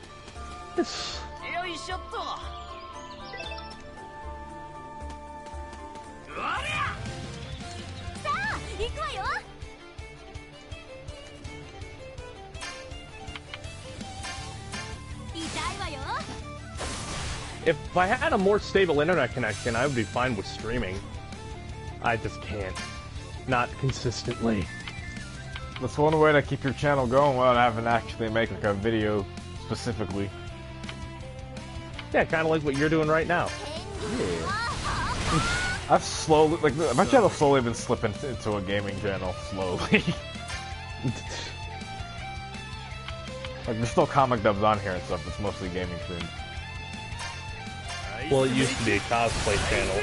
It did! This channel is like a little bit of everything. Oh, no. You just need to combine all three at some point. Just, like, play Fairy Tail, get in a Naruto cosplay, and voice act as Sasuke. Why? Why not? Just, like, no, whatever story mode I'm reading, I have to voice act it while I'm in cosplay, just play an anime game. Oh! You have to wear your Natsu cosplay, get a face cam. Or, like, I don't, or then again, there's just all the Sonic aspects of the channel, too, so I have to play, well, let's see, play a Sonic game, cosplay as an anime character, voice act, and that's it. Those are the three things. So then, it's Sonic, anime, and cosplay, but I have to speak like this all the time!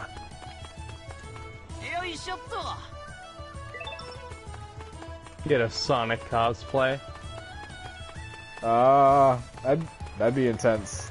wearing a giant suit, unless you're just talking about like, unless you're just talking about like.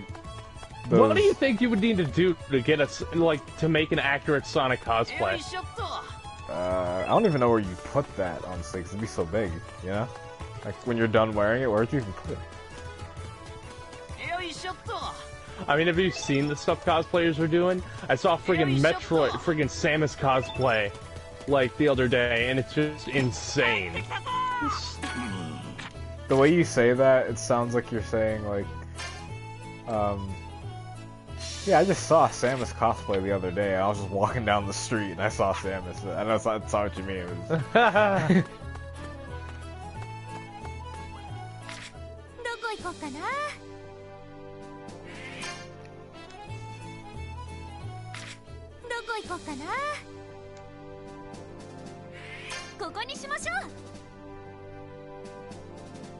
Yeah, some people just like have like regular clothes on and they just kind of do their hair to be a certain way to be a Sonic character. I find that cool as well. But then there's like those people who like do the super like creative like fursuit costumes and like, whoa, that's intense. That's like really cool.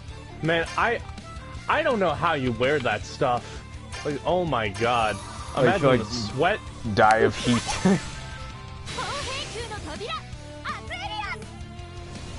My biggest question is just where do you put it? Especially if you have like a lot of those kind of suits. Imagine like a giant Sonic silhouette staring at you in the middle of the night or something. Like, you know, where does it go? Unless it's like in your garage or like it's gonna take up space. Is what I'm getting at.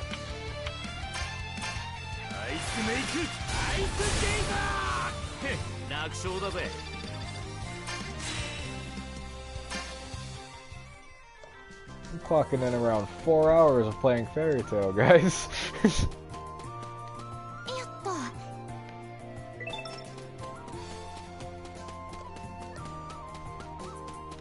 Alright, I beat the game now. Now beat it again. I played through this game too many times, man.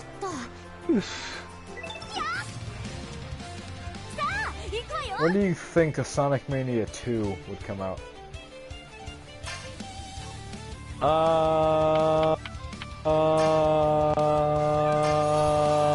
At some point. That's a great answer. So specific and like direct. But honestly, considering that Mania started development in like 2015, 2016, like late 2015, I think. Like, that just gives me the idea, like, man, this game only took a year and a half to make. Like, if they immediately started development on a Mania sequel after seeing the praise for this game, we could have had a Mania 2 by now. That'd be cool. But, yeah, I really want to see Amy next. It's just like, yeah, I feel like they really need to add Amy. It would be cool. It would be cool to have Amy have like a gameplay style like her, like in what is it? SA1. Oh. Or no, Advance. Yeah, same thing. But yeah, Advance. That'd be cool. The only thing I didn't like about Amy's control in Advance is that she can't curl up into a ball, so she's really vulnerable to attacks. Yeah, if you just change it so that like you can do that whenever you want, I feel like that would be fine. Does Amy still have her hammer in the classics? Or no? Or is that just a modern thing? She does in the classics. Yeah, she does. Oh yeah, she does. I remember Sonic the Fighters.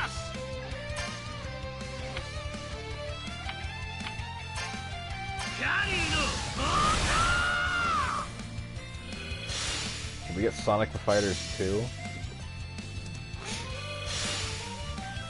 How about a Sonic racing game that's Sonic on foot? Well, that's just the boost formula.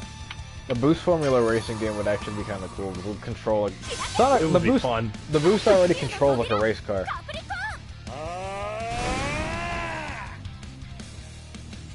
You might as well.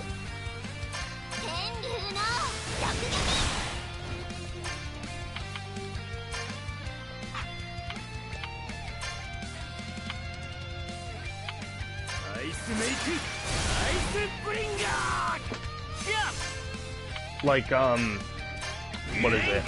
Like, what was I gonna say? Right, like, now, based on what, like, you know, a lot of the Mania team now, after Mania was finished, that they're looking for work, gives me the idea that they have no plans of making a Mania 2, and if they don't, I consider that to be the dumbest mistake ever made by Sonic Team to not make a sequel to this game. Definitely, they'd get a lot more with, like, what is it, the classic Sonic style game, like Mania, but like with original levels, so like no more rehashing. Yeah, I just hope that Mania wasn't a one-time thing. If it was, I consider that to be a mistake. Sonic Mania, I know that's kind of, a lot of people don't say this, or I guess, I wouldn't say don't say, but like, what is it? A lot of people say that Sonic Mania shouldn't be called Sonic 4, but it really is, to be honest. It is.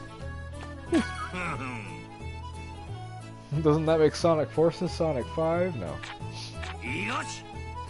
No, it's like, then why is Sonic... It's like, alright, but if Mania isn't Sonic 4 because it doesn't have enough original levels, why are you okay with calling Sonic 4 Sonic 4? Yeah. Xylo in the chat says, what about Mania Plus? Yeah, Mania Plus is cool for just adding Mighty and Ray as a whole. Like, that's intense. Another mistake that Sega's made, they flat out stated that they have no plans to use Mighty and Ray ever again. That was a one-time thing. I'm like, what is wrong with you? You bring these characters back into the games, and then, like, the second you give it to them, you build this fan base, you build this hype. You know people want these characters, that's why they're here.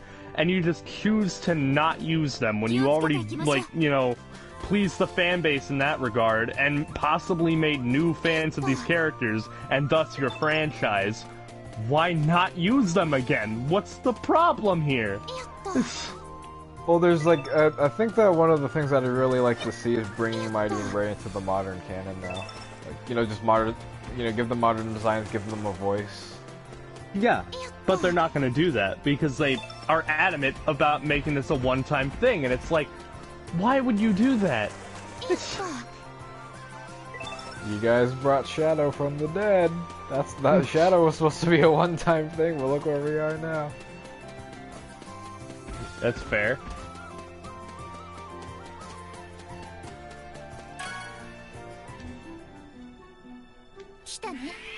Like, yeah. I hope Mighty and Ray come back. I want them to have more character. Yeah. Closest thing we're gonna get to that is the Mania shorts.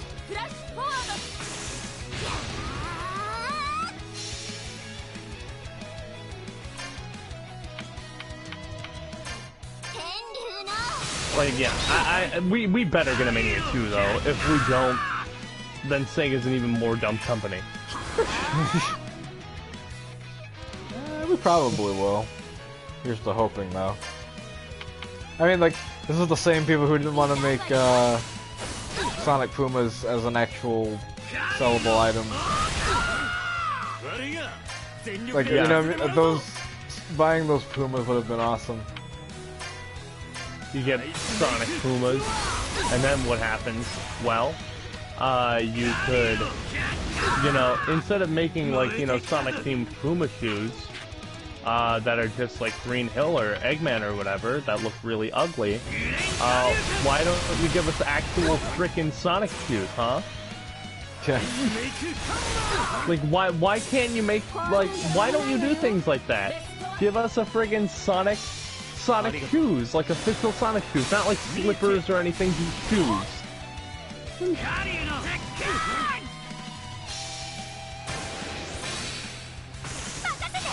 you not like money, Sega? Huh? Do you not like money, Sega? Yeah, they don't, clearly. Especially when they decide to not support TSR the second after it releases, and give Sonic Generations no DLC, aside from the pre-order bonus.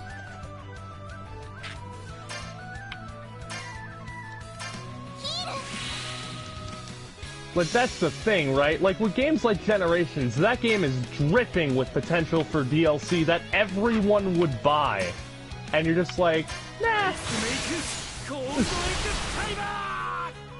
That's actually the one... Generations would have been the one game to add other old zones. Like, I know everyone's getting mad about it now. It's like, oh, Chemical Plant Green Hill, we've seen it so many times. But Generations, like, anything that wasn't added. Like, even, like, I know that going back to the Ryan Drummond thing, like how there was supposed to be a third Sonic, like if they kind of sorted things out and then talked about like bringing him in, like the Ryan Drummond or Dreamcast-esque Sonic could have been in the game, which would have been cool, like as a DLC. That would be cool. Like DLC other characters.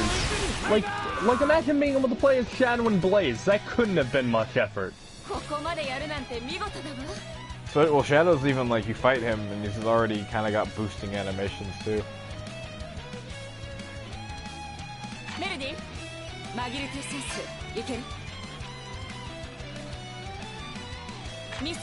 Like, yeah, he's already got like all those animations and everything, and I'm just thinking like, man, like Shadow would have been the easiest character to freaking put into the game.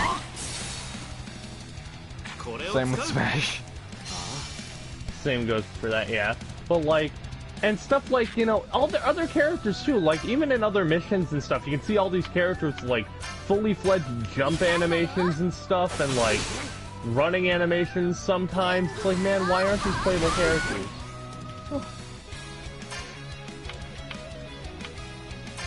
Like, imagine a Knuckles DLC. Imagine a Knuckles DLC that plays kind of like the Knuckles mod for Generations on the PC. Like, you can play with, like, you know, like, basically it's just regular Knuckles, but with some animation changes, like, say, it's Stomp.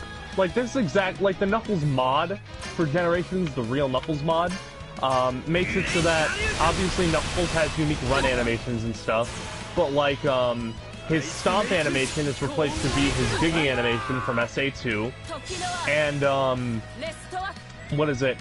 His boost, his air boost, allows him to just basically glide forward a little bit, so it's more horizontal. It doesn't make you drop as quickly. And I'm just like, that couldn't have been hard for Sega to do. If you just did that, I would have bought that, pay like, you know, maybe $3 to $5 for that. Heck, I might even pay more. Friggin' character packs. Yeah. That'd be sick. Like, imagine being able to play as, like, Blaze or something in the game. It's just, you know, Blaze. Doesn't even need to change the friggin' controls. Just the animations. I was thinking, like, maybe they could add, like, extra, like, maybe story DLC. You know, kind of like how Breath of the Wild did kind of things, like an expansion pass. Maybe. And again, maybe being able to, like, what if they made, like, a DLC pack for Generations that, had levels from the 3DS version? Imagine that. Like, being able to play through, like, Water Palace or Mushroom Hill. Yeah, that'd be pretty cool.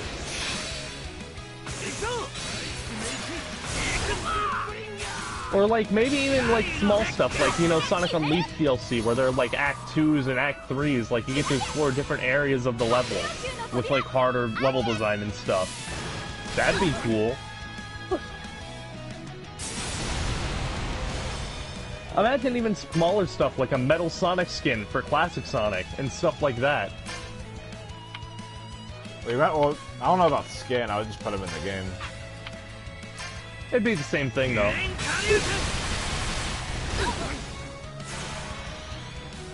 Like, imagine a classic Tails, like, playable for Sonic Generations, or a classic Knuckles. Like, at least those three. Yeah, I don't know why the other classics didn't show up. Like, classic Amy and Knuckles should have been there. And, like, yeah, but even then, right? Like, even if you wanted to go through the trouble of making a model like that, like, at least one, just give us a classic Knuckles. He doesn't need to be in the story or anything like that. Just make him playable. Add a classic Knuckles. Make him play like you did in the Genesis games. Yeah. You don't even need to give these characters like their own levels. Just make them playable. Just add them as characters for you to play through levels with. And then they could add levels. Imagine being able to like add levels like Final Rush from SA2 and you could play through that.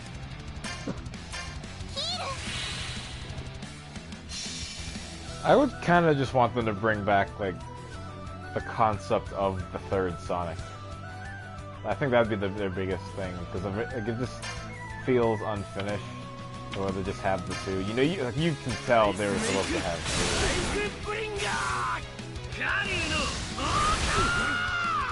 But like, yeah, like even small stuff like that. Like we just thought of a bunch of DLC concepts right now that don't seem unrealistic. Feels like they could definitely make that, especially at the time. Like why couldn't they have done that? That game was dripping with potential for DLC. Like even the chemical plant, the casino night like pinball table, that was awesome. But like you have all these assets, you have the music. There's a level in the 3DS version. Why not just port it, or like make a casino night stage? Zylo in the chat says Mephiles needs to be in more games and possibly Infinite too. I wouldn't mind either of them coming back, honestly. Like Infinite needs a lot more work a little bit, but he still has potential. And Mephiles is pretty cool because like what, he's the only villain that actually came in and killed Sonic on the spot. Like the two, it's like a similar thing where it's like Mephiles is like evil, villainous, and simple, but he's cool. Mephiles is evil, villainous, and simple, but he's really lame. Well, I mean, Mephiles was the only one who really was successful in killing Sonic, though, which is pretty hardcore. Yeah, and apparently all it took to kill Sonic all these years was just put a shiny object in front of his face and then stab him from the back. I didn't think it was that simple, but apparently it was. Well, Eggman's kind of soft.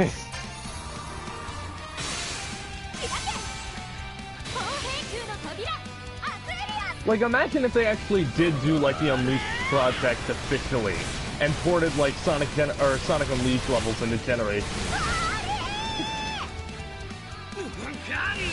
I could see that being pretty cool, honestly.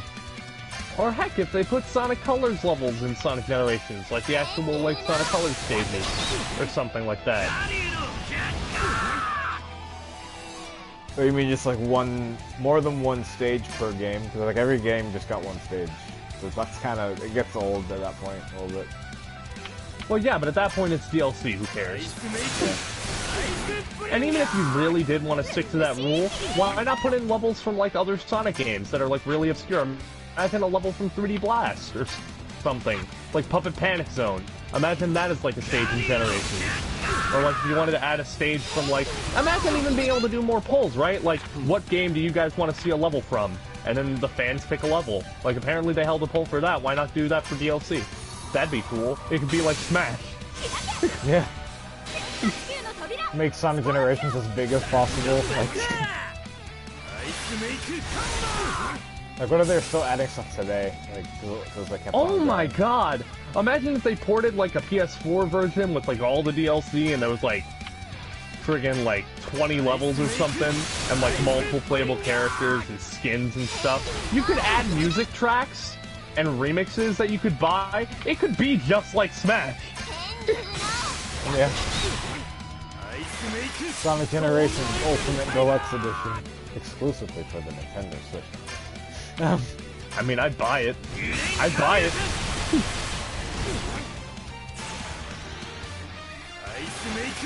So what if they brought back, like, I don't know if this would be too much, but like they do some kind of like Spider-Verse thing, and they bring back every Sonic, and it's like, you have Jason, Ryan, Roger, all of them. I wouldn't really like that. I'd rather just, honestly, I'd still really just rather have one Sonic. I don't want to keep segmenting everything. I'd rather just have the one, or just have the two be separate. I'd rather not have all of them at once.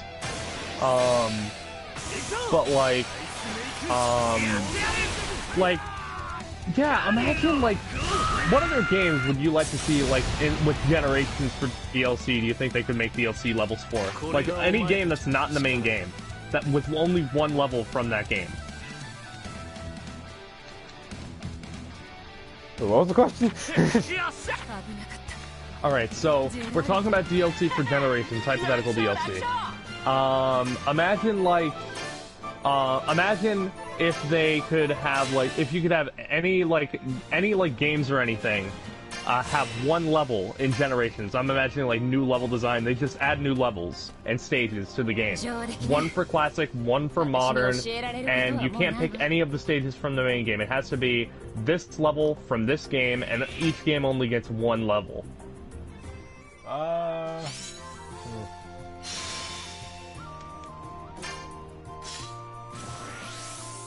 see. I have to run down the list.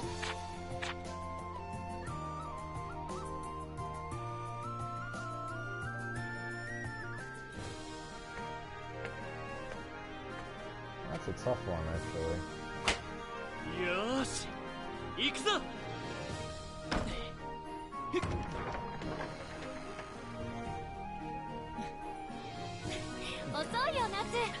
Now, okay, now I genuinely want to think about that.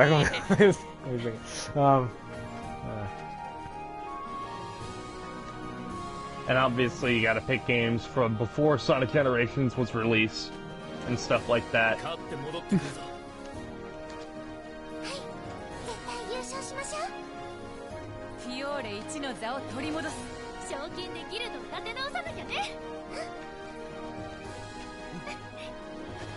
I would say, like, maybe, like, just for, like, a one-off or something kind of random that's just not all about running, like, maybe, like, Rail Canyon or Bullet Station from Heroes, just, like, a whole grinding stage. Ooh, that could be cool. Grand like, Metropolis? Yeah. Like, any other hero stage stuff that's not Seaside Hill, I'm actually getting kind of tired of Seaside Hill. Oh, what? Well, again, we already got a level from Sonic Heroes in the main game, so that's not really an option.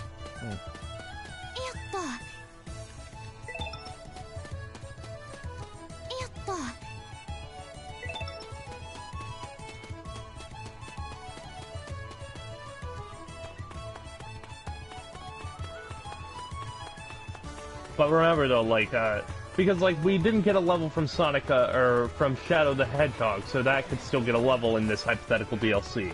I was kind of thinking Shadow, but like it's the game's all about. I mean, I know Shadow's a part of the legacy, but it's like it's Shadow's game. They had a level from 06 in there. Well, yeah, I mean that's still part of Sonic's history, but it's like Shadow's like about Shadow, you know. So it's like I don't really know if that's like sure. Yeah. Like, you have all this, like, oh yeah, happy birthday Sonic, and then suddenly, like, edgy, guns, freaking alien, I don't know, just...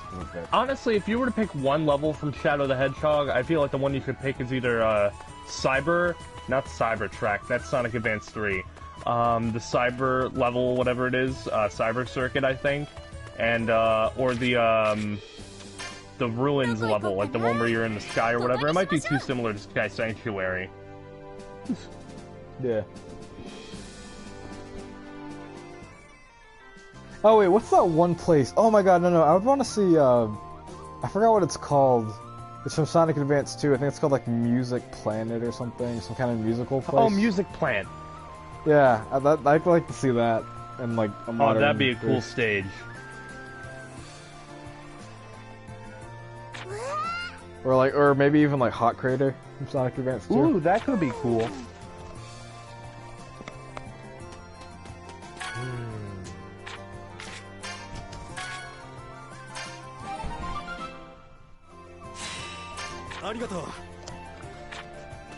Like, oh, what if we had, what is it? Oh wait, we already got a level from Sonic 2, I was gonna say Mystic Cave. I mean, a level from Sonic 3, they didn't say Sky Sanctuary was from Sonic 3 and Knuckles, they said that was Sonic and Knuckles, so maybe we could get a level from Sonic 3? Oh, Ice Cap, dude. Yeah. I don't think there's even any snow levels in Generations at all. Like, snow-like. There aren't. Ice Cap would be pretty cool. Ice Cap. There could be a level from, Sonic R. That would... I wouldn't really want to boost through that, though. I'd want to, like, run through it, like, normally, like how the game's intended, I suppose. Mm-hmm. Oh. how about a level from a Sonic CD? We didn't get one from Generations. What level would you pick? I'm honestly not too familiar with CD, to be honest, to know all the runs and like what's what. But, like,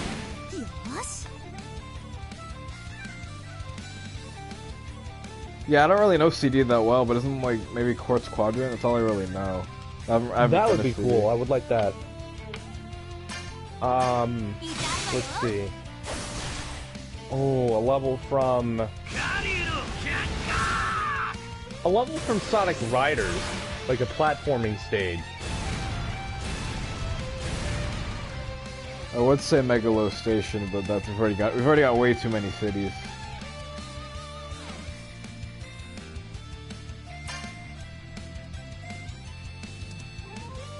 That one forest place with like the centipedes. Oh yeah, that would be cool.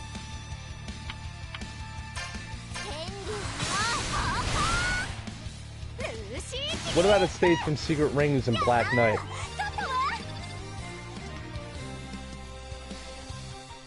Any Black Knight stage would be pretty cool, to be honest, just because all the scenery. Like, there's not really any specific stage to be called in Black Knight. You just kind of run everywhere. Oh, if I picked a stage from Black Knight, it would definitely be either that field area, whatever that was called, or the maybe the Molten Mine stage, or what was it called? Dark Hollow, I think was one. No, what was it called? It was that like one snow stage where you run through a shadow and he talks about how butterflies are confusing him. I've never beaten Black Knight. I haven't. Just haven't beaten it. But like, yeah, one of those stages from Black Knight. Secret Rings. What stage would you pick from Secret Rings?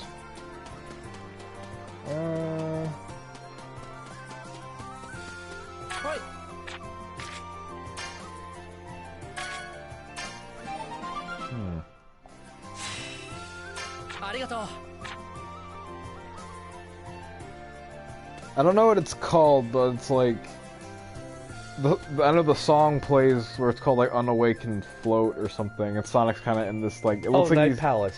Yeah, Night Palace. There we go. He's running around. He's like the sky's full of stars and like the platforms and the floor is all glass. Yeah, that would be that. Oh, imagine if like you run on that, it's cool, but the second you start boosting, it like starts to shatter, so you like can't boost on those areas or something. Yeah.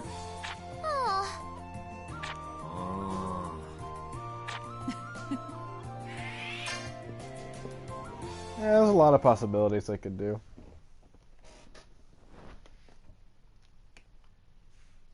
What about character DLC? I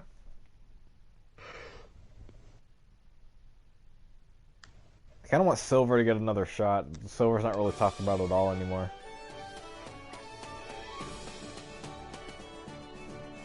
Just Triple S in general. Sonic. Has Sonic Shadow Silver be relevant again?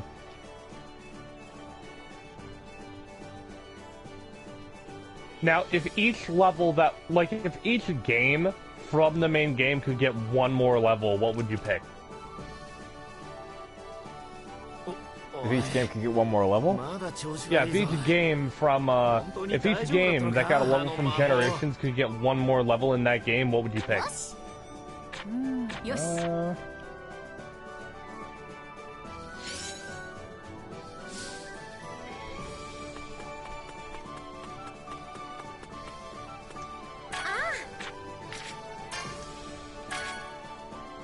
a good question. I gotta think about that. Like, you get one more level from, like, you get one more level from Sonic 1, one more from Sonic 2, one more from Sonic and Knuckles.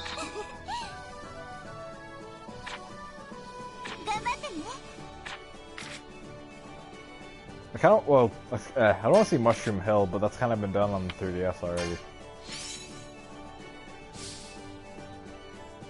Like a more 3D, less 2D version, I suppose. Mm-hmm.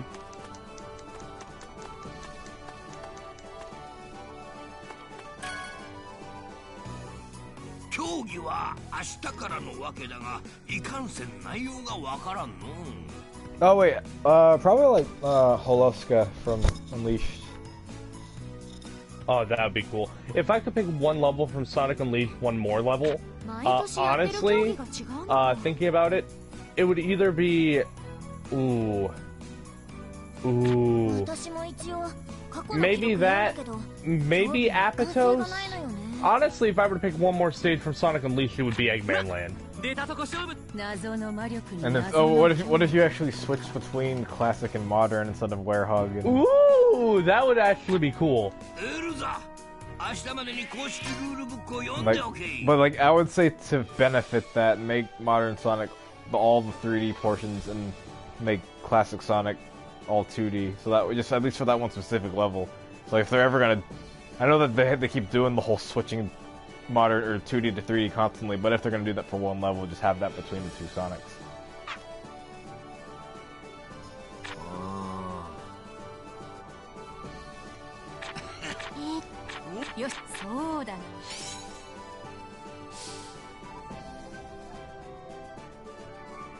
An Unleashed level would be cool though. Let's see.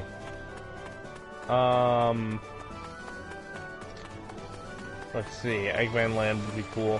What if Sonic Adventure 1 could get one more stage? What would you pick?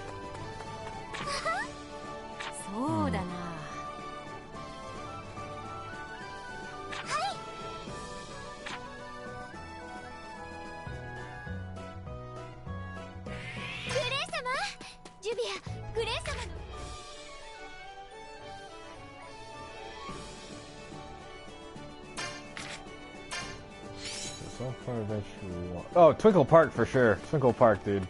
Twinkle frickin' Park. Oh, yes. Ooh, that would be fun. Twinkle Park. Someone in the chat says, "What about levels from Forces or 06?" I was thinking like oh, what about Forces or 06? Well, Forces came out after Generations, so I'm thinking like it wouldn't be likely that that game would get DLC. But 06, one more level from 06. What would you pick?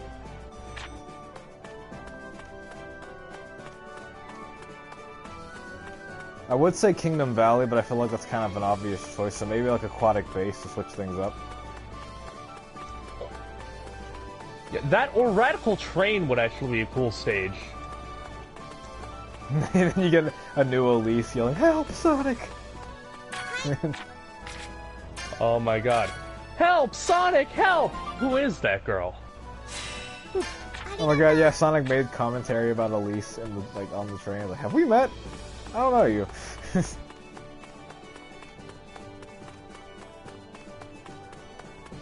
Oh.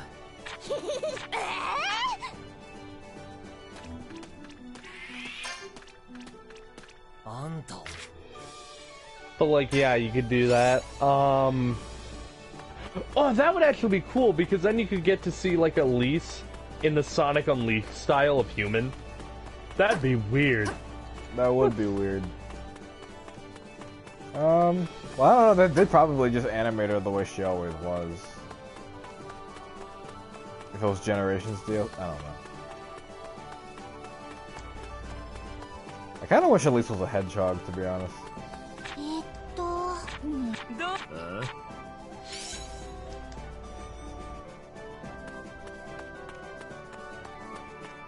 Like, what is it?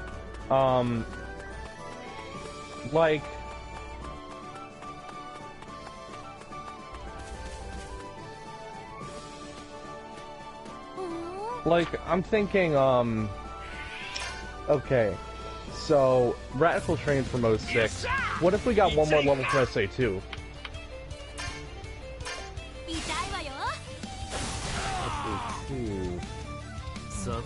And again, remember, you don't have to limit it to things like speed stages or anything. Like, if you want to, you could pick, like, a mech or treasure hunting stage, or something like that. Maybe Pumpkin Hill and get a remix of that song? Oh my god, that'd be great. And they bring back 100p to do the vocals. Yeah.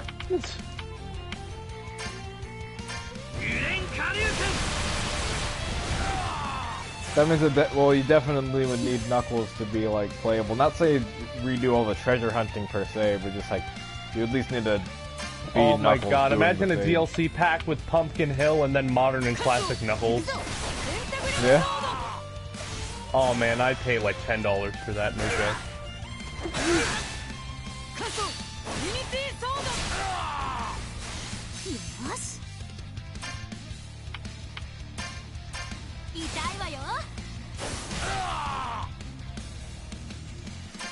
Like I'm thinking, oh, imagine if we got a, so if we got one more level for, Sonic and Knuckles, what would you pick?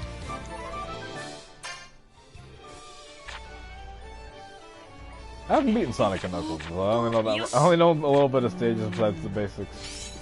A lot of the classics I haven't beaten, just played. But,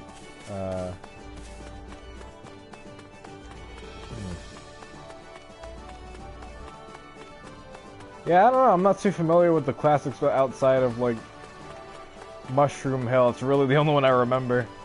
I mostly have just all this... I'm a modern guy, I suppose. What if we got one more level from Sonic 1? What would you pick?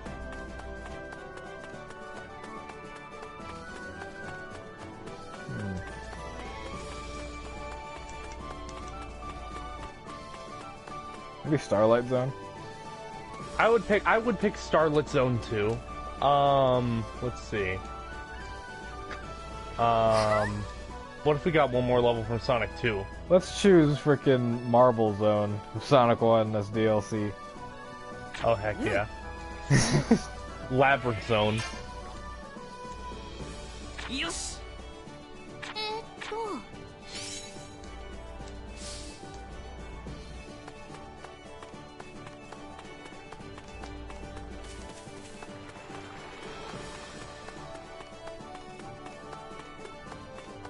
What if we got stages from, like, Sonic Chronicles? Oh, okay, that'd be weird.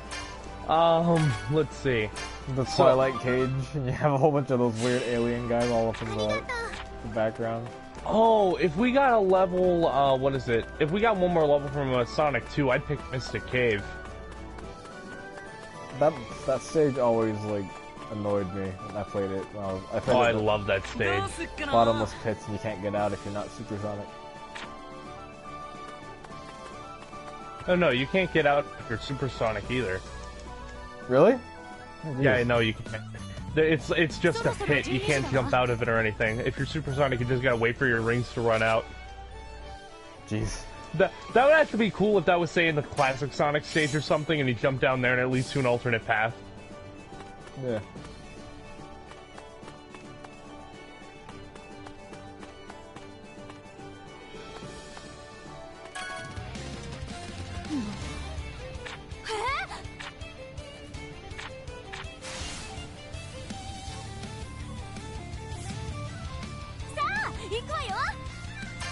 Oh, what if, what was I gonna say? Right, how about, what was I gonna say? Right. What about, what is it? One more stage from, Sonic, or no, we already went through Adventure 2. One more stage from Heroes.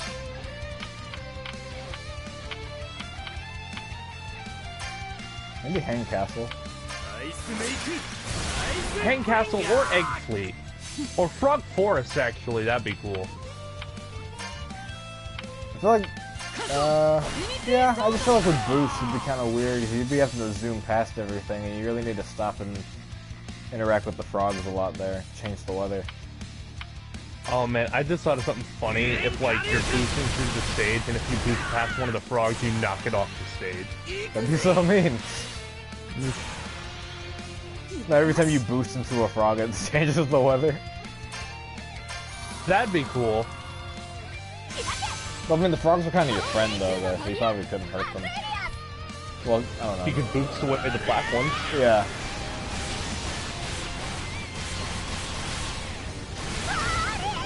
And those frogs, like, I don't remember, but did they look like Froggy? Like, literally, or no? Yeah. That's yeah, weird. they do. That's weird. That's just what frogs look like in Sonic's universe, I guess. And did Big say anything about it? I don't remember. Big had to have said something. I forget.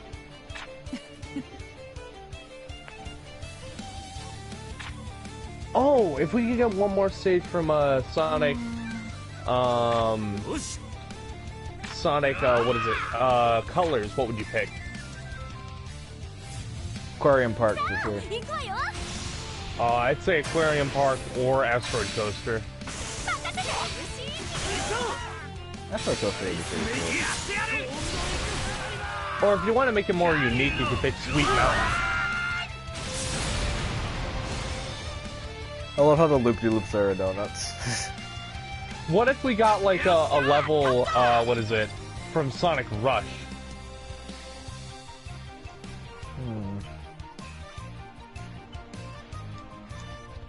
Everything that comes to mind is like the first opening level, but it's like, no, it's so boring. So like, I'm thinking like,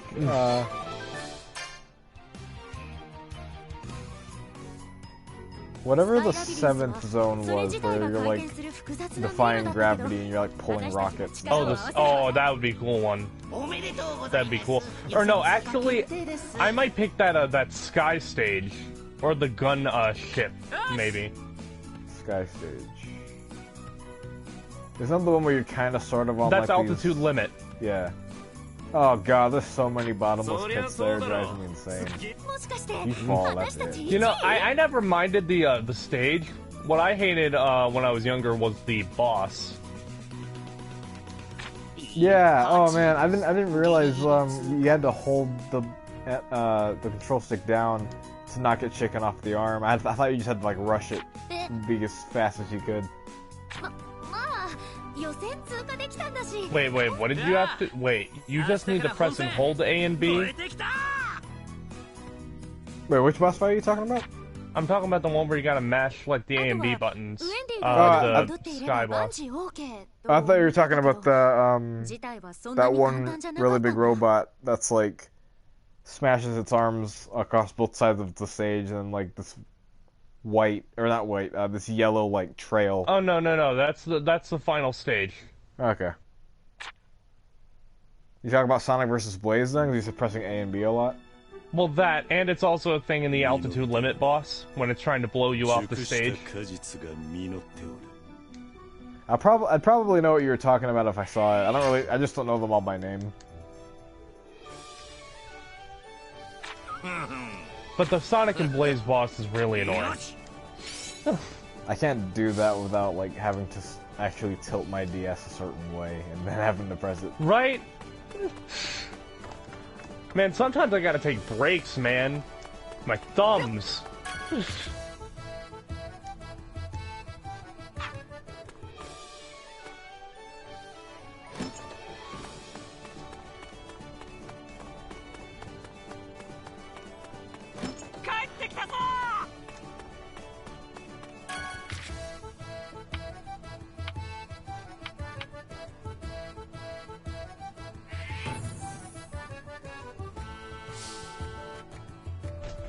It would be cool to have more bosses though, more stages, more characters. Yeah. That'd be cool.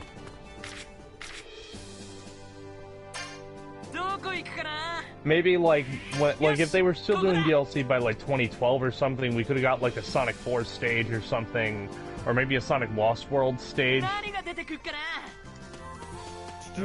but I feel like that wouldn't be as exciting though.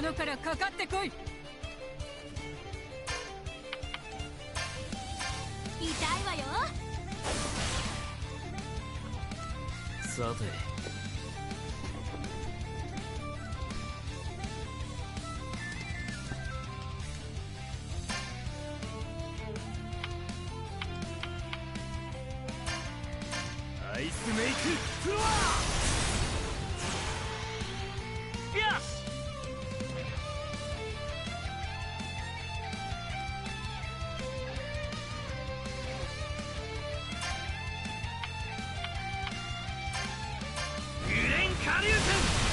Maybe like even some Sonic battle stages would be kind of cool too. That could be cool. Now, if you could have some stages in TSR, what would you pick?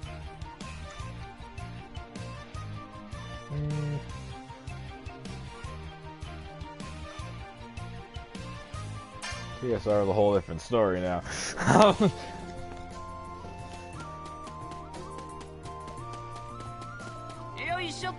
Maybe some of the freerider stages, like freerider specifically, because like nobody's really like everybody kind of puts that off just because of the whole control setup and things, and we'll get another chance in TSR.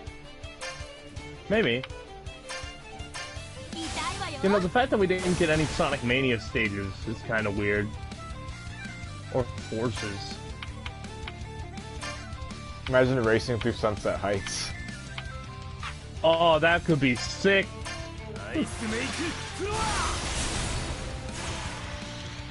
Yes.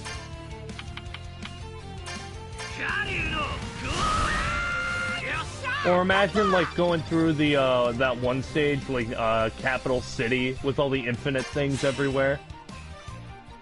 Those things are genuinely creepy, like as a concept. They're just giant, infinite, like snake-looking dragons.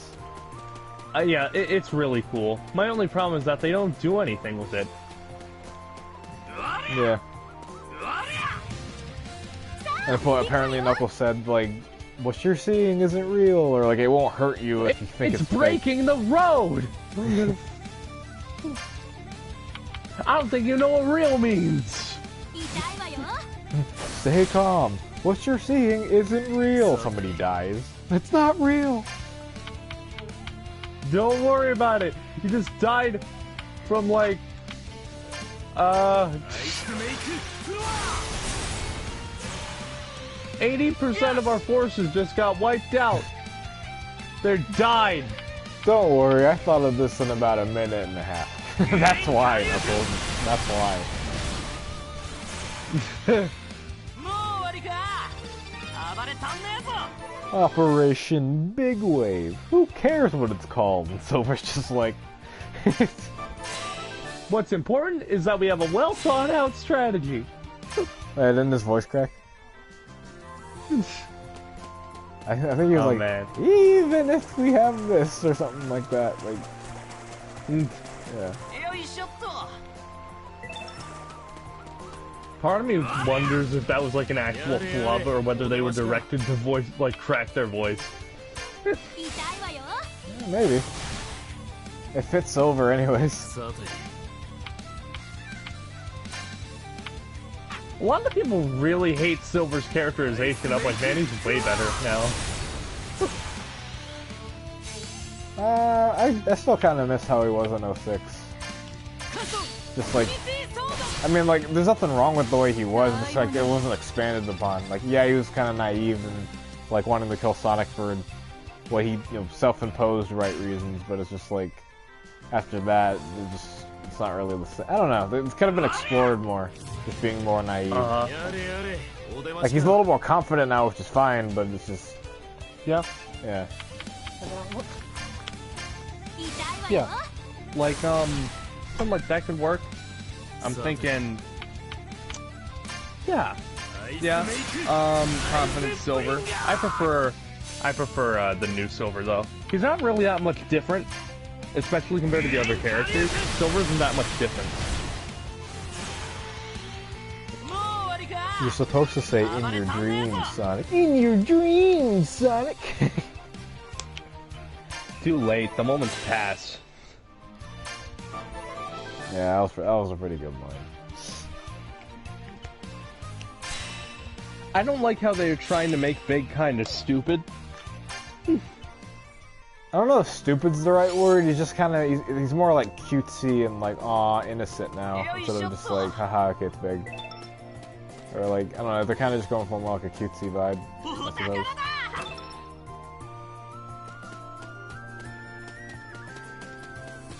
I don't know what they're doing with Amy right now.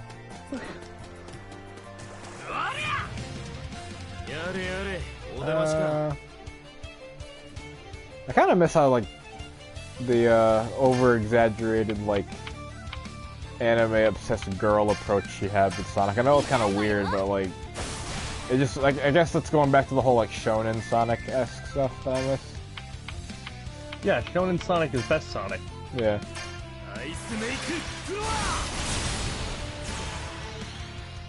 Because you're a weeb. I'm the weeb here? What are you implying, huh? I'm implying that you're a weeb. I think that's pretty obvious. I don't know what you're talking about. I'm just playing Fairy Tail on my PS4. Yeah, okay, precisely.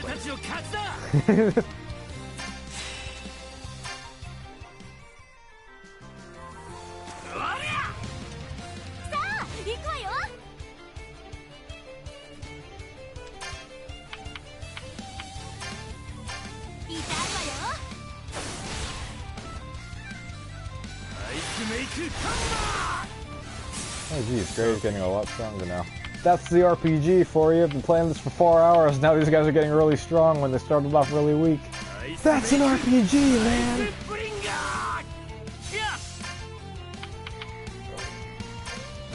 Like, oh man, like, I miss the way the characters used to be in games. Like, yeah, I still think Sonic Colors, or not Colors, wow. Sonic Unleashed and Black Knight have the best writing in any of the games. That and SA2, just like I really like that concept of good versus evil that it had going for it. And you had like just definitely more of like where choosing in the your side. world have you been? Oh, I love Eggman in SA2.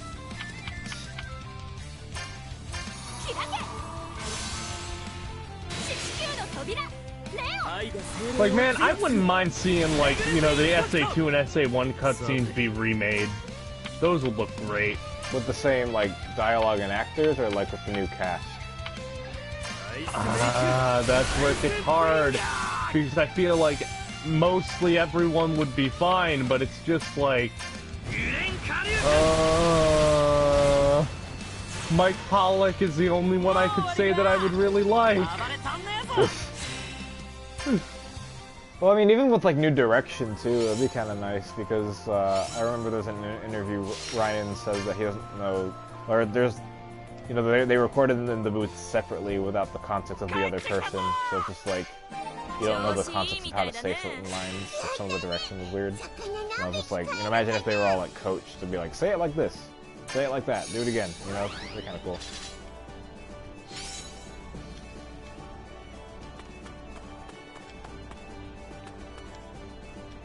Like, I feel, what is it? Like, I just, it's hard for me to imagine Roger Craig Smith delivering Ryan Drummond lines. Watch out, you're gonna crash. Watch out, you're gonna crash! Tails, you could have been killed. I'm just glad you're okay. What happened anyway? You're too good of a pilot to just crash like that.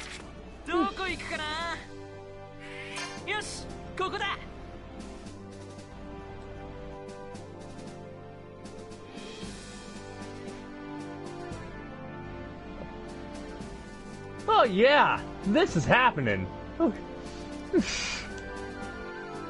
Or I'm just like imagining when Tails is like crashing on the beach and he's just like, it's just gonna sound like something from Sonic Boom. Like just casual and just slice of life like. Oh, imagine Knuckles' is new voice actor. Well, which one? Because I know that he has a new one in TSR apparently. I think that's his new one now. That's surprising how they just like straight up replaced like a lot of the main cast. Well, I don't even know if that was just for the sake of TSR or not, because they probably would have announced saying like, "Hey, there's another one, another new actor," but they didn't really do that. I don't think they would. I don't think they care, really. I feel like the second they find someone that's like replaceable and less expensive, they will replace Roger. They will replace anyone else there. I wouldn't mind Ben stepping in though. Now, honestly, I can imagine Ben Schwartz doing Ryan Drummond lines. That would actually be cool to hear.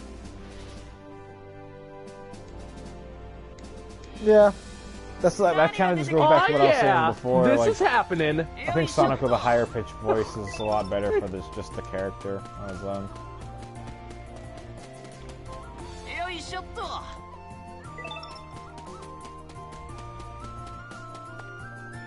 I was on a snooze cruise, I guess. No.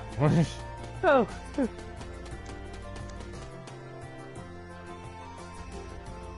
Can you imagine Jason Griffith doing Roger lines? Ew. The fact that that almost happened, too. Wait, how? Remember? Ryan Drummond got the role for Sonic Colors. Oh, right, yeah. I wouldn't mind having Ryan back today. Man, that's actually really unfortunate because of how close it was.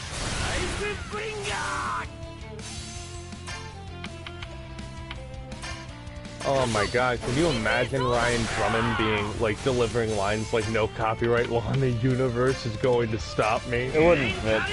Like, Ryan's got the early 2000s rockstar skater Sonic vibe to him, and this is just all comedy.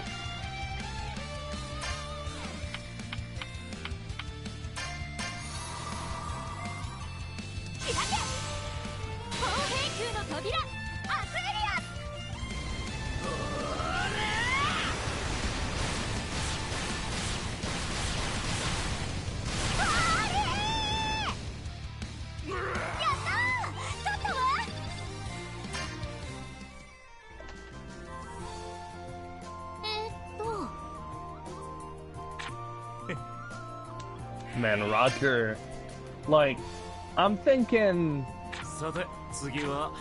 like, and not even just SA1, because they remake SA1 and it's good, they'll remake SA2. If they don't remake both at the same time, no one's thought about that. They might just do both. Like in a collection or something? Yeah.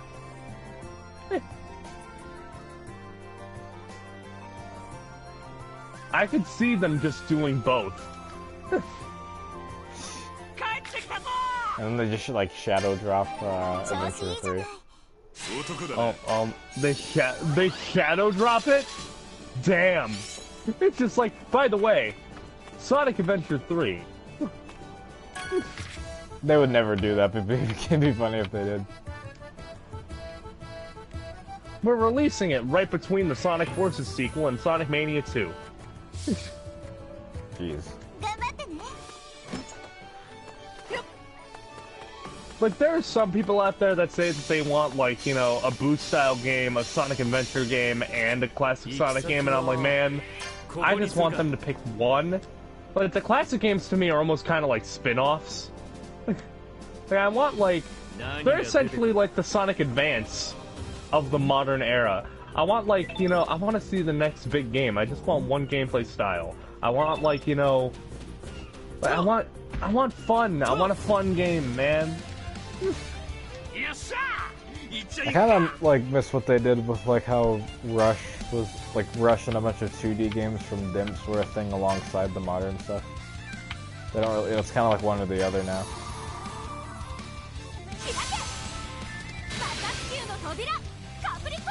Like, what is it? What was I gonna say? Right. What about like Roger delivering lines like, "I found you, Faker"?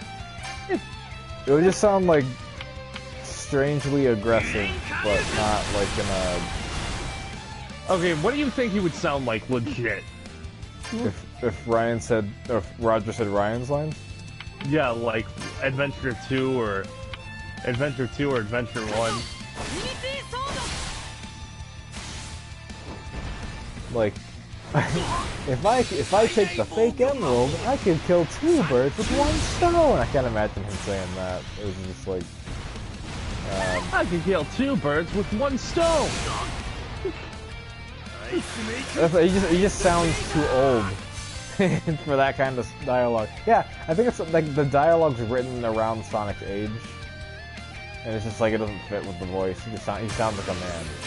And it's not knocking Roger at all. Like, Roger's great, but I just don't like think the Sonic lines those really fit.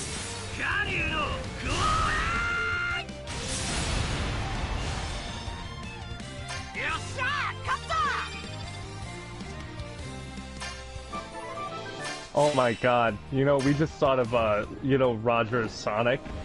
Imagine this.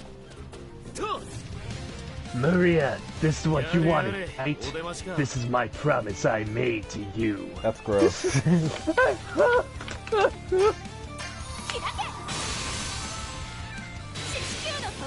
My god, that would be gross.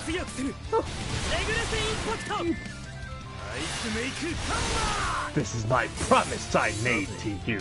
What? You keep the promise. Don't keep the promise, please.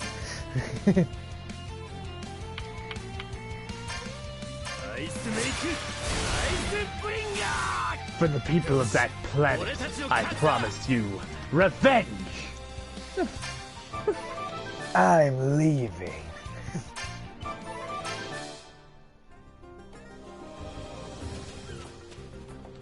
Oh man, that'd be so weird. Bring Kirk, Thornton, Shadow. Oh, that'd be weird.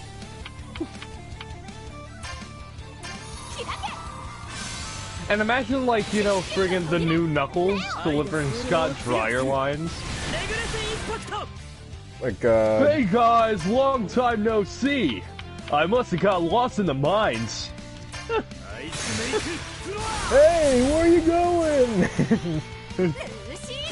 More importantly, I saw that Batgirl go inside with him as well. Oh, you saw them too, right? He sounds like some, like, Chad. He does!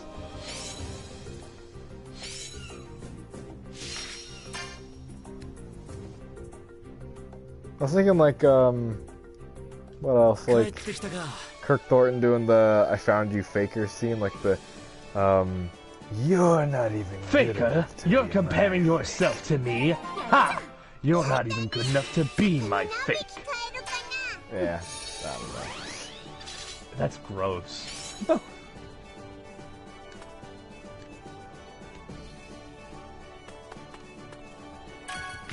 The only voice, the only voice actors that I don't really have a problem with, Mike Pollock would be fine. Like, you know, Cindy Robinson would be fine as Amy. You know, I feel like Tails would be fine. I forget his new voice actress.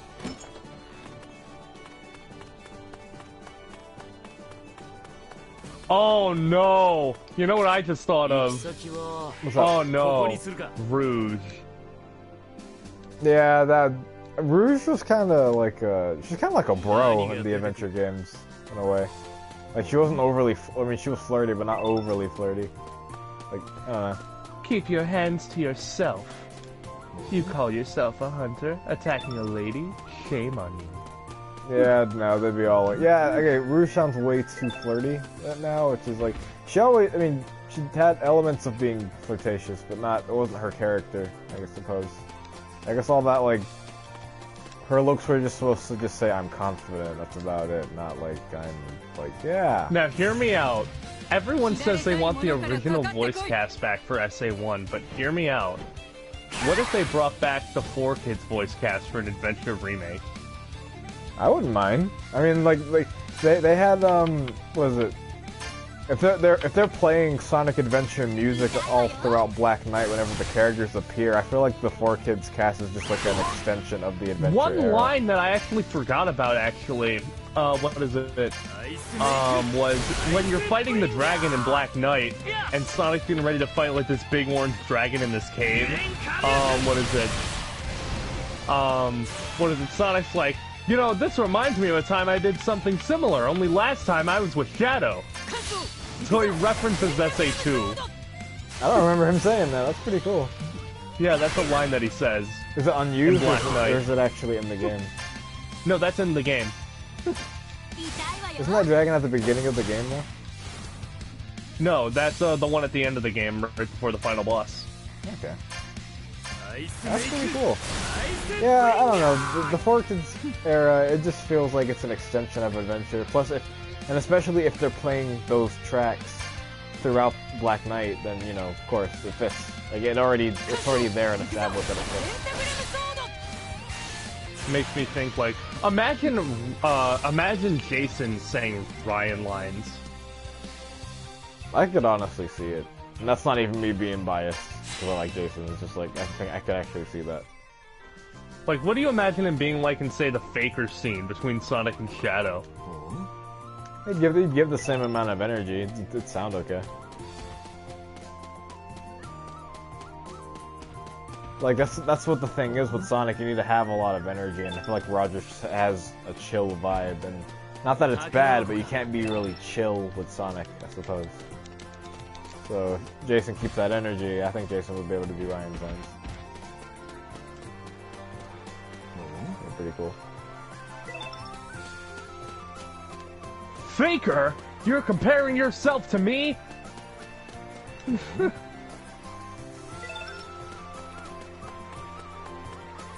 I would actually love to hear Jason's Shadow in SA2.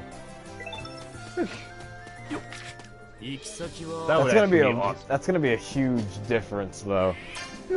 Like, really huge. For the people of that planet, I promise you, revenge!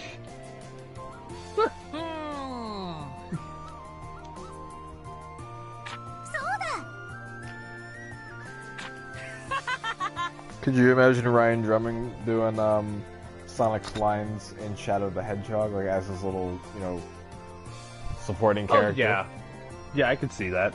Like, I don't know, like, Shadow, why are you siding with them? Stuff like that. Shadow, why are you siding with them? It just still kind of sounds like Jason in a way. Like, Ryan and Jason do sound a little similar. It's just one's more musically inclined, like, hey, okay, and like kind of has a little rhythm to it. And the one's just kind of like, oh, bro, skater, bro. Okay, that's cool.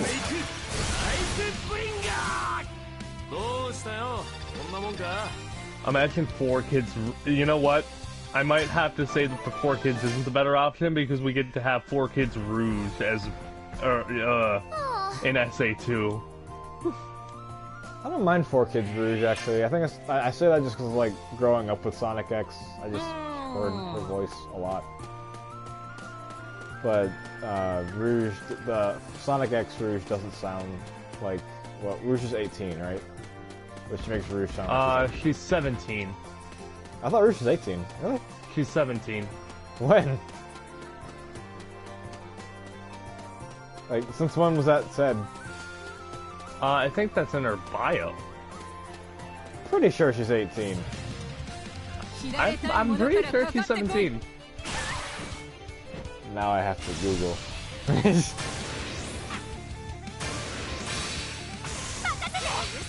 Alright. How old is Rouge that? I'm gonna Google this right now.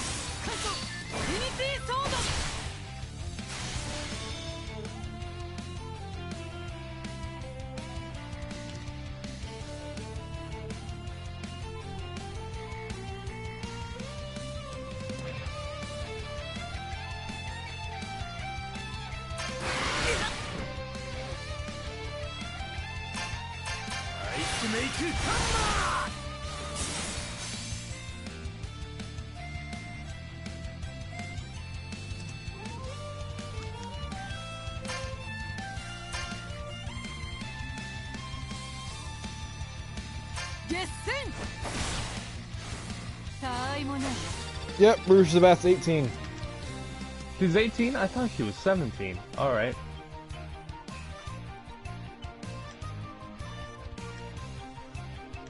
You're not a real Sonic fan. If you're a real Sonic fan, you'd say that Eggman's age is unknown. Eggman's 4 years old. What? What? He acts smart so the grown-ups will acknowledge him, but it never works.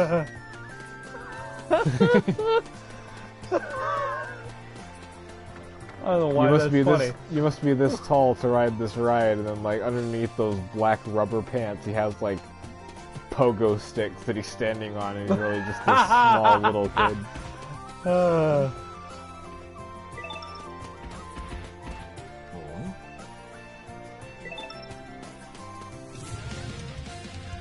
My god, 4Kids Amy like in SA 1 and 2 would be great.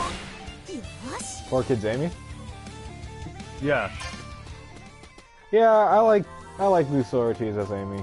That fits her a lot.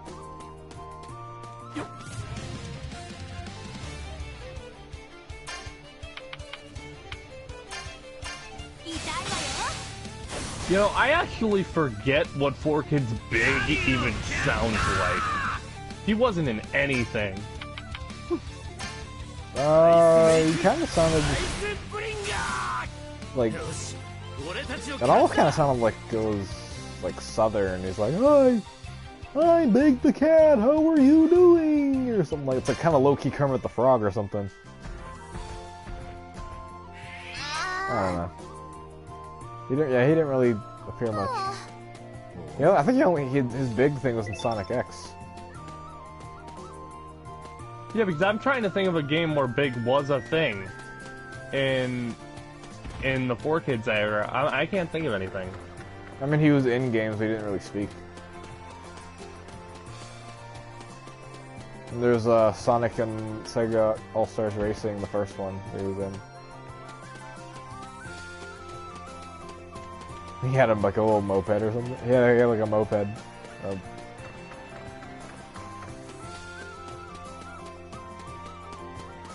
feel like anybody can do Big's voice there.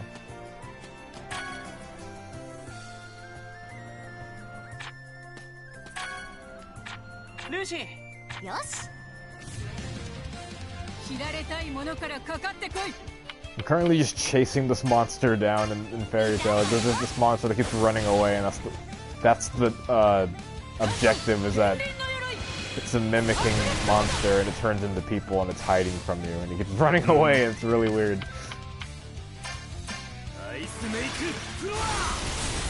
Man, what is it? Like, what was I gonna say? Right. Imagine, what is it, 4Kids? Ooh. 4Kids.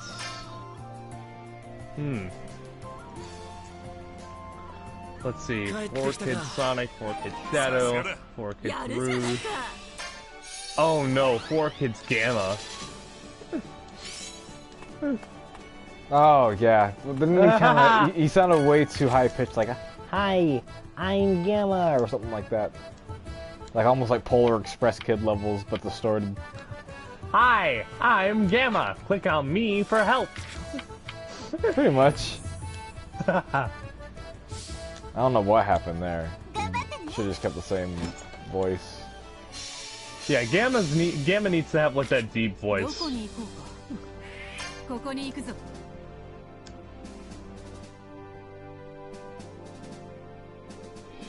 Oh, imagine like 4Kids Knuckles in SA1 and 2.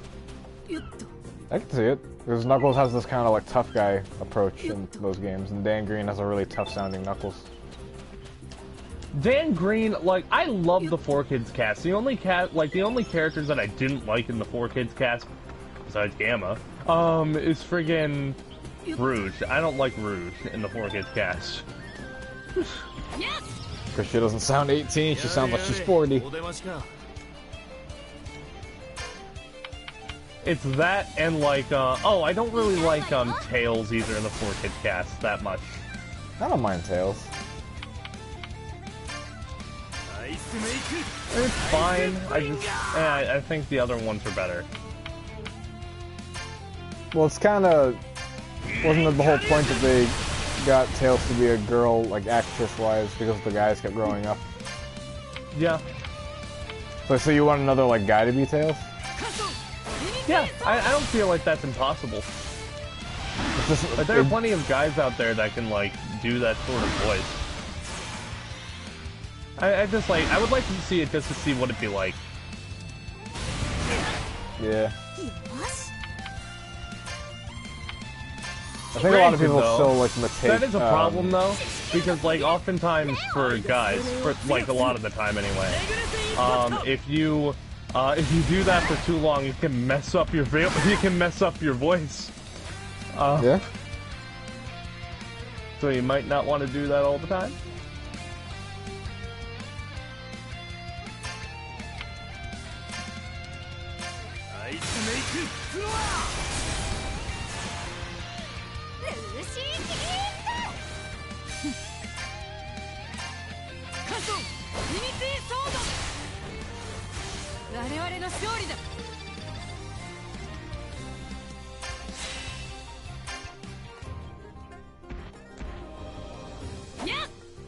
If Tails was a guy again, how do you think?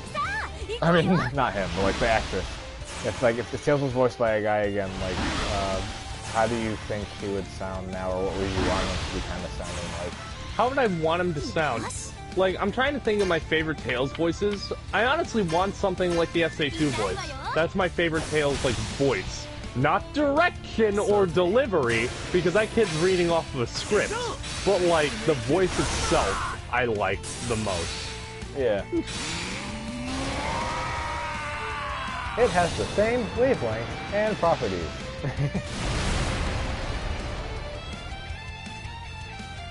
Yeah, but I like my favorite Tails is SA1 and SA2 Tails. That's Eggman. I wonder what happened to Sonic. So, this must be the Sky Deck, huh? You know, something amazing happened the other day. So, you know Cat's on streaming Sonic Adventure on his Switch, right? I think so. Yeah, he was playing Sonic Adventure, he finished the game a while ago. But when both times, whenever he went up to Skydeck as Sonic and Tails, something marvelous happened. The turn didn't happen. They didn't turn. On Skydeck? Yeah, like in the entrance, you know, the characters like turn for no reason. Yeah. They're like, oh, this must be the Sky Deck. Yeah, they didn't turn. Oh, jeez. It freaked me out. Like, what? The game's not bugging out? What?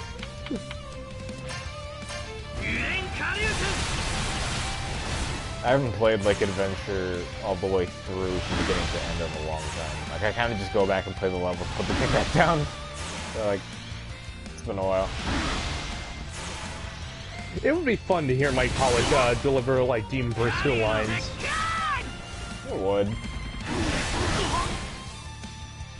I can't see anybody being Eggman besides him now, honestly. Yeah. Like, if there was a new Eggman, I'd be like, oh no, this is strange. I mean, he's been voicing the character for, like, what, 18 years now? Since 2003, yeah. Almost 18 years.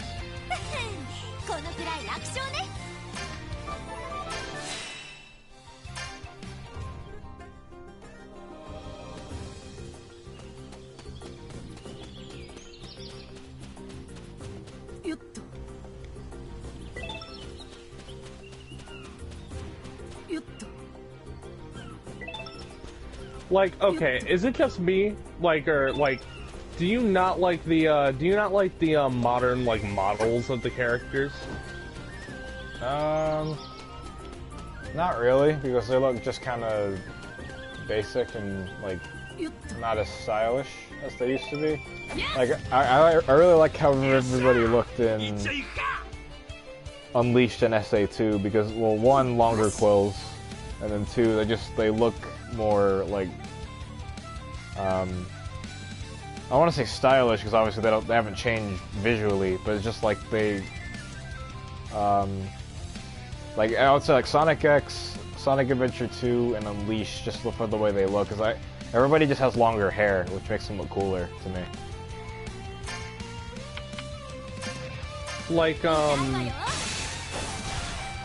I feel, I like Sonic in the modern style, thinking like Unleashed to now, I guess. Not now, I don't like his short quills. But, I don't like Tails, and I don't like Knuckles that much. Knuckles is weird, because I feel like his forehead, or at least around the top of his head, just got, like, wider, like it got stretched out. And he looks kind of like... that's what it feels like. It feels like Knuckles' face is stretched. Yeah. Like, I think my favorite looking Knuckles is probably the one from, SA2 and Heroes. Yeah? What about Black Knight Knuckles, huh? Like, okay, yeah, honestly, like, imagine, like, so, you know the the storybook drawn cutscenes for Black Knight. Imagine I would that. love a game that looked like that. Yeah, or like imagine like, you know, Sonic X looking like that. You know, they actually had all the, like, you know, Sonic in those specific scenes, all of his quills are like drawn no matter what angle he's at in those scenes. But like it's still kind of similar to Sonic X, but you know, obviously got that storybook gradient to it. But it's just like I'd like to see like a mixture of Sonic X and that specific style, so everybody, you know, obviously has all their elements with their design, like Sonic's hair and things. Yeah, I love the way all the characters look in Black Knight.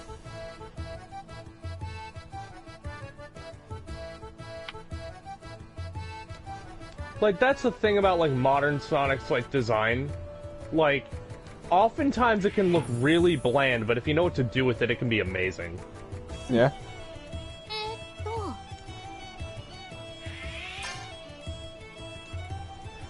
But I feel like one thing that I don't like about a lot of modern Sonic artwork is that, like, the model and everything is just... They don't make it emote or anything. They make him very bland and dull, and they don't make him emote or express a lot. He's just kind of staring, being there. Yeah.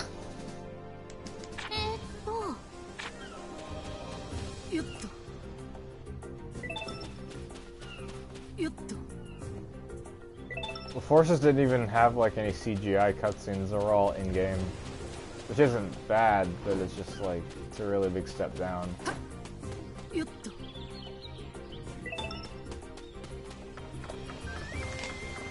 I really don't like Force's cutscenes. Not just the writing and the story, like the animations, the presentation, it all feels dull and flat.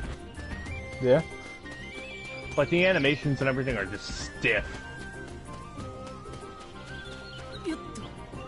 Your plans will fail just like they always do, with you sitting in a pile of robot parts wondering how you failed so badly!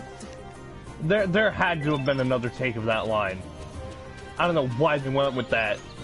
It just kind of feels like a run-on sentence. Like, there's no pausing in it. Like, is Roger, like, straining his voice? What happened there? Like, how you failed so badly! Maybe it was said too fast? Like, you know, just like, there wasn't any pauses and it was said really fast. I can kind of see that, like, you know, oh boy, you need to like, you know, rest and catch your breath, I would say. Also, I don't like Tails' voice in Forces. So, what do you think of True Dat? Ugh. True Dat. That must be you, buddy! The sun's about to kill us all!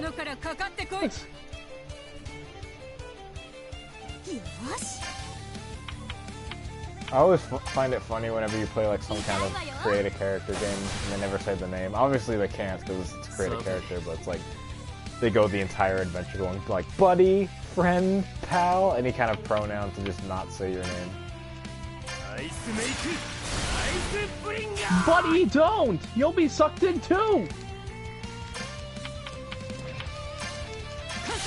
I hate how they treat Sonic's eyebrows, or like they treat Sonic's freaking eyelids like there's eyebrows all the time. Yo, you don't like that? I thought that's kind of the point of his design, because he doesn't, I mean, yeah.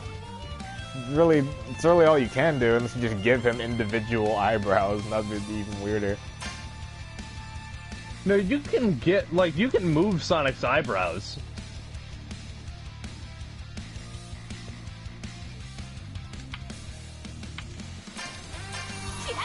No, I'm saying, but like, those ridges are above his eyes, those basically are his eyebrows, which is kind of strange.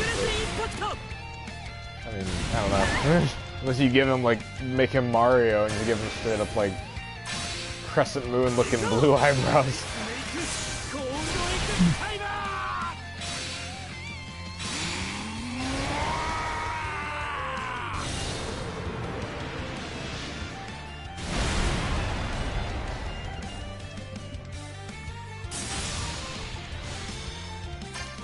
の勝利だ。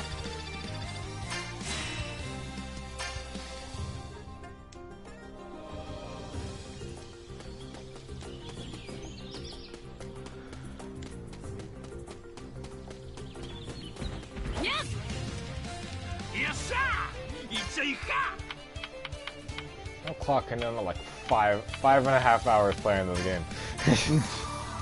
I had work to do. I'm thinking about ending it around like 3. Oh geez, who said that? I don't know who said that. I don't know what you're talking about. I'm playing Fairy Tail on my PS4.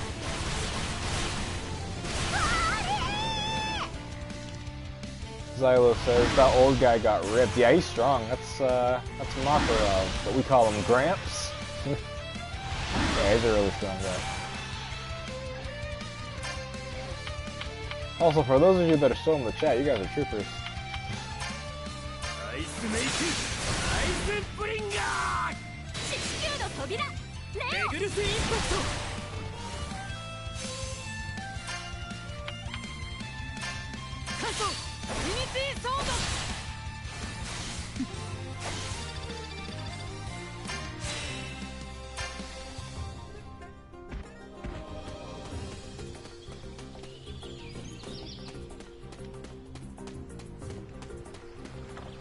I thought old people were weak. Guess not. Oh yeah, no, that guy's insanely strong.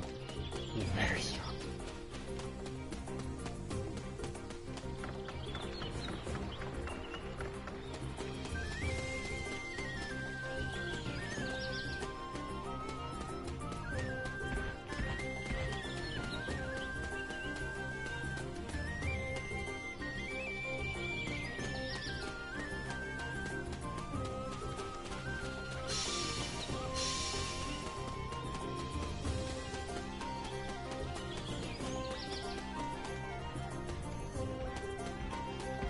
I'm waiting to play Crash 4 so badly. That game looks so good. What about Crash 4? That game looks so good, I'm waiting to play it. When does it come out? October 2nd. Holy crap, that's my birthday. Wait, really? Yeah. Oh.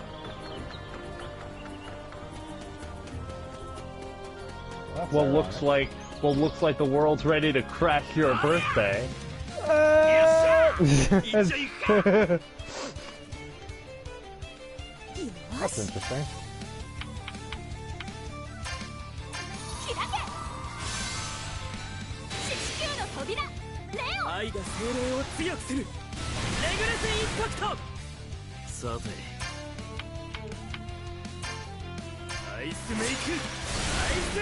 Yeah, I've never played Crash either. I think the only Crash I've ever played is the new one that just came out, with the new Crash racing game. That's like only Crash related thing I've ever played. Did you like it? It was pretty alright. A lot of people say that it's hard, apparently. So it's like, I don't really see that, but it's just like, you know, it's just really, you know, it's a good kart racer. I didn't really see anything wrong with it. Like, what is it? Yeah, you should totally try, like, Crash 4, though. Like, it looks like a really good game, and, like, Crash is a good series. My first game is going to be the 4th game in the series. Well, it's probably not 4th game. Well, no. Yeah. Wait, oh yeah, not 4th game in the series, but like, I don't know, this is the 4th of a canonical lineup, I suppose. Is this some kind of like long-awaited thing? Well, Crash 4 was, well, Crash 4 technically came out in like 2001. And then there was another game in like 2004. And, then there was a reboot. And, yeah. Gotcha.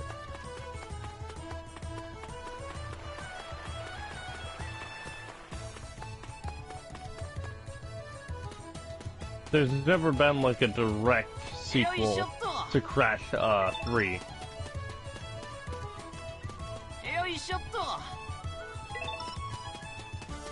Well, now you got it. It looks so good.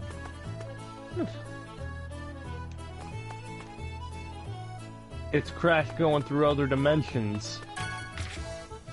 Just like Sonic has, apparently.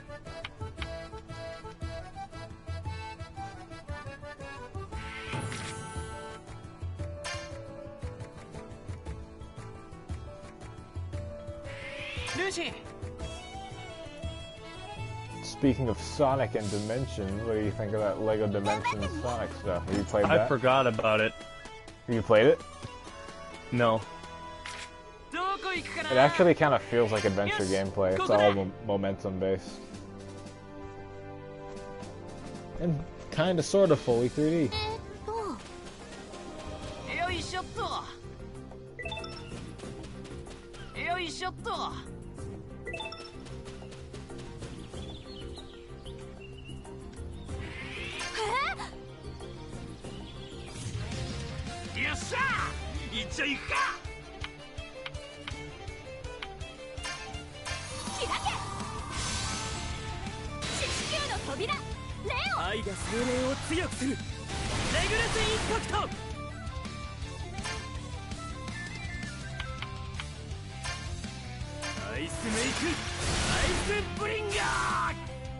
Also, I might go for a couple more minutes. I've actually probably got to do some stuff pretty soon. I might just go for a couple more minutes. You're acting like I'm not gonna hold up what I'm saying. Is that what you're trying to say? That I'm not gonna actually follow through with that? I'm just gonna hold you to that. A couple more minutes. I have to record some lines. A couple more minutes. I'll probably say like after this mission that I'm doing. I'll probably end it. I'm doing a mission in this game.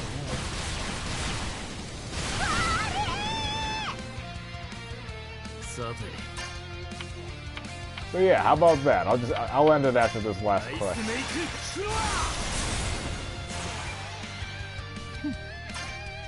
Holy crap, it's been 5 hours.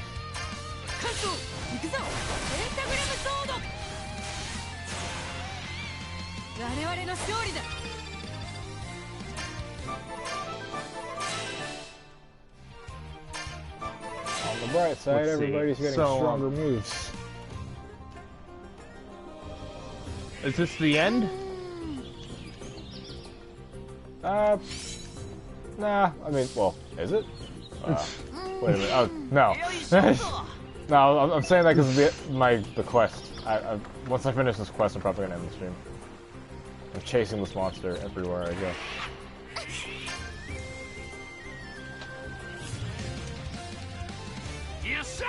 Now there's 3 of them and they all need to die.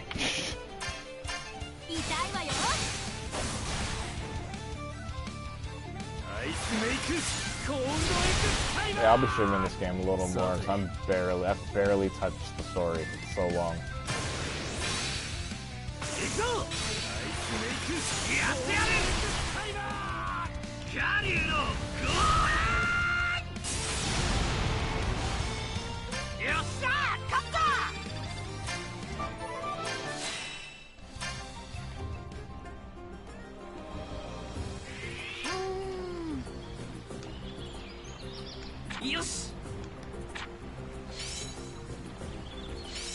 How's Mania going?